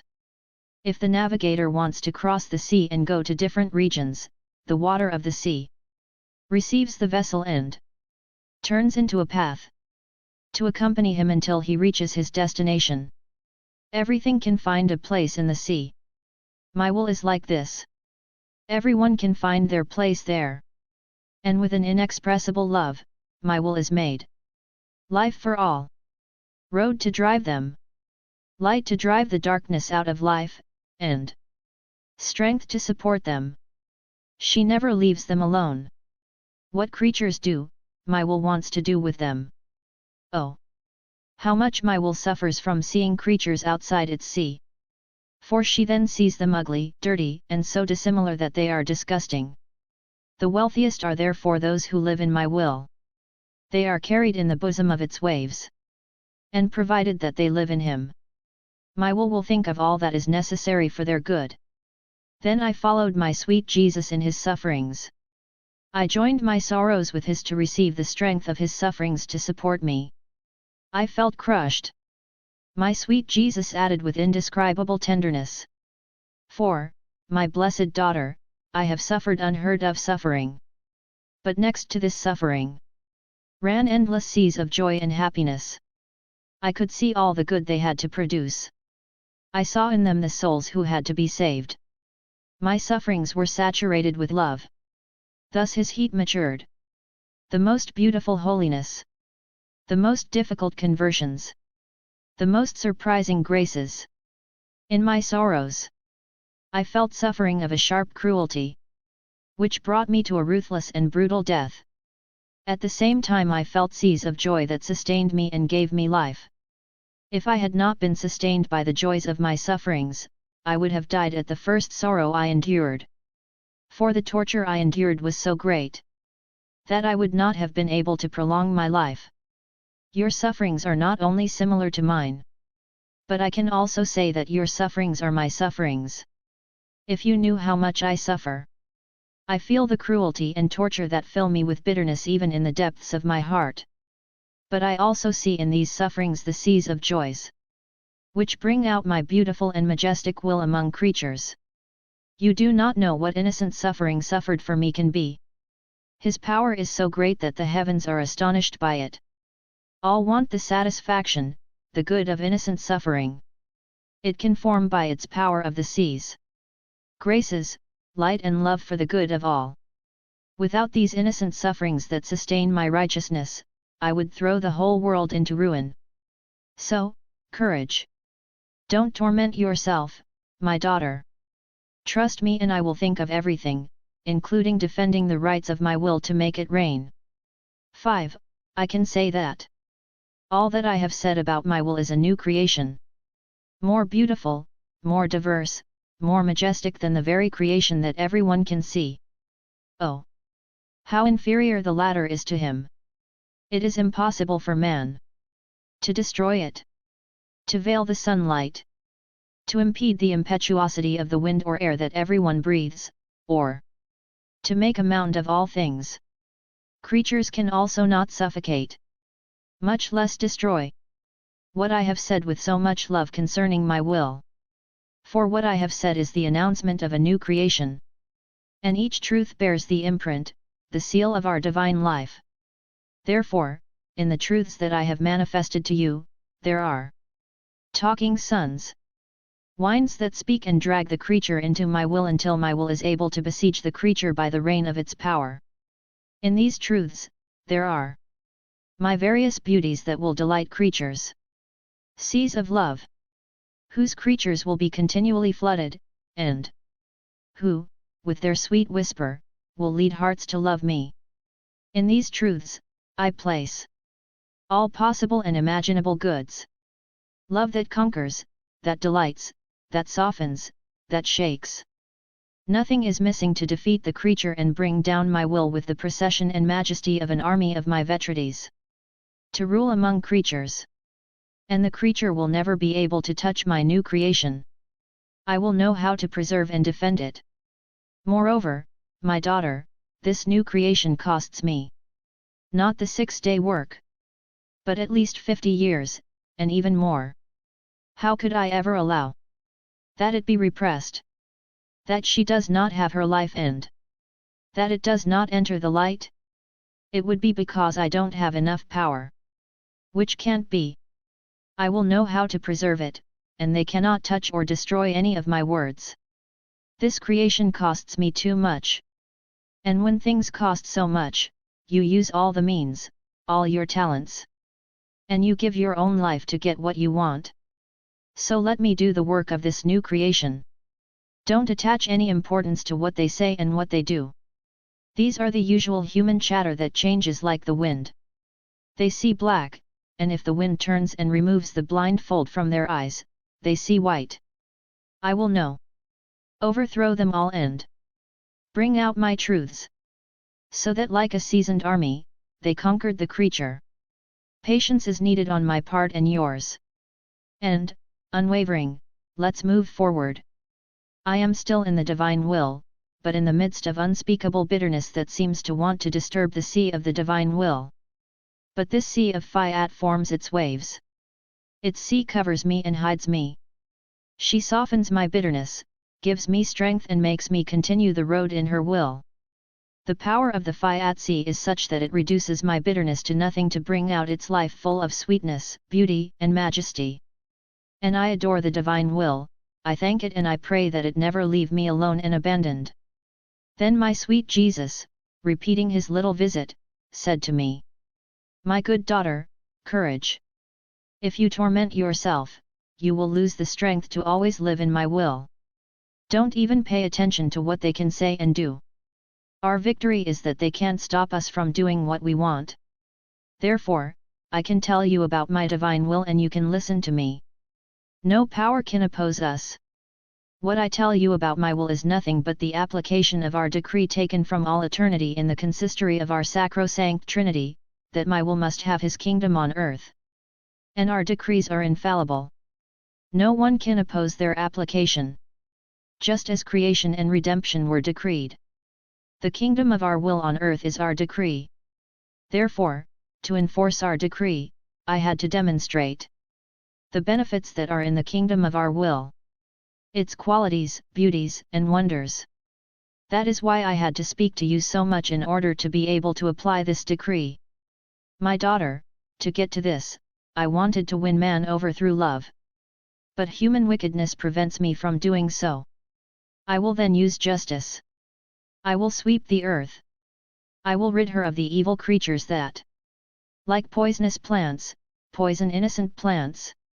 When I have purified everything, my truths will find the way to give to the survivors the life, balm, and peace contained in my truths. And all will receive my truths. They will give the survivors the kiss of peace.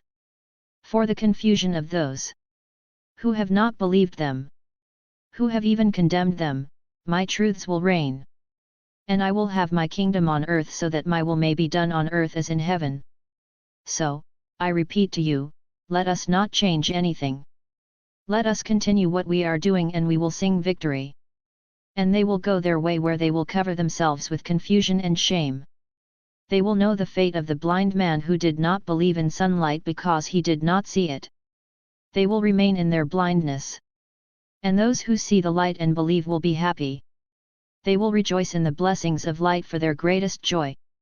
Jesus remained silent and my poor spirit was saddened because of the many horrible evils that the earth is and will be invested with. At that moment the sovereign queen was seen. His eyes were red because of his incessant tears. My heart was clenched to see my heavenly mother in this way. Crying, in a maternal tone and an indescribable tenderness, she said to me, "My dearest daughter, pray with me. My heart suffers by seeing the scourges that will fall on the whole of humanity. The inconstancy of the chiefs. They say one thing today, and tomorrow its opposite. They throw the people into a sea of suffering and even blood. My poor children. Pray, my daughter. Don't leave me alone in my suffering. May everything happen for the triumph of the kingdom of the divine will." After that I followed the divine will in his deeds and surrendered myself entirely in his arms. My sweet Jesus went on to say. 5. My daughter. When the creature enters into our will to make it his own, the soul makes our will its own and we make our own that of the creature. And in all that the soul does, if she likes, if she loves, if she works, if she suffers, if she prays, our will forms the divine seed in its deeds. And, oh, how much the soul grows in beauty, freshness, and holiness. Our will is like sap for plants.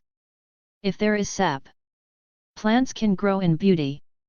They are green with beautiful leaves and they produce beautiful fleshy and delicious fruits. But if the sap is lacking, the poor plant loses its greenness. Its leaves fall and it no longer has the virtue of producing beautiful fruits. It ends up drying because the sap is as the soul of the plant, such as the vital fluids that support the plant and make it bloom. This is how the soul is without my will. She loses her beginning, her life, her spirit of good. It loses its color, it becomes ugly. It weakens and eventually loses the seed of good. If you knew what compassion I can feel for the soul that lives without my will, I could call it the painful scene of creation. I who have created all things with so much beauty and harmony. Because of human ingratitude I am forced to see my most beautiful creatures poor, weak and covered with wounds, to inspire pity. And yet, my will is available to all. She does not refuse anyone. Only the creature who rejects it and who, ungrateful, does not want to know it. Voluntarily deprives himself of my will to our great suffering. I am still in the sea of the supreme Fiat whose love is so great that it is unable to contain it.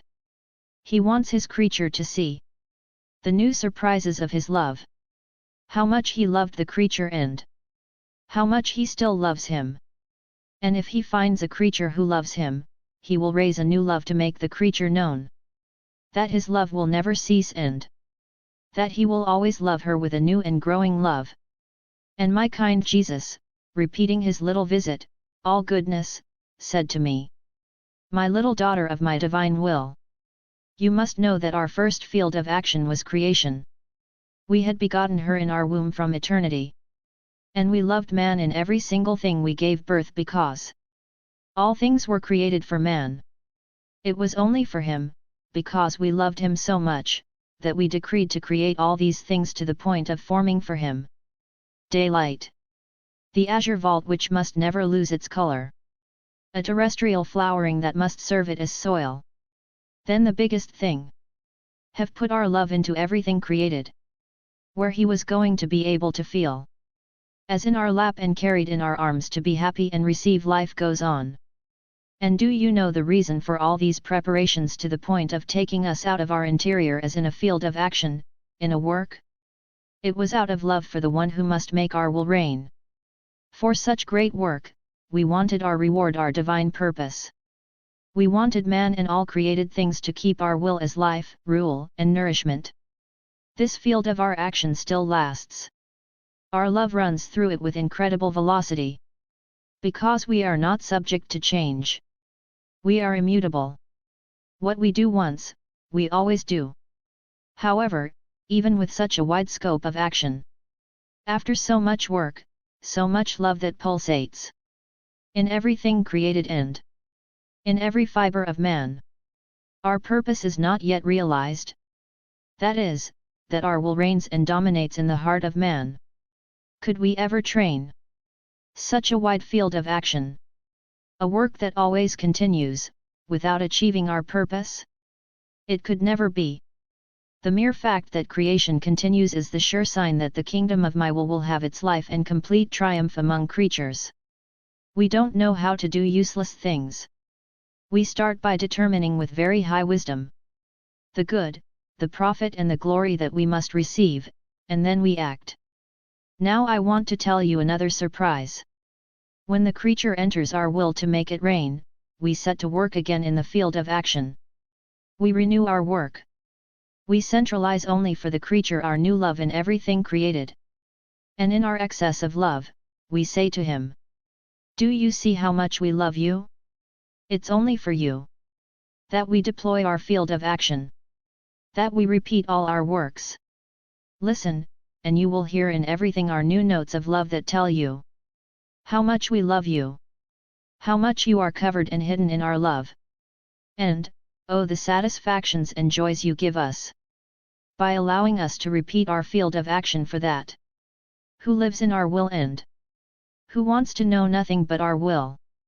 It is then that all creation and ourselves, finding our will in the creature, we recognize this creature as our child. All of creation remains centralized in this creature, and the creature within us. This creature makes itself inseparable from all created things. Because our will gives him a right over everything. And our field of action finds its reward. The reciprocity of our work. A creature that lives in our will already works with us. Wants to do what we do. Wants to love us with the same love. Because the will that drives us is one. There can be no dissimilarities or disparities. Thus, we no longer feel isolated in the field of creation. We have our company. This is it. All our triumph. Our victory, and the greatest good we can give to creatures. We deploy our field of action inside the soul of the creature. Much more than in the creation that surrounds the creature. And we create in it the brightest suns, the most beautiful stars, the winds that continually blow love, seas of grace and beauty, and a divine and balsamic air. And this creature receives everything and leaves us free in our field of action. She is our true creation. The one who did not object in any way to what we wanted to do and where all our works have found their place. Thus, our field of action never stops in the one who lives in our Fiat. So, be attentive and receive what we want to do with you. After which he added with indescribable love. My daughter. The care most dear to our heart. Our most assiduous attention. Is for the soul that lives in our will. We do not take our eyes off her. It seems that we can do nothing but deploy on this soul our operative and creative virtue. Our love leads us to observe her to see what she wants to do. If she wants to love, our creative virtue creates our love in the depths of her soul. If she wants to know us, we create our knowledge. If she wants to be holy, our creative virtue creates holiness. In short, when the creature wants to do one thing, our creative virtue lends itself to creating the good it wants to do, in such a way that the creature feels in itself the nature and life of this good. We cannot and do not want to deny anything to the one who lives in our will. It would be like denying it to our will itself, that is, denying it to ourselves. It would be too hard not to use our creative virtue for ourselves. Do you see then to what height and sublime nobility has reached the one who lives in our will? Also, be attentive. Think only of living in our will. In this way, you will feel our creative and operative virtue. I am in the arms of the divine will, but with the nightmare of terrible sufferings of my own. To move the sky and to make him rush to come to my rescue and give me the strength to resist such a painful state. My sweet Jesus, help me, does not abandon me. I feel that I will succumb. How I suffer! I was saying this when my sweet Jesus, better than a tender mother, stretched out his arms towards me to press me against him and, uniting his tears with mine, all goodness, he said to me. My poor daughter, your pains are mine and I suffer with you. So, courage, surrender in me and you will find the strength to bear them. The one who surrenders to me becomes like a child raised by her mother who swaddles it to strengthen it in its members, feeds him with his milk, carries him in his arms, kisses him, caresses him. If he cries, she mixes her tears with those of her child. The mother is the life of her child. Oh! If the little child did not have his mother, how difficult it would be for him to grow up without anyone to feed him with his milk, without diapers, without having someone to warm him. He would become sick, weak, and survive only by miracle. Such is the soul that lives abandoned in my arms. She has her Jesus who is for her more than a mother. I feed her the milk of my grace.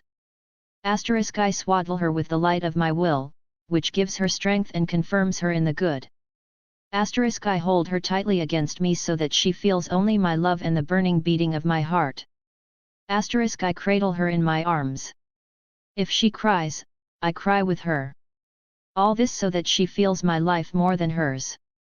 She grows with me and I do with her what I want. But the one who does not live abandoned in me lives for herself, isolated, without milk, without anyone to watch over its existence. The one who lives abandoned in me finds refuge in his suffering.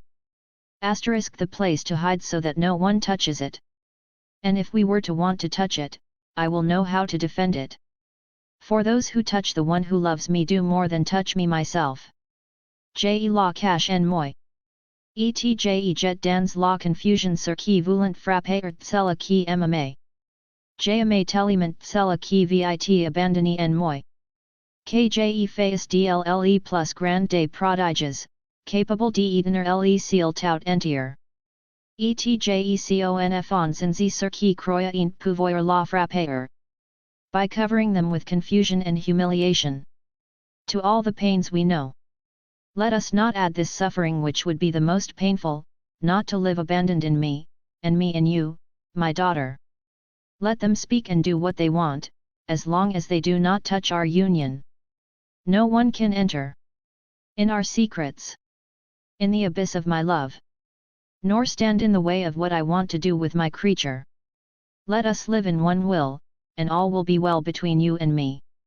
Then he added with even more tender love, "My blessed daughter, my Fiat is the support of all creation. It all depends on him. He is nothing that is not animated by his power. Without my Fiat, all things, and the creatures themselves, would be nothing but inanimate paintings or statues, unable to generate, grow, and reproduce any good. Poor creation, in the absence of my will. And yet, it is not recognized. What suffering! To be the life of all things and to feel suffocated in the things we have created because we do not know us. What bitterness! If it was not out of love, and if we were able to change, we would withdraw our will from all creatures and all things, and everything would be reduced to nothing. But we are immutable, and we know for sure that our will be known, willed, loved, and that everyone will keep it more than his own life. We wait with the invincible patience that our divinity can have and endure. May our will be recognized. And it is with justice and with our highest wisdom. Because we never do useless things. If we do something, it is because we want to find our advantage in it. That is, to receive the glory and honor of all our works. Even the smallest flower of the fields. If it were not so, we would be like a god, who would not appreciate his works, nor give them their fair value. Thus, it is our righteousness that our will be known as the life of all things, so that we may obtain the purpose for which we created all of creation. You must know that when the creature wants to do our will and enters into it, that creature becomes rehabilitated in our will. The creature is rehabilitated in holiness, purity, love. And it is resurrected in the beauty and purpose in which we created it. It loses the evil of the human will and begins the life of the good. When my will sees that the soul wants to live with her, my will is like the one who has a clock that has stopped. He pulls on the chain and the clock starts again to mark the hours and minutes, and serve as a guide during the man's day. In the same way, my will, seeing man stopped by the human will in the way of good, when it enters man, it gives him the divine chain. In such a way that his whole being, human and spiritual, feels new life and the virtue of the divine chain with which he is invested. And who runs in his mind, in his heart, in all things, with an irresistible force that is holy and good. This chain marks the eternal minutes and hours of divine life in the soul. And, oh, how the soul runs in all that is divine! We rehabilitate the soul in everything. We make her run everywhere in the immensity of our sea. We make her do and take what she wants. And although it cannot fully embrace our immensity, even if it lives in our sea, the soul feeds on it. She wears the royal garments of our will. In our sea, she finds her rest, the chaste embrace of her Jesus, her mutual love. She shares her joys and sorrows and continues to grow in the good. My will becomes for her her life, her predominant passion. Our channel makes her run so well that she arrives to form for itself its small royal palace in our sea, which will be inhabited by the sacrosanct Trinity, who loves this wealthy creature and which always fills her with graces and new gifts. Also, may life in our Fiat be dear to your heart, that we may find in you the joys and glory of all creation, the purpose for which we created it. My poor existence feels the extreme need to live in the divine will. The bitterness and suffering that envelop me are so numerous that they seem to want to tear me away from the divine Fiat. I then feel more than ever the need to live in him. But despite all my efforts to live abandoned in her arms, I can't help but feel bitter, dazed and troubled by all these aggressions and sufferings that surround me, to the point of not being able to continue. My Jesus, my Heavenly Mother, help me.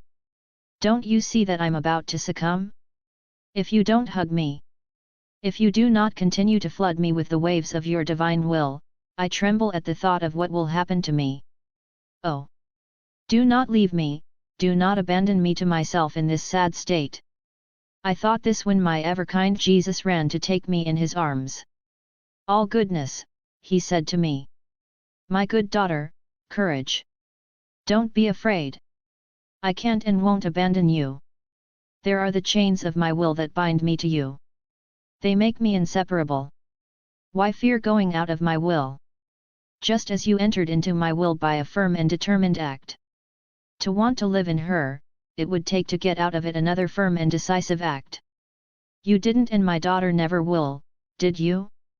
I want you not to be disturbed. Because it makes you lose your color and freshness. This decreases your strength and makes you lose the liveliness of the Fiat's light. My love remains repressed and your attention weakens. And although you are in my will, it is as if you are in a house in which you do not want to do what you should do. That is, decorate it, order it and give it all the magnificence that is appropriate. Thus, because you are troubled in my will, you do not ensure to receive my creative and operating act. You are like in a state of laziness. But, courage! Since you suffer because of me, we keep you in our will like a sick little one. I am the first to suffer with you because these are my sufferings and I suffer more than you. I am a nurse to you. I help you, I make you a bed with my arms, I place around you my sufferings to strengthen you. Our mother queen runs to hold her sick little girl on her breast. And since the one who acted in my will was the bearer of glory and joy for the whole of heaven, all run to our little sick, angels and saints to help him and see to his needs. In our will, things that are foreign and that do not concern us cannot enter. The sufferings themselves must be our sufferings. Otherwise, they do not find the way to enter into our will. So, courage! What I want is for you to be at peace.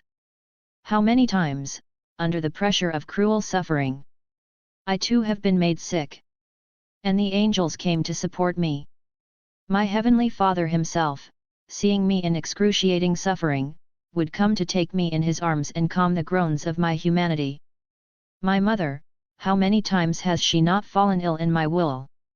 Seeing the sufferings of her son, to the point of feeling herself dying, I ran to support her, to press her against my heart so that she would not succumb. Thus, it is courage and peace that I want. Do not torment you so much, and I will think of everything. Then he added, my daughter, you don't know yet all the good that the creature receives by living in my will. The great glory she gives to her Creator. Every act that the creature performs in her is a support, on which God can rely his power of love and holiness. The more acts repeated by this creature, the more we trust it and the more we can support what is ours.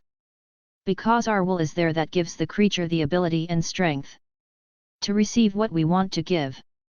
On the other hand, if we do not find our will, nor his repeated deeds in him, we do not find where to support ourselves. This creature does not possess not the strength, capacity, or space capable of receiving our gifts, nor the grace that we can trust in her. Poor creature without our will! It is a real citadel, without doors, without sentinels to defend it, exposed to all dangers. And if we wanted to give, it would be exposing our gifts and our life itself to unnecessary dangers. And that would be to suffer offenses and ingratitudes, which would force us to change gifts and graces into punishments. For you must know that when the creature wants our will, we put our interests at stake. We never act to our detriment. We first secure our interests and glory, and then we act. Otherwise, it would be as if we were not interested, nor to our holiness, or our donations, or what we do. As if we don't know ourselves, our power, nor what we can do. Who has ever started a business without first putting their interests in safety? No one. What can happen is that due to a misfortune in his company, it may incur losses. But having first thought of putting his interests in safety, they will serve him not to descend to an inferior condition and he will be able to maintain his condition.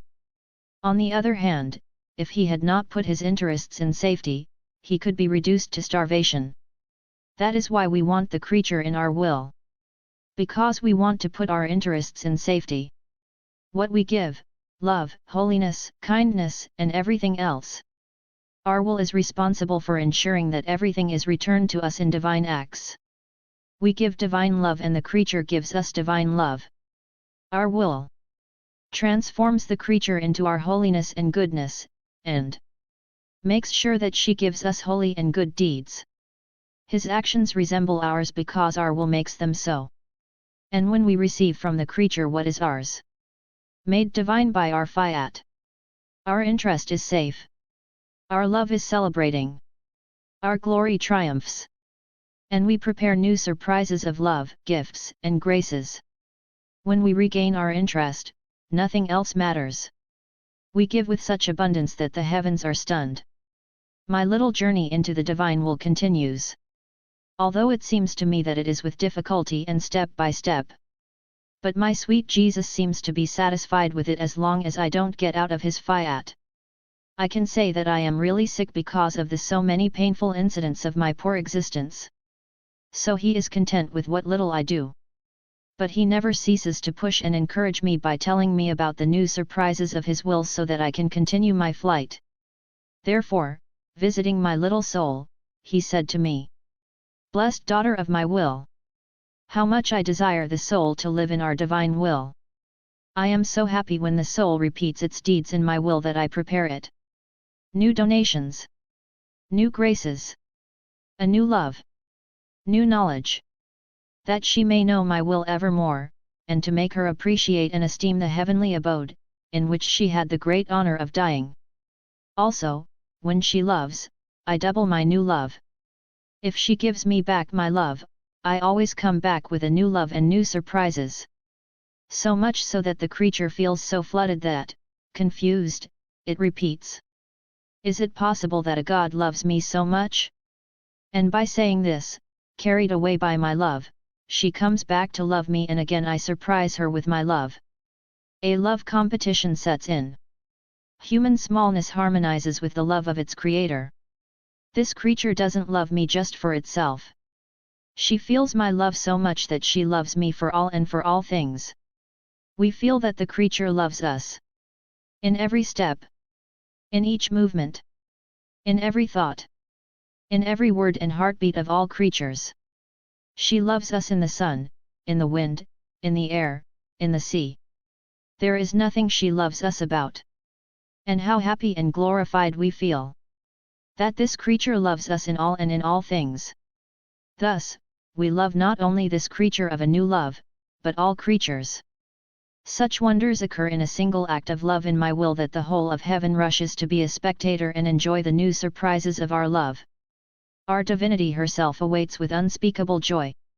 Let the creature come into our will to love us, so that we can make a demonstration of our love and feel loved by all. Thus, our love goes out into the field to make its way. And not only does it come out, but when the creature repeats its act in our Fiat, we also go out. Our power, our goodness, our wisdom, in which all will be able to take part. We will have the joy of seeing human generations invested of our new power, our goodness, and of our new wisdom. What will we not do for this creature who lives in our will?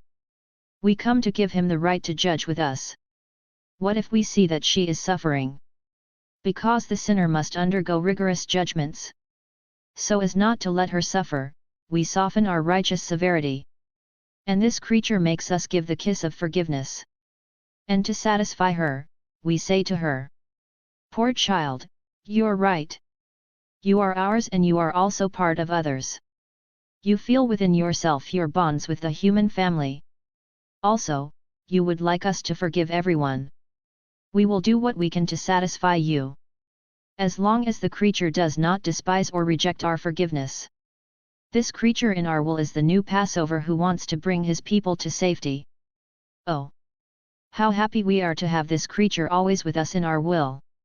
Because through this creature we feel more inclined to show mercy, to grant graces, to forgive the most obstinate sinners and to shorten the sufferings of souls in purgatory. Poor girl! She has a thought for everyone, a suffering similar to our suffering. She sees the human family as swimming in our will without recognizing it. They live among the enemies in the most sordid misery. Then he added, "My daughter, you must know that when the creature recognizes our will, that she loves him and wants to make his life in him, this creature pours out in his God. And God pours himself into this creature. With this mutual outpouring, God makes the creature his own, makes him participate in all his actions, rests in the creature, nourishes her and makes her grow ever more in her actions. And the creature makes God his own.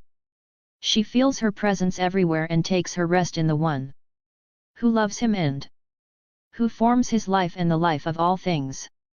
In addition, as the creature performs its act in our Fiat, we feel the connection of all created beings. In this act, she wants to give us and make us find all creatures and all things. This creature seems to us to make all beings visit us so that all recognize us, all of us love, and all do their duty to their Creator. And this creature makes himself the substitute of all, loves for all and in all things. Nothing must be missing in a single act accomplished in our will. Otherwise, we cannot say that it is our act. Our will, for its decorum and honor, offers to the creature all that other creatures and all of creation would have to give us back if they had reason. If we did not find our will in what the creature does, as well as all the glory, honor and reciprocity due to us, for having given life to so many creatures and for having created so many things for the maintenance of these lives, where could we find them?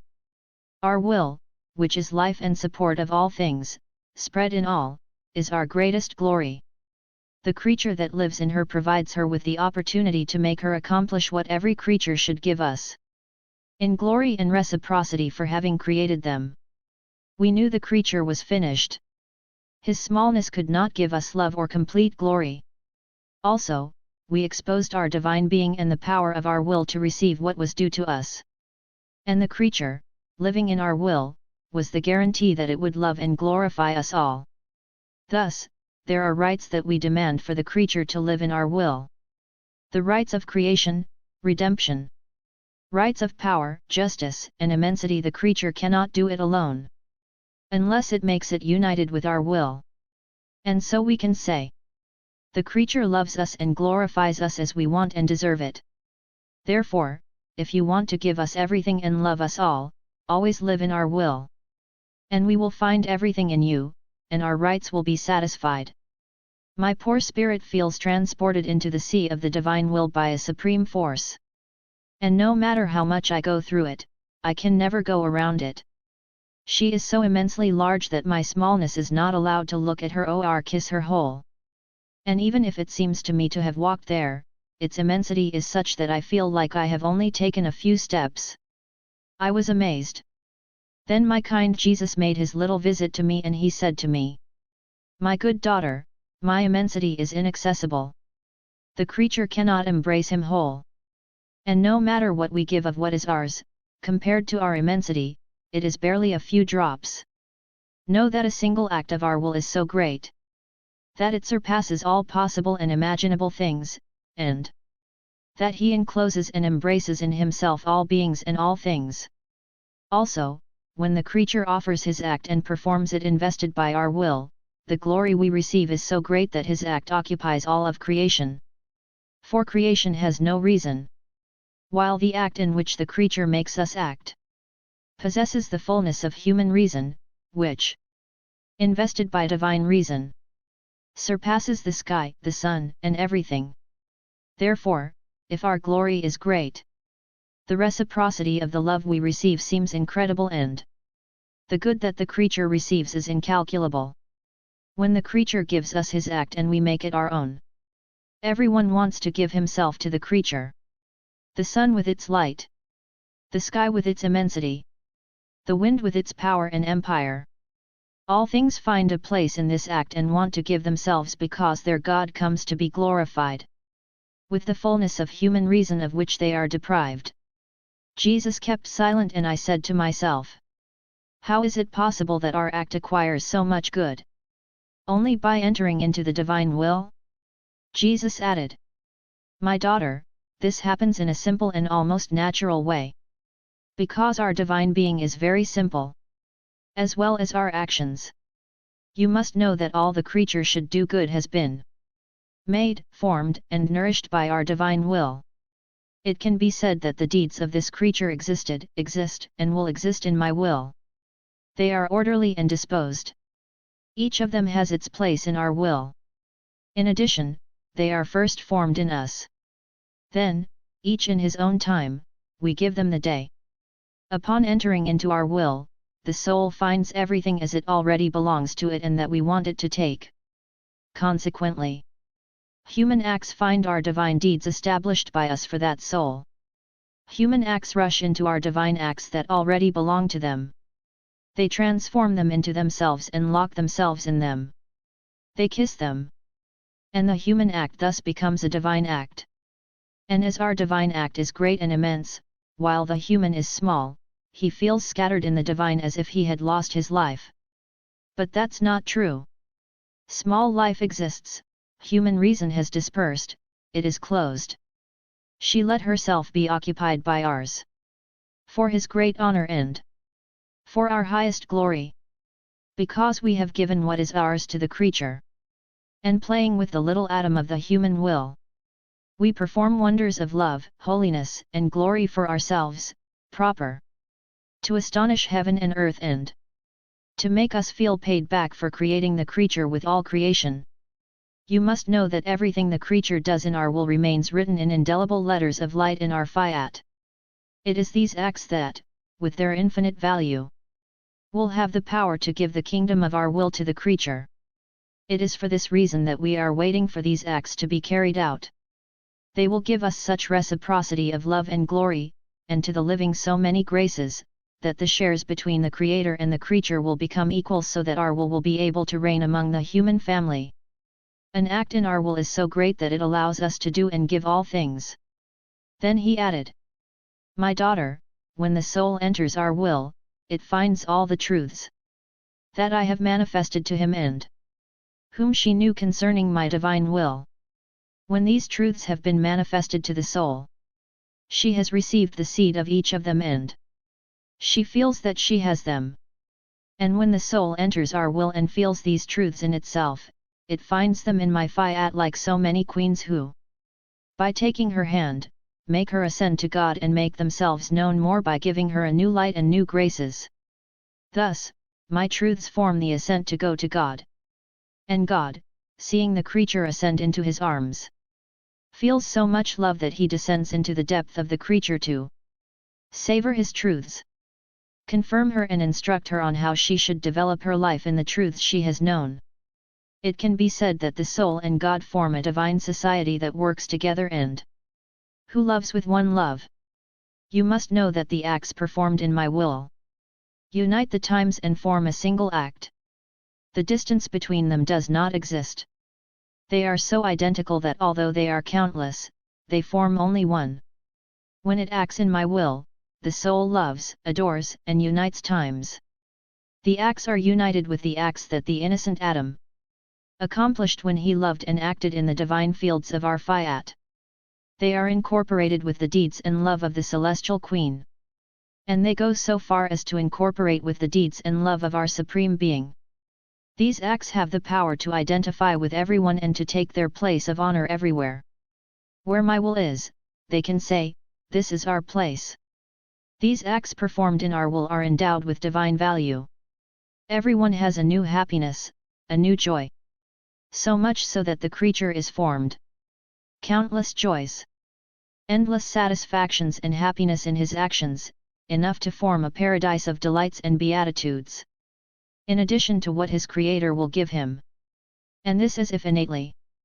Because when my will operates, whether in us or in the creature, she brings out the fullness of her joys and delights and invests what she operates. Possessing by nature its seas of ever new and infinite joys, my will cannot operate if it does not generate new joys and delights. Thus, all that the soul accomplishes in my will acquires, by virtue of will, the nature of celestial joys, the inseparability of any good. And she can say, "I myself formed a paradise for myself because the divine Fiat operated with me." my flight into the divine will continues.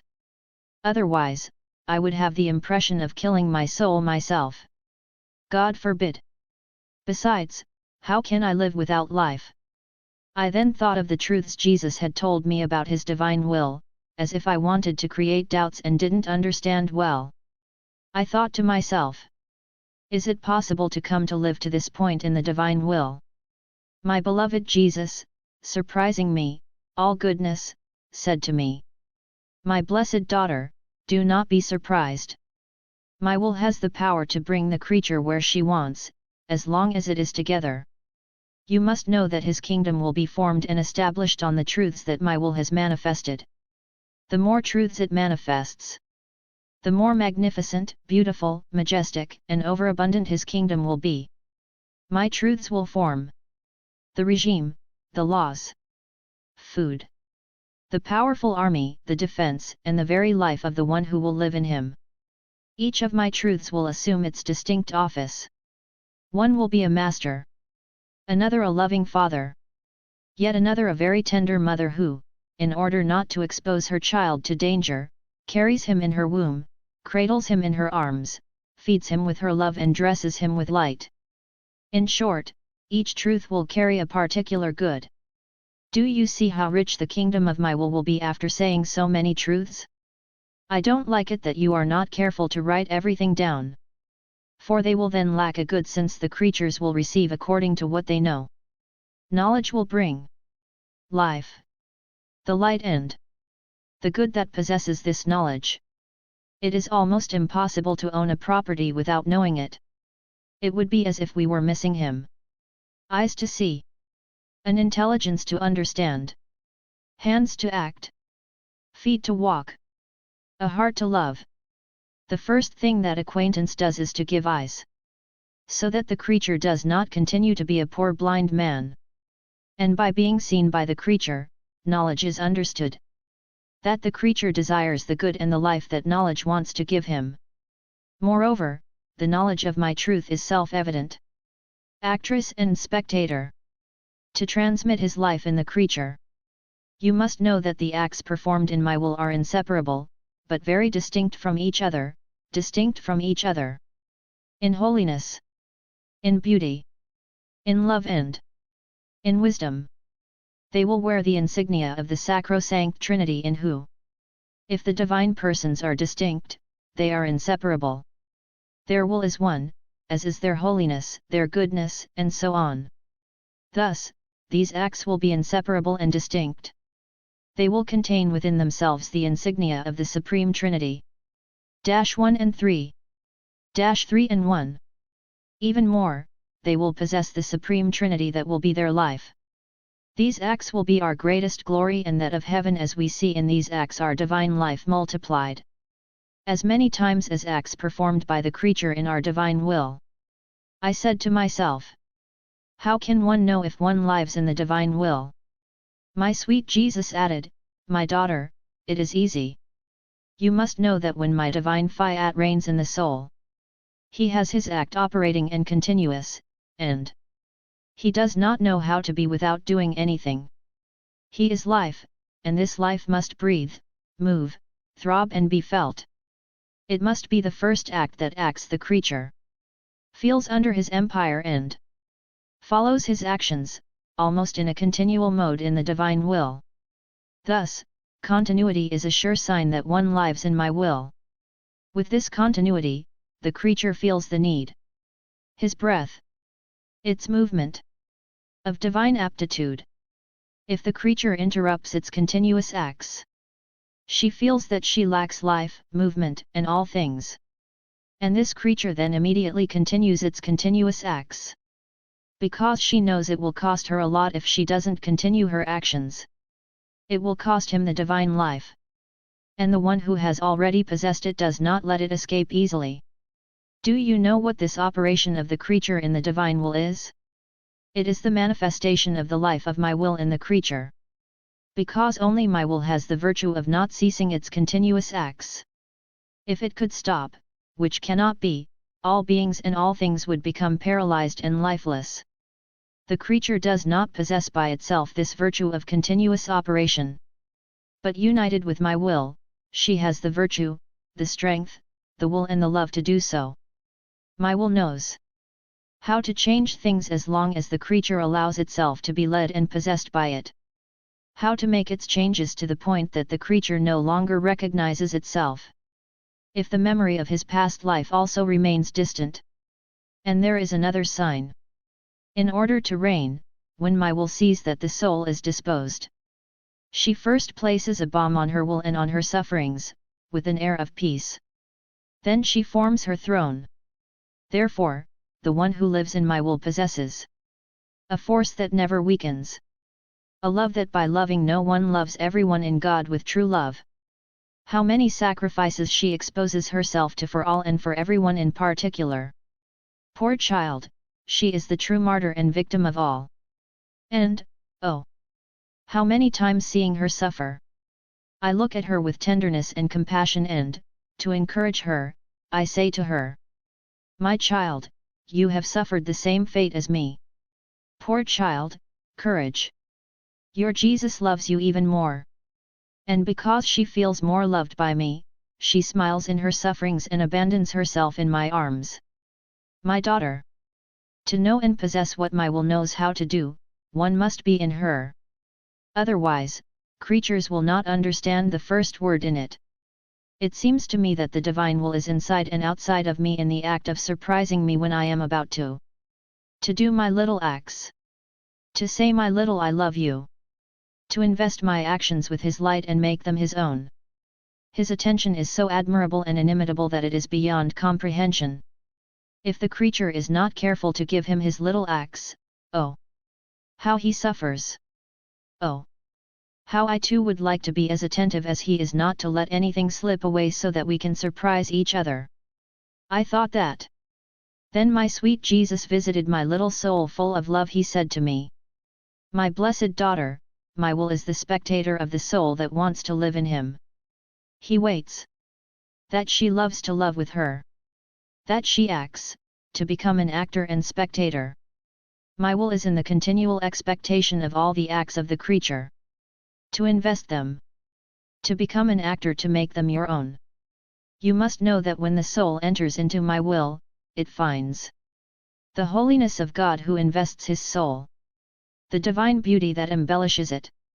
Her love that transforms her into God. Its purity which makes it so pure that it no longer recognizes itself. His light which gives him the divine likeness. Oh! How much my will has the power to change the human fate! It is for this reason that my will becomes the spectator who wants to accomplish her work.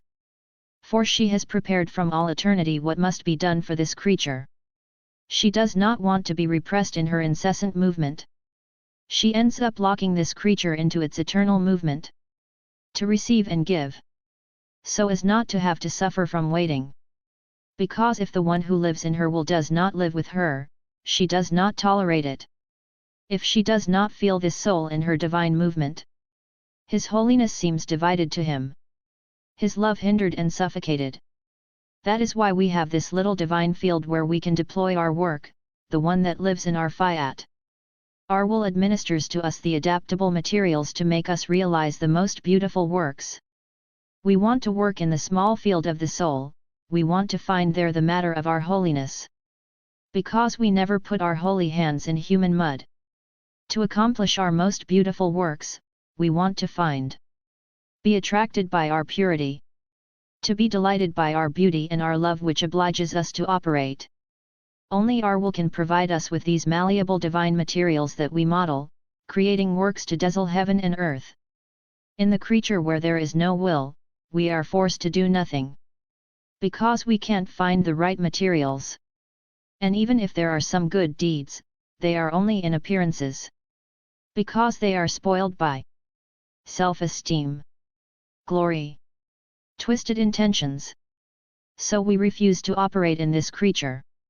Because we would put our most beautiful works in danger. We start by getting to safety first, and then we operate. You should know that.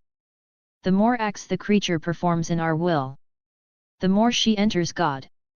The more we enlarge the small field in our divine womb, the more we can accomplish beautiful works and the more we can give of what is to us. The creature is thus always in the growing act of our divine life. Our love loves the creature so much. He carries it in our arms and makes us say continuously, "We make you in our image and likeness." And our love makes us raise the creature with our divine breath, our holiness, our power and our goodness. We look at it and we see our reflection, our wisdom and our enchanting beauty. How is it possible to be without this creature if we are bound by our divine prerogatives? If she owns our things, it is to love us. And in order to pay her debts for all that we have given her, she continually gives us what we have given her. Better yet, by living in our will, the creature has received from us the virtue of being able to produce life, not works. Because by giving our holiness, our love, and everything else, we give the generative virtue that continually generates the life of holiness, the life of love, the life of light, goodness, power, wisdom. And this creature offers them to us. It surrounds us and she never finishes making us transformed into life what we have given her. And, oh, what satisfaction, what a feast, what glory to see so many lives return to us that love us, that glorify our holiness. They echo our light, our wisdom, and our goodness. Other creatures, at most, can give us works of holiness and love, but not of life. It is only to the one who lives in our will that the power to form so many lives is granted with his deeds. Because she received from us the generative virtue, to be able to generate as many lives as it wants, so that we can say to us, "You have given me life, I give you life." Do you see the big difference then? Life speaks. It is not likely to end. It can generate. While the works do not speak, do not generate, and are subject to dispersion. Thus, what the one who lives in our will is able to give us, and how she is able to love us, no one can achieve it. For no matter how great the works that creatures who do not live in the divine will might perform, they would still only be small drops of water compared to the sea, small lights compared to the sun. Only one "I love you" by this creature leaves behind him all the love of all the other creatures together. This "I love you," however small it may be, walking, running, kissing and rises above everything. He comes into our arms to kiss us and to caress us 1,000 and 1,000 times, to tell us so many beautiful things about our love. He takes refuge in our womb and we always hear him say to us, "I love you, I love you, I love you, life of my life. You have generated me and I will always love you." Whatever she does, she forms life. If it performs good and holy deeds, possessing the life of our will, the creature generates the life of our goodness and holiness. And by coming into our arms, his actions tell us about the history of our goodness and holiness. And, oh, how many beautiful things they tell us! With how much grace they speak to us of our goodness, of the height and greatness of the holiness we possess. They never stop saying how good and holy we are. Throwing themselves into our divine womb, they enter the most hidden intimate places to learn even more how good and holy we are. They stay there to continue to praise how good and holy we are. And, oh, how beautiful it is to hear our divine story told by a human will united to ours, which suggests to him what his Creator is. In short, if it wants to glorify us, it generates the life of our glory and tells us about our glory. If she admires our power, wisdom, and beauty, it feels in itself the life of our divine qualities and tells us how powerful, wise, and beautiful we are. She tells us, "Life of my life, I have known you and I feel the need to talk about you and tell you our divine story. These lives are our greatest glory, our long generation, inseparable from us. They are always on the move. They always have something to say about our Supreme Being. And one life does not wait for the other. If one comes, another follows it, and yet another. They never end. Our contentment is complete, the purpose of creation is realized. Have the company of the creature that knows us. And while she is with us for our pleasure, we make her grow in our likeness. Who wouldn't love the company of the one that belongs to them? Much more. We love the company of the creature because we are the life of his life. Also, our pain was immense when Adam, our first son, came out of our will to do his will. The poor lost the generating virtue of generating divine lives with his deeds. At most he could still make works, but not lives. United with our will, he had the divine virtue in his power. She could form as many lives as he wanted with his actions. What happened to him is comparable. An infertile mother who has not been granted the power to generate, or to a person who wants to make a work and has a gold thread. This person separates from the golden thread. She even goes so far as to trample on him. This rejected golden thread is my will as life, which has been replaced by the thread of his will that can be called a wire. Poor Adam! He could no longer perform works in gold, clothed by the sparkling sun of my will. He had to settle for it, to produce works in iron, and even dirty works full of passions. Adam's fate underwent such a change that it was almost unrecognizable. He descended into abysses of misery. Strength and light were no longer in his power. Before sin, in all his deeds, our image and likeness grew in him because it was a task that we assumed in the act of his creation, and because we wanted maintain our task. Maintain and force our creative word through its own actions. Always keep him with us and be in continuous communication with him. That is why our suffering was great. If in our omniscience it had not appeared that our will would reign as life in the centuries to come, which was like a balm on our intense suffering. Because of our pain, we would have reduced all of creation to nothing. For if our will does not reign, creation is no longer of any use to us. It only served the creature, while we had created all things to serve us and them.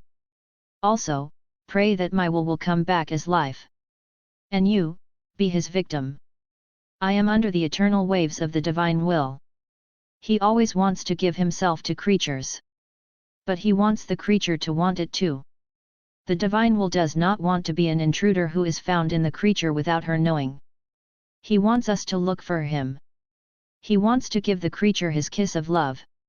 Then, like a conqueror laden with gifts, he enters the creature in the height of his gifts.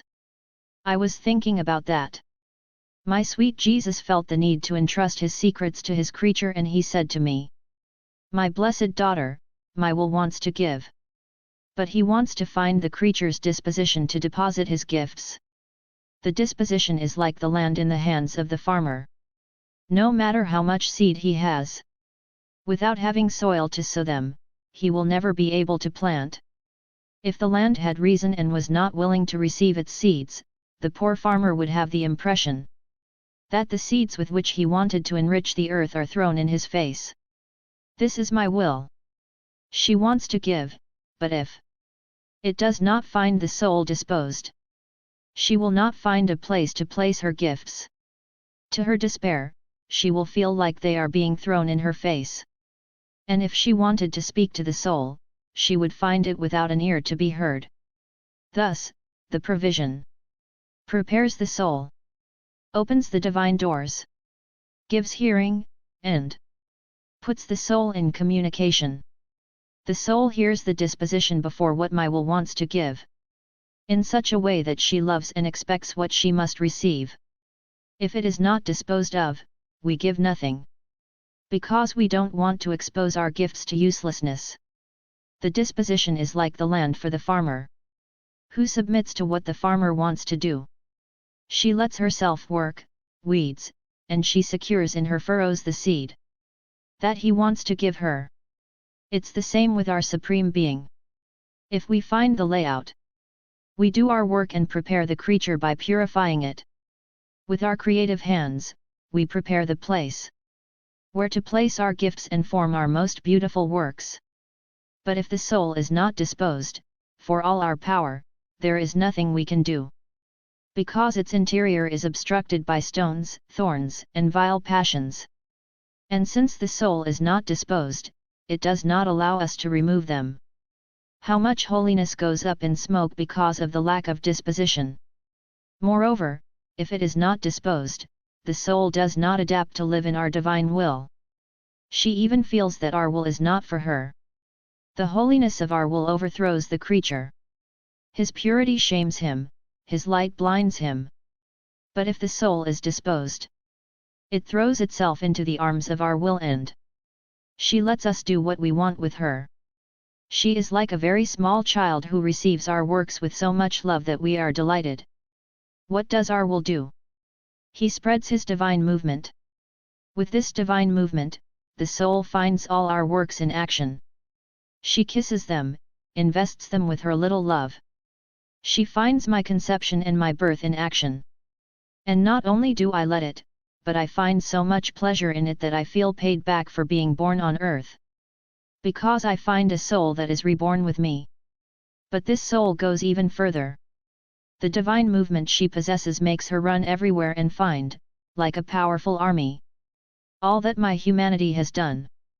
My tears, my words, and my prayers. My steps and my sufferings.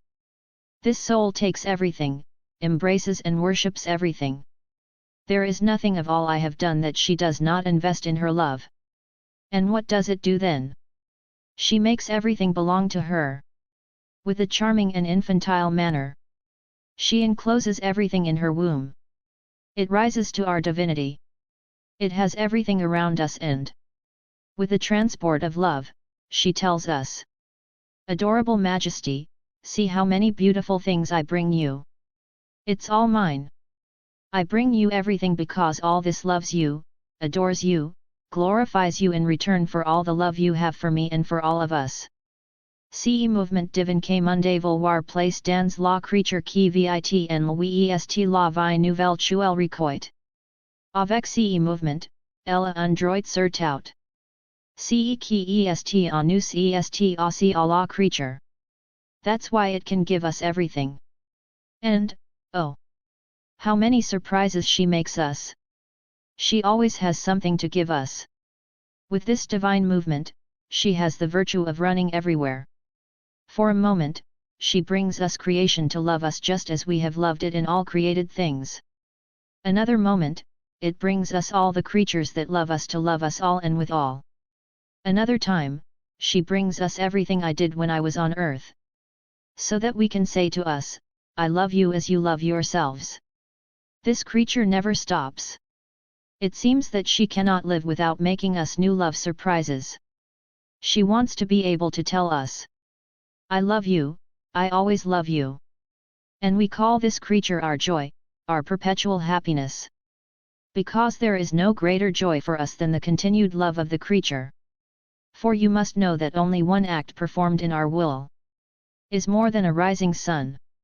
This one with its light, invests all the land, the sea, the fountains, and the smallest blade of grass is not forgotten. Everything is covered with light. In the same way, an act performed in our will, short, seeks, invests all things, forms its silver coat resplendent outside and inside the creatures. Thus adorned he brings them before our adorable Majesty, so that they may pray to us in our will, with voices of light and love that speak for all. And placing a sweet enchantment on our divine pupils, it makes us see all the creatures dressed in our divine light. And we exalt the power of our Fiat, which, with the power of its light, knows how to hide human miseries and convert them into light. Nothing is denied to one of his acts, because he has the power to give us all things and compensate for everything. Hearing this, I thought to myself, if a creature still living on earth and living in the divine will can do so many things with one act, what can the blesseds in heaven who live in eternal life not be able to do? And my sweet Jesus added, "My daughter, there is a great difference between the blessed and the soul that is still on earth. The blessed have nothing to add. Their lives, their actions, and their will have remained fixed in us, and they can say, 'Our day is fulfilled.' They are not allowed to do more. At most, we can give them new joys and new love. But for the person who still lives on earth, his day is not over. And if she wants, and she lives in our will, she can operate wonders of grace and light for the whole world, and wonders of love for his Creator. It is for this reason that all our attention goes to the soul that still lives on earth. Because our work still continues. It is not over. And if the soul lends itself to it, we accomplish works like never before.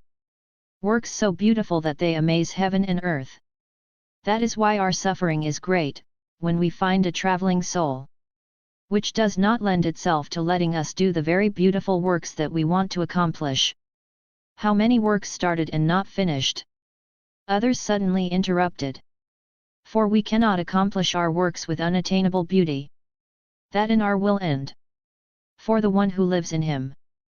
Because our will administers to us the adaptable materials to do what we want. Apart from our will, we do not find sufficient light, nor the love that rises, nor the divine material. We are forced to fold our arms without being able to move forward. And how many do not live in our will? In addition, for the creature that still lives on earth, there is the currency of merit circulating. And our divine image, which has infinite value, is imprinted in all its acts animated by our will. So when she wants to, she has the change to pay us what she wants. That is why our work and interest is for the souls who still live on earth. Because it is a time of conquest. Whereas in heaven there are no more acquisitions, but only joy and happiness. I was doing my round in the acts that the divine will had done out of love for us. It seems to me that they wanted to be recognized in what he did. How much they loved us and how much they still love us with a love that does not end. And I thought to myself, what good do I do by always returning to the acts of the divine will? Surprising me, my always kind Jesus, all goodness, said to me, my blessed daughter, you must know that all that we have done, both in creation and in redemption, was nothing but to form the dowry of our goods and works for creatures. The one that enters into our will comes to take possession of his dowry. Recognize it and love it. When this creature travels through our will to know the immensity of the dowry that his Creator has constituted him, this creature thus forms its day in time. She then forms as many days as she makes rounds and walks in our will to know and love him. That's why I gave him this great dowry. What can receive and know in time, because it thus forms its days that will be the days which will crown the eternal day of eternity that never ends. Consequently, the more rounds she makes in my will, the more days it forms that will make it richer and more glorious in the sky. And if the creature does not take care of, to recognize, to possess and to love this great dowry, she will be an unfortunate poor woman who lives in misery, forced to starve to death, while it owns so much property. It would be like a father who donates his great wealth to his son, who does not seek to know them or to possess them in order to enjoy the dowry that his father left him. Despite all this dowry that this son might possess, he is not considered rich because he does not take care of his property. It is poor. And it can be said that he lost the nobility of the father, as if he were not a legitimate son. What suffering it would be for this poor father so rich and who sees his son poor, covered with rags and begging for his bread. This son, if he had the power, would make his father die of pain. It is in this state that our Supreme Being is found. All we have created is a dowry that we leave to the creature for make her happy and rich. Let her know who we are, how much we have loved her and all that we have done for her. Therefore, the one who does not make her round in our works, does not recognize them, does not possess them, and does not form the merit of his days in time. Isn't this a great pain for us? Also, always come in our works. The more you come, the more you recognize them, the more you will love them and the more you have the right to take possession of it. Moreover, every act performed in my will is a messenger of peace who starts from earth and comes to heaven to bring peace between heaven and earth. Every word said about my will brings the bond of peace. The first good that the one who lives in him receives is the bond of peace between her and us. She feels embalmed with our divine peace. With this bond of peace, she feels in herself the virtue of acting as a peacemaker between heaven and earth. Everything is peace in her. His words, his looks, his movements are peaceful. Oh! How many times, with a single word, she puts peace between us and the creatures. Only one of his gentle and peaceful looks hurts us and makes us change the flagellations into graces. Therefore, all his actions are only bonds of peace. Peaceful messengers who bring the kiss of peace of creatures to God, and of God to creatures. The more the creature lives in our will, the more it penetrates into our divine family, the more it acquires our manners. The more she comes to know our secrets and looks more like us, the more we love her. The more she loves us and puts us in a position to always give her new graces, new love surprises. We keep it in our home as part of our family. We can say, she eats at our table and sleeps on our lap. Living without this creature is impossible for us. Our will binds us in such a way that it makes us the creature kind and attractive. In such a way that we cannot be without her or her without us. Then he added, my daughter, our desire for the creature to live in our will is great. We find ourselves in the condition of a poor mother who feels the need to give birth and cannot.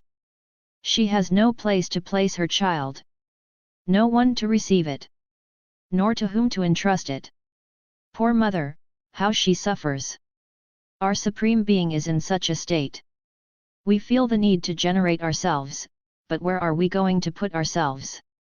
If our will is not the life of the creature, there is no place for us. We have no one to entrust ourselves to or anyone to feed us, we do not find the necessary escort for our adorable Majesty. And as our most holy Trinity is always in the act of generating, these births remain repressed in us. While we want to generate our divine Trinity in creatures. But as they do not live in our will, there is no one to receive our divine generation. What a pain to see ourselves locked in ourselves. Without being able to deploy the great good that our eternal generation can do to creatures. Our will embraces everything. And she who lives in her, by forming her deeds, thus becomes the messenger of all.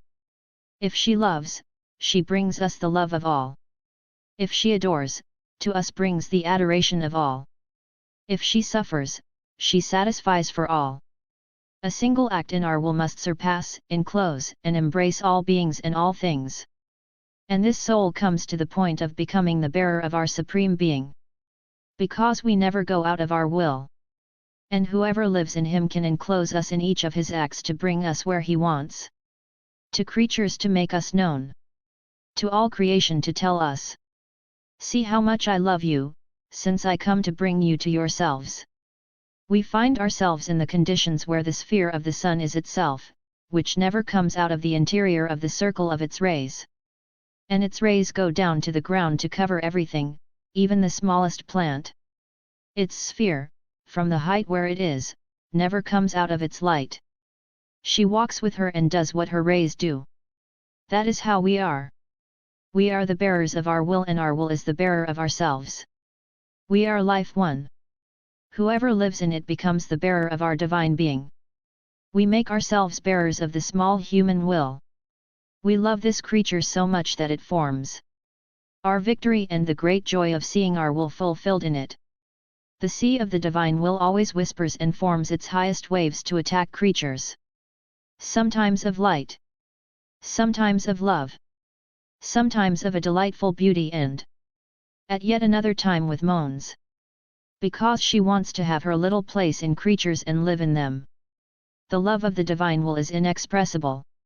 It would come to excesses.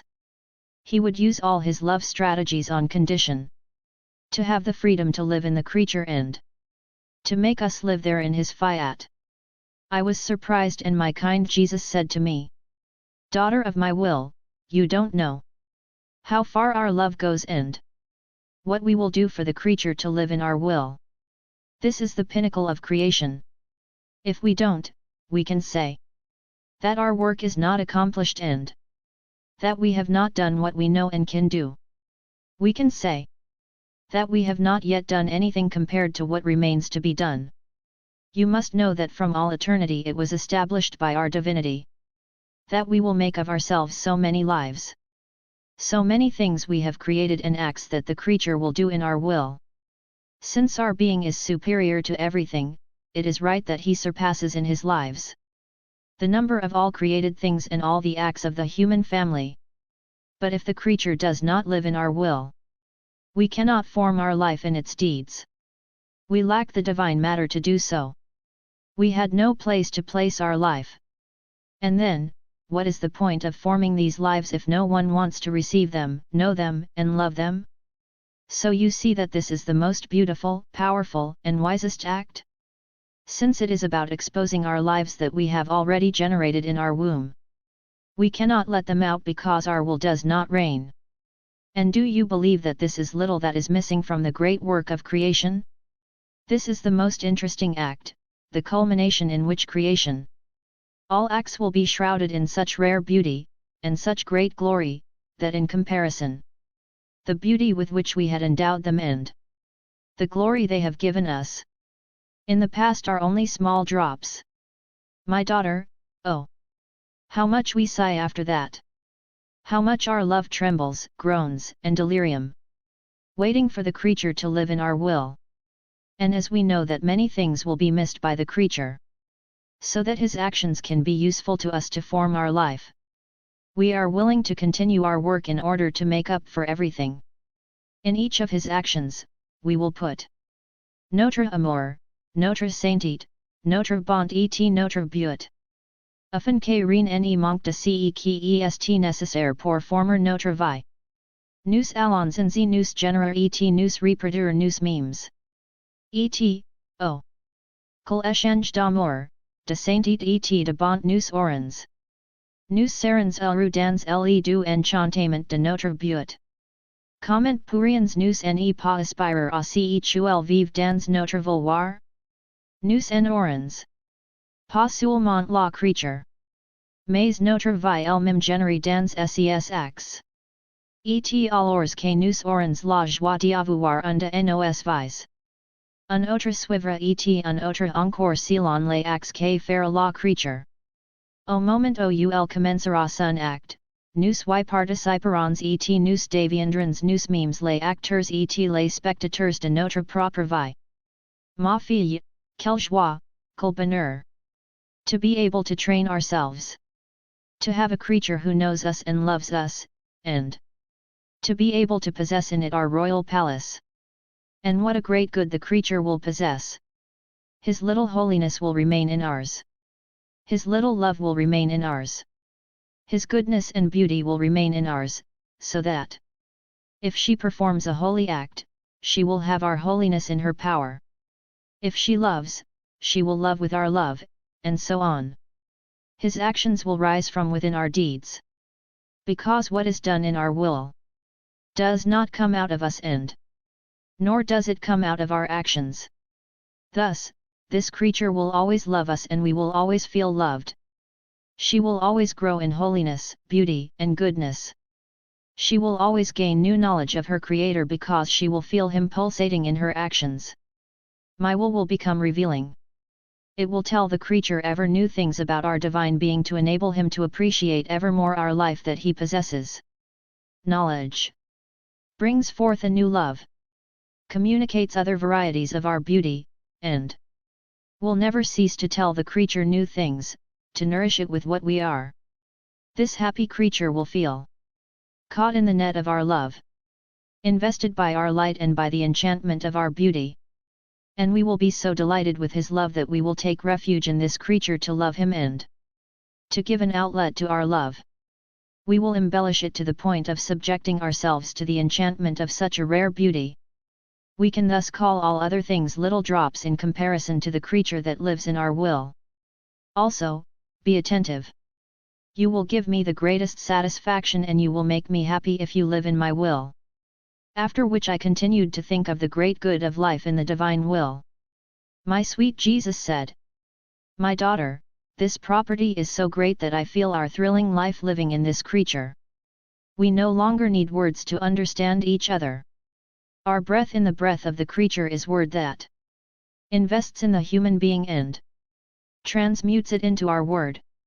The creature feels that our word speaks in his mind, in his works and in his footsteps. And the virtue of our creative word invests it in such a way that our word is felt in the most intimate fibers of his heart and changes the creature itself into a word. My word becomes in it nature. Not doing what I say and what I want would be as if my word was going against itself, which cannot be. Thus, for the one who lives in my will, I am word. In his breath, in its movement, in his intelligence, in his gaze, in all things. So much so that feeling fused and soaked in my word. Without having heard the sound of my voice, she marvels and says, how much I feel my nature changed in his word, but I don't know when he spoke to me. Jesus answered, don't you know that I speak in every moment? Even if you do not hear me I speak, knowing that when you enter the small room of your soul, you will find and take the gift of my word. My words don't fly away. They remain in human nature and transform this creature. There is such a union and such a transformation between the one who lives in our will and us, that we understand each other without speaking, and that we speak without words. Et say le plus grand don que nous puissions faire à la creature. Parler avec le souffle, avec le mouvement. Cette creature est tellement identifiée en nous, que nous agis sons avec elle comme avec nous mêmes. Notre être divin est entièrement parole et voix. Mais lorsque nous le voulons, nous en les sons personne nous entendre. Aussi, sois attentive et les toi guider en tout chose par monde vouloir. Le vol dans le divin vouloir continue. Le semble que dans toutes les choses naturelles et spirituelles. Le divin vouloir vous se faire trouver et dire avec un amour inscriptible. Je suis ici. Faisons le ensemble. Ne le fais pas seul. Without me, you wouldn't know how to do it like I do. I would remain in the pain of being set aside. You would remain in the suffering of not having in your acts the value of an act of the divine will. I was thinking about that. Then my sweet Jesus repeated his little visit in all goodness. He said to me, my blessed daughter, my most holy humanity was the custodian of my divine will. There was not a single act, big or small, in which my humanity, being like a veil, did not hide in all things my divine Fiat. Even in my breath and in my movement. I wouldn't have known how to breathe or act if I hadn't had it in me. My humanity served as my veil to hide my divinity, and the great prodigy of the work of my will in all my deeds. If it had not been so, no one would have been able to approach me. My majesty and the radiant light of my divinity would have eclipsed everything. They would all have been overthrown and fled away from me. Who would ever have dared to cause me the slightest sorrow? But I loved the creature and I did not come to earth to flaunt my divinity, but my love. So I wanted to hide under the veil of my humanity. To fraternize with man.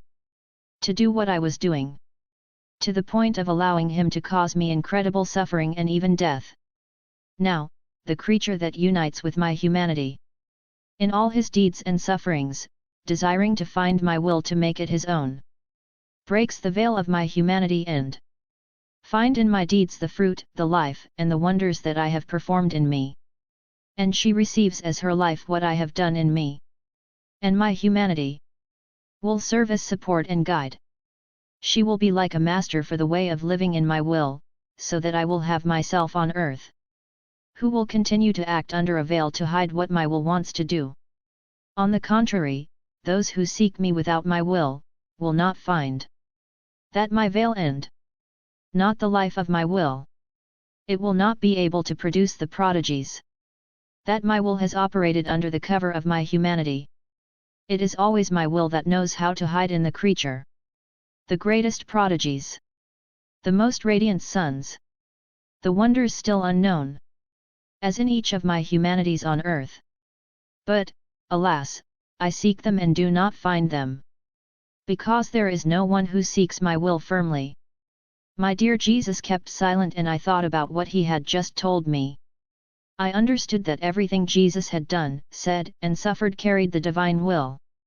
And speaking again, he added, "My good daughter. Not only did my humanity hide my divinity and my will in a special way, but all created things also hid them. And the creature itself is a veil, which hides our divinity and our adorable will. Heaven is a veil that hides our immense divinity, our firmness, and our immutability. The multiplicity of stars hides the multiple effects that our immensity, firmness, and immutability possess. Oh! If man, under the azure vault, could see our divinity revealed, without the veils of that blue that covers us and hides us. The smallness of the creature would be crushed by our majesty. She would walk trembling under the continuous gaze of a pure, holy, strong, and powerful God. But because we love man, we stay under a veil and provide him with what he needs, but secretly. The sun is a veil that hides our inaccessible light, our radiant majesty. We must work a miracle to restrain our uncreated light so as not to strike the man with terror. Veiled by this light that we have created, we approach the creature. We kiss him and we warm it up. We extend this veil of light to under his footsteps, to his right and left, and over his head. We go so far as to fill his eyes with light. Oh! If only the delicacy of his pupil would recognize us. But no, everything is in vain. It takes the veil of light that hides us. And we remain the unknown God in the midst of creatures. What suffering! The wind is a veil that hides our empire. Air is a veil that hides the continual life we give to creatures. The sea is a veil that hides our divine purity, consolation, and rest. His whisper hides our continued love. When we see that the creature does not listen to us, we form very high waves to cause an uproar, so that she will recognize us, and because we want to be loved. In all the goods he receives, our life is there, veiled, which is offered to man. Our divinity who loves man so much comes to veil himself from the earth, in order to make the land firm and stable under his feet so that he does not wobble. Same. In the bird that sings, in the flowering plants, in the variety of flavors of the fruits, our divinity veils himself. To offer man our joys and to make him enjoy the innocent delights of our divine being. And what about the wonders of love, in which we are veiled and hidden in man? We veil ourselves in his breath, in its heartbeat, in its movement, in his memory, his intellect, and his will. We veil ourselves in his pupil, in his word, in his love. Oh! What a pain not to be recognized or loved. We can say, we live in man and we wear him. We are carried by him. There is nothing he can do without us. And yet, we live together without knowing each other. What suffering! If he knew us, man's life would be the greatest prodigy of our love and of our omnipotence. Under the veils of our divinity, we would only offer to man our holiness, our love, by covering him with our beauty to make him taste our delights. But since he does not recognize us, he sees us as a God far from him. If we are not recognized, we cannot give. It would be like giving our possessions to a blind man. And man is forced to live under the nightmare of his miseries and passions. Poor man who does not know us, nor in the sails that hide us in him, nor in the sails of all created things. Ilne fate ks eloiner de notre vie et du dessin pour l'équal ila et cri. Souvent, incapable de supporter son and gratitude. Les biais que continent nos voiles se changent pour lui en châtiments. Aussi. Recognize in yourself that you are nothing but a veil that hides your creature. 2. To be able to receive and that we may administer our divine life to you in all your deeds. Recognize our divine life in the veils of all created things, that they may help you to receive such a great good. After which I made my round in the acts of the divine will. How many surprises in this holy will! In addition, he waits for the creature to inform her of his works, to let him know how much he loves him and to give him what he does. He feels the frenzy of always giving without ever stopping, and he is content to receive in exchange the little "I love you" of the creature. I then came to the conception of my Mother Queen. So many wonders! And my sweet Jesus took me back and said to me, "My blessed daughter, today is the feast of the Immaculate Conception. It is the most beautiful and the greatest feast for us, for heaven and earth. In the act of calling from nothing this celestial creature, we have accomplished wonders, and wonders such as heaven and earth were filled with. We called everyone, no one was put aside, so that everyone could be reborn with her. It was thus the rebirth of all things and all things. Our divine being overflowed so much that we made available to him, in the act of his conception, seas of love, holiness, and light with which we could love all creatures, make them all holy, and give them all the light. The celestial little felt in her an innumerable people reborn in her little heart. And our paternal kindness, what did she do? First, we gave him ourselves in order to have the pleasure of accompanying him, and the joy that it accompanies us. Then we gave it as a gift to every creature. Oh! How much she loved us, and how much she loved all creatures! With intensity and fullness, such that there is no place where his love does not rise. All creation, the sun, the wind, the sea, are filled with the love of this holy creature. Because creation also felt reborn with it to a new glory. Better yet, creation had the great glory of possessing its queen. So much so that when she prays for the good of his people, with a love that cannot be resisted, she tells us, "Adorable Majesty, remember what you have given me. I am already yours, and I am theirs. Therefore, by right, you must grant it to me. I am always in the arms of the divine will who shows me everything." He said to me, "I have done everything for you. But I want you to recognize what excesses my love has come to." My mind was wandering. My ever-kind Jesus, who always wants to be the first narrator of Fiat and its works, all goodness, said to me, "My blessed daughter, making known what we have done for the creatures is for us like the return of all that we have done. But to whom can we make it known? To the one who lives in our will. Because our will gives the ability to understand us, hearing to make us heard. It transforms the human will so that it wants what we want to give it. Do you see then in what painful condition creatures put us when they do not live in our will?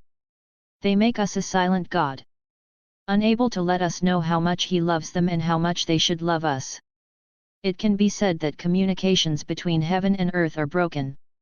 You must know that everything was created to give to creatures. Everything created carries the gift and love with which we made this gift. But do you know why? The creature had nothing to give us. We love her with supreme love, and we want her to have something to give us. So we filled her with our gifts as if they were hers.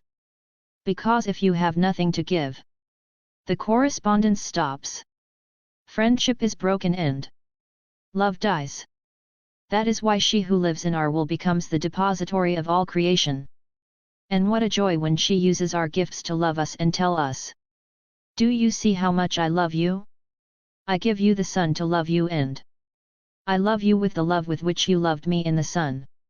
I give you tributes, adorations of its light, its multiple effects to love you. Its continuous act of light to diffuse me everywhere and to put my I love you on everything that his light touches." Do you know what's going on then?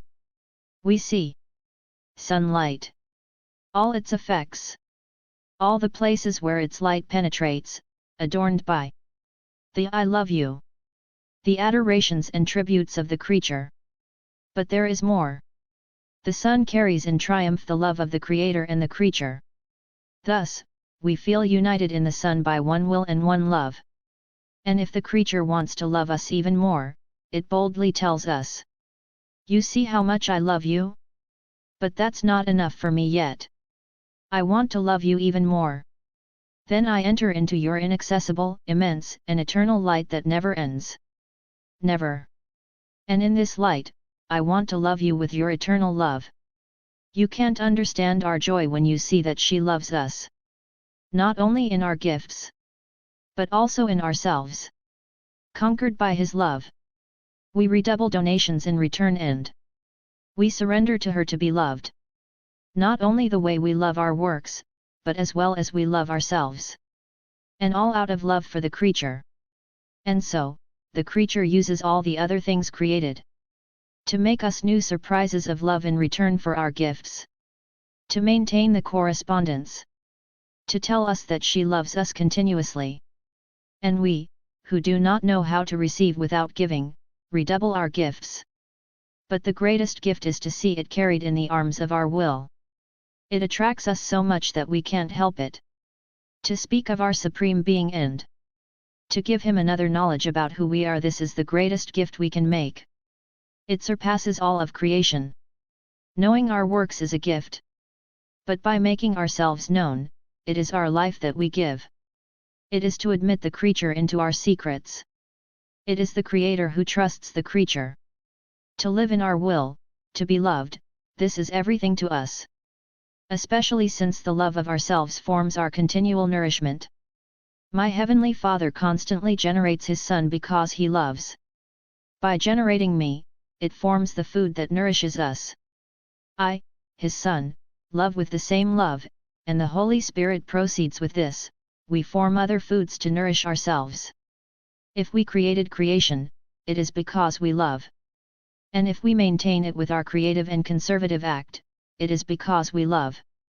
This love serves us as food. If we want the creature to know us in our works and in us, even, it is because we want to be loved.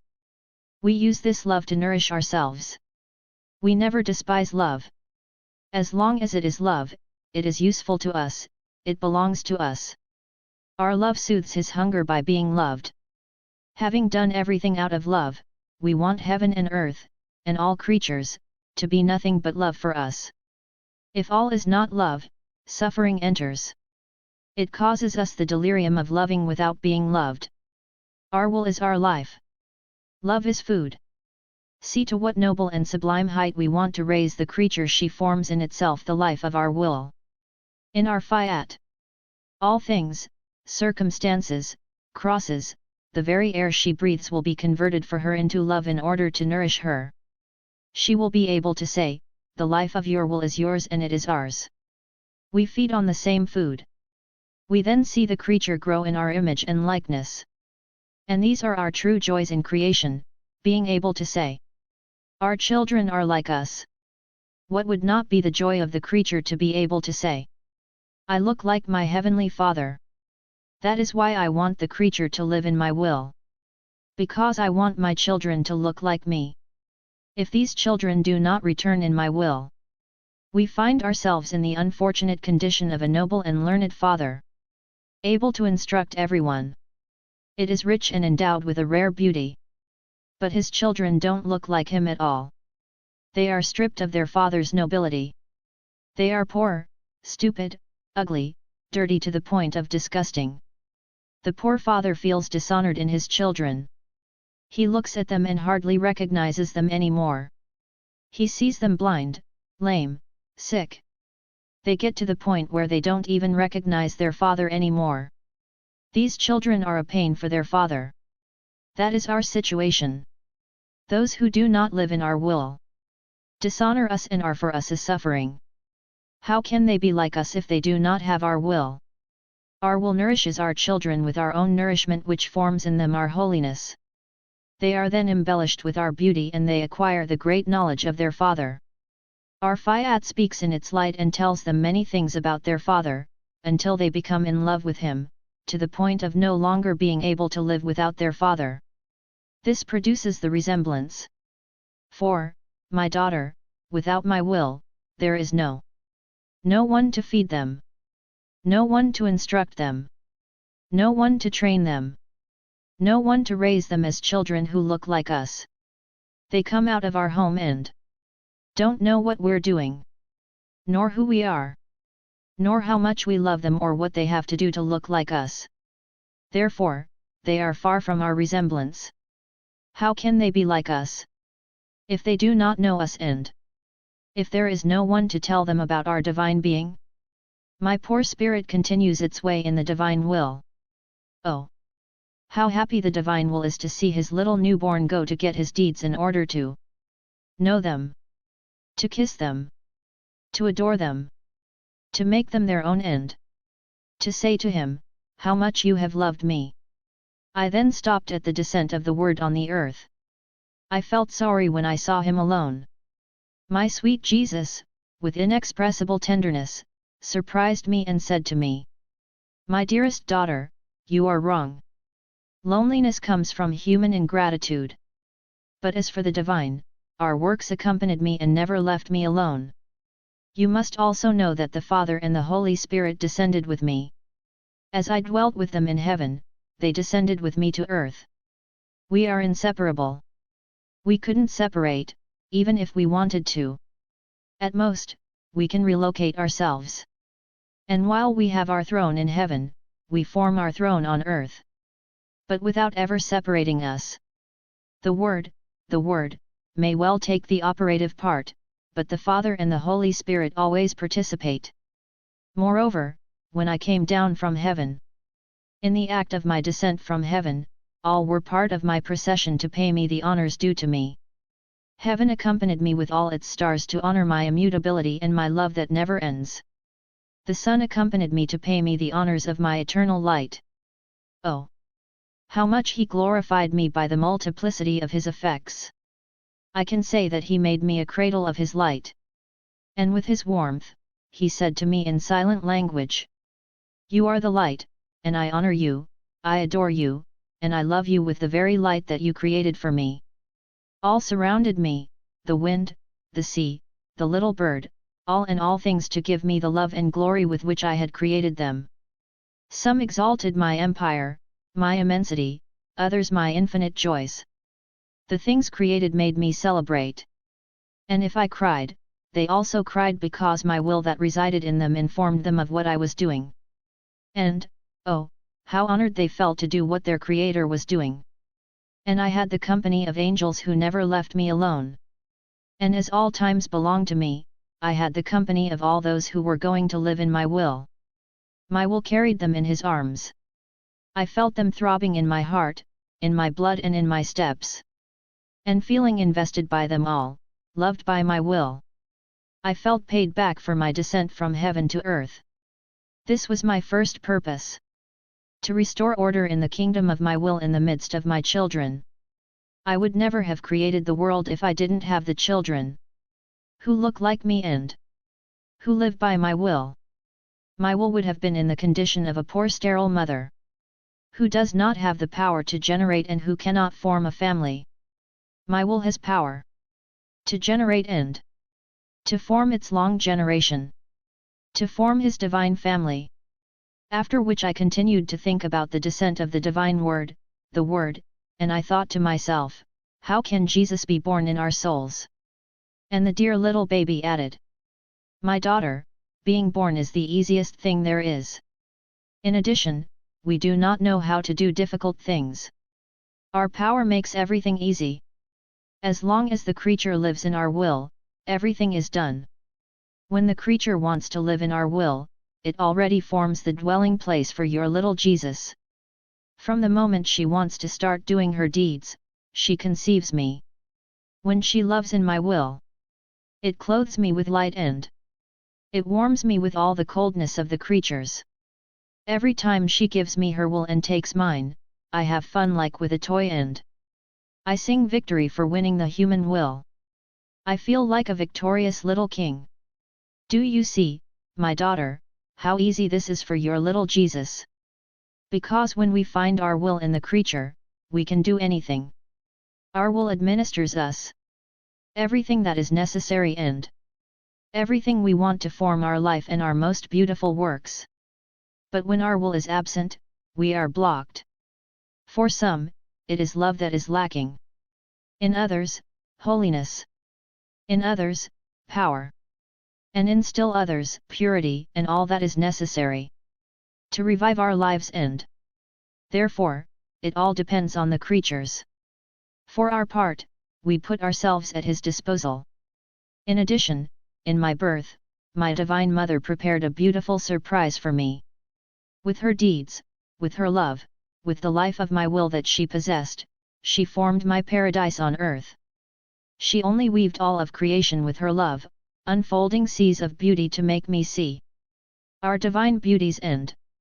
Its own beauty that shone in each of them.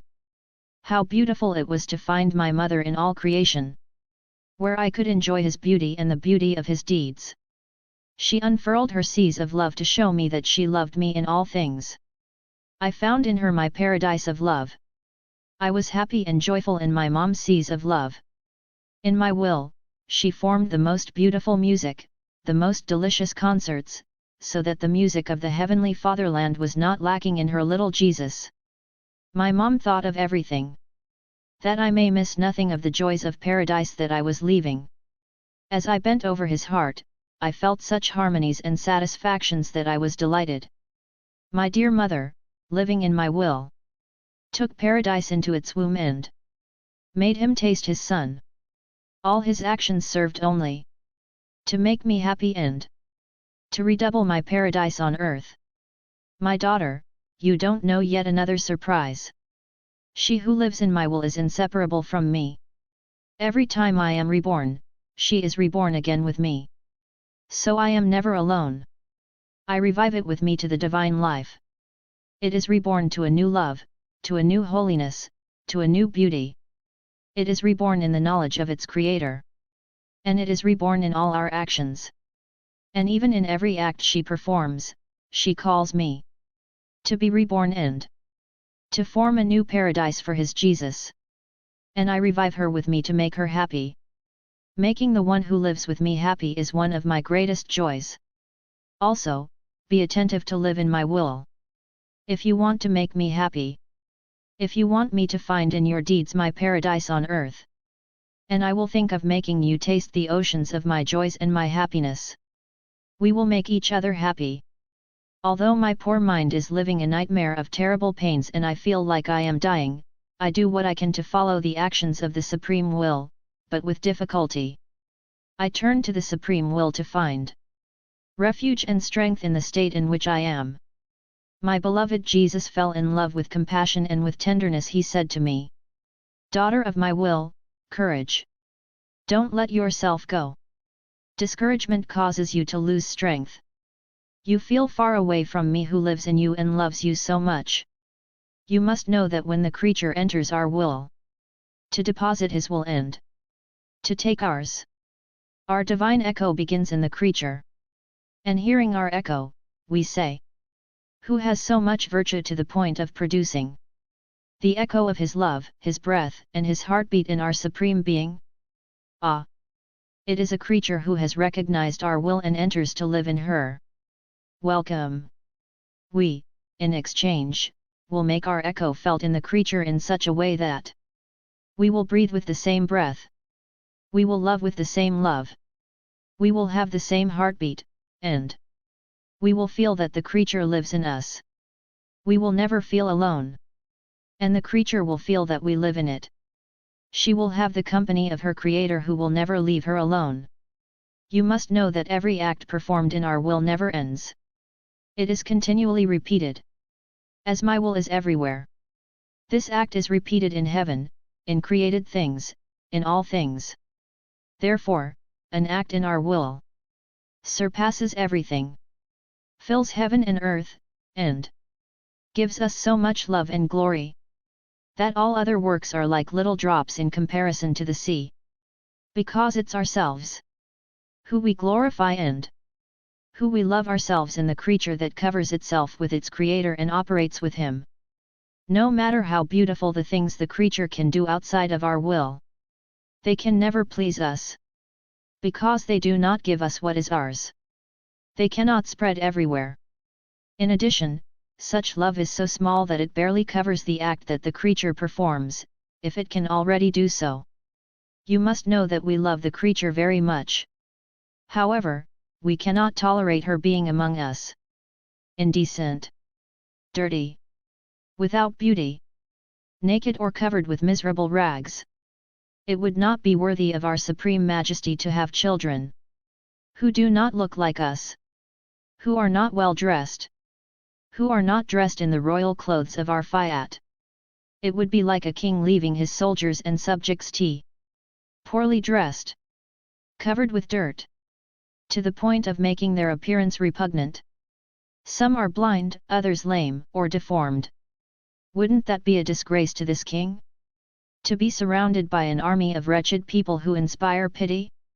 Shouldn't we condemn this king who does not take care to form an army worthy of him? Shouldn't one be in awe, not only in the sight of the majesty of this king, but also of her beautiful and well-ordered army, of the elegance of the soldiers, of her subjects, of the clothes she wears? Wouldn't it be an honor for this king to be surrounded by ministers and an army that are a pleasure to watch?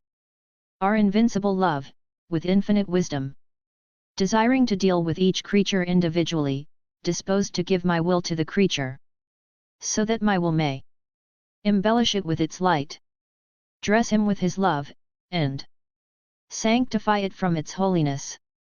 Do you see how necessary it is that our will reigns in the creature?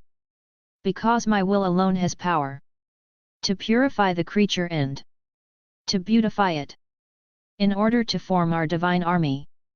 And then we will be honored to live with them and in them. They will be our children who will be around us, dressed in our royal clothes and embellished in our likeness. That is why our will begins by purifying, sanctifying, and beautifying. Then she admits them in our will to make them live with us. Moreover, when the creature enters our will, our love is so great that our divine being drops on her a rain of love. Seeing her so loved, all the angels and saints rush to surround and love him.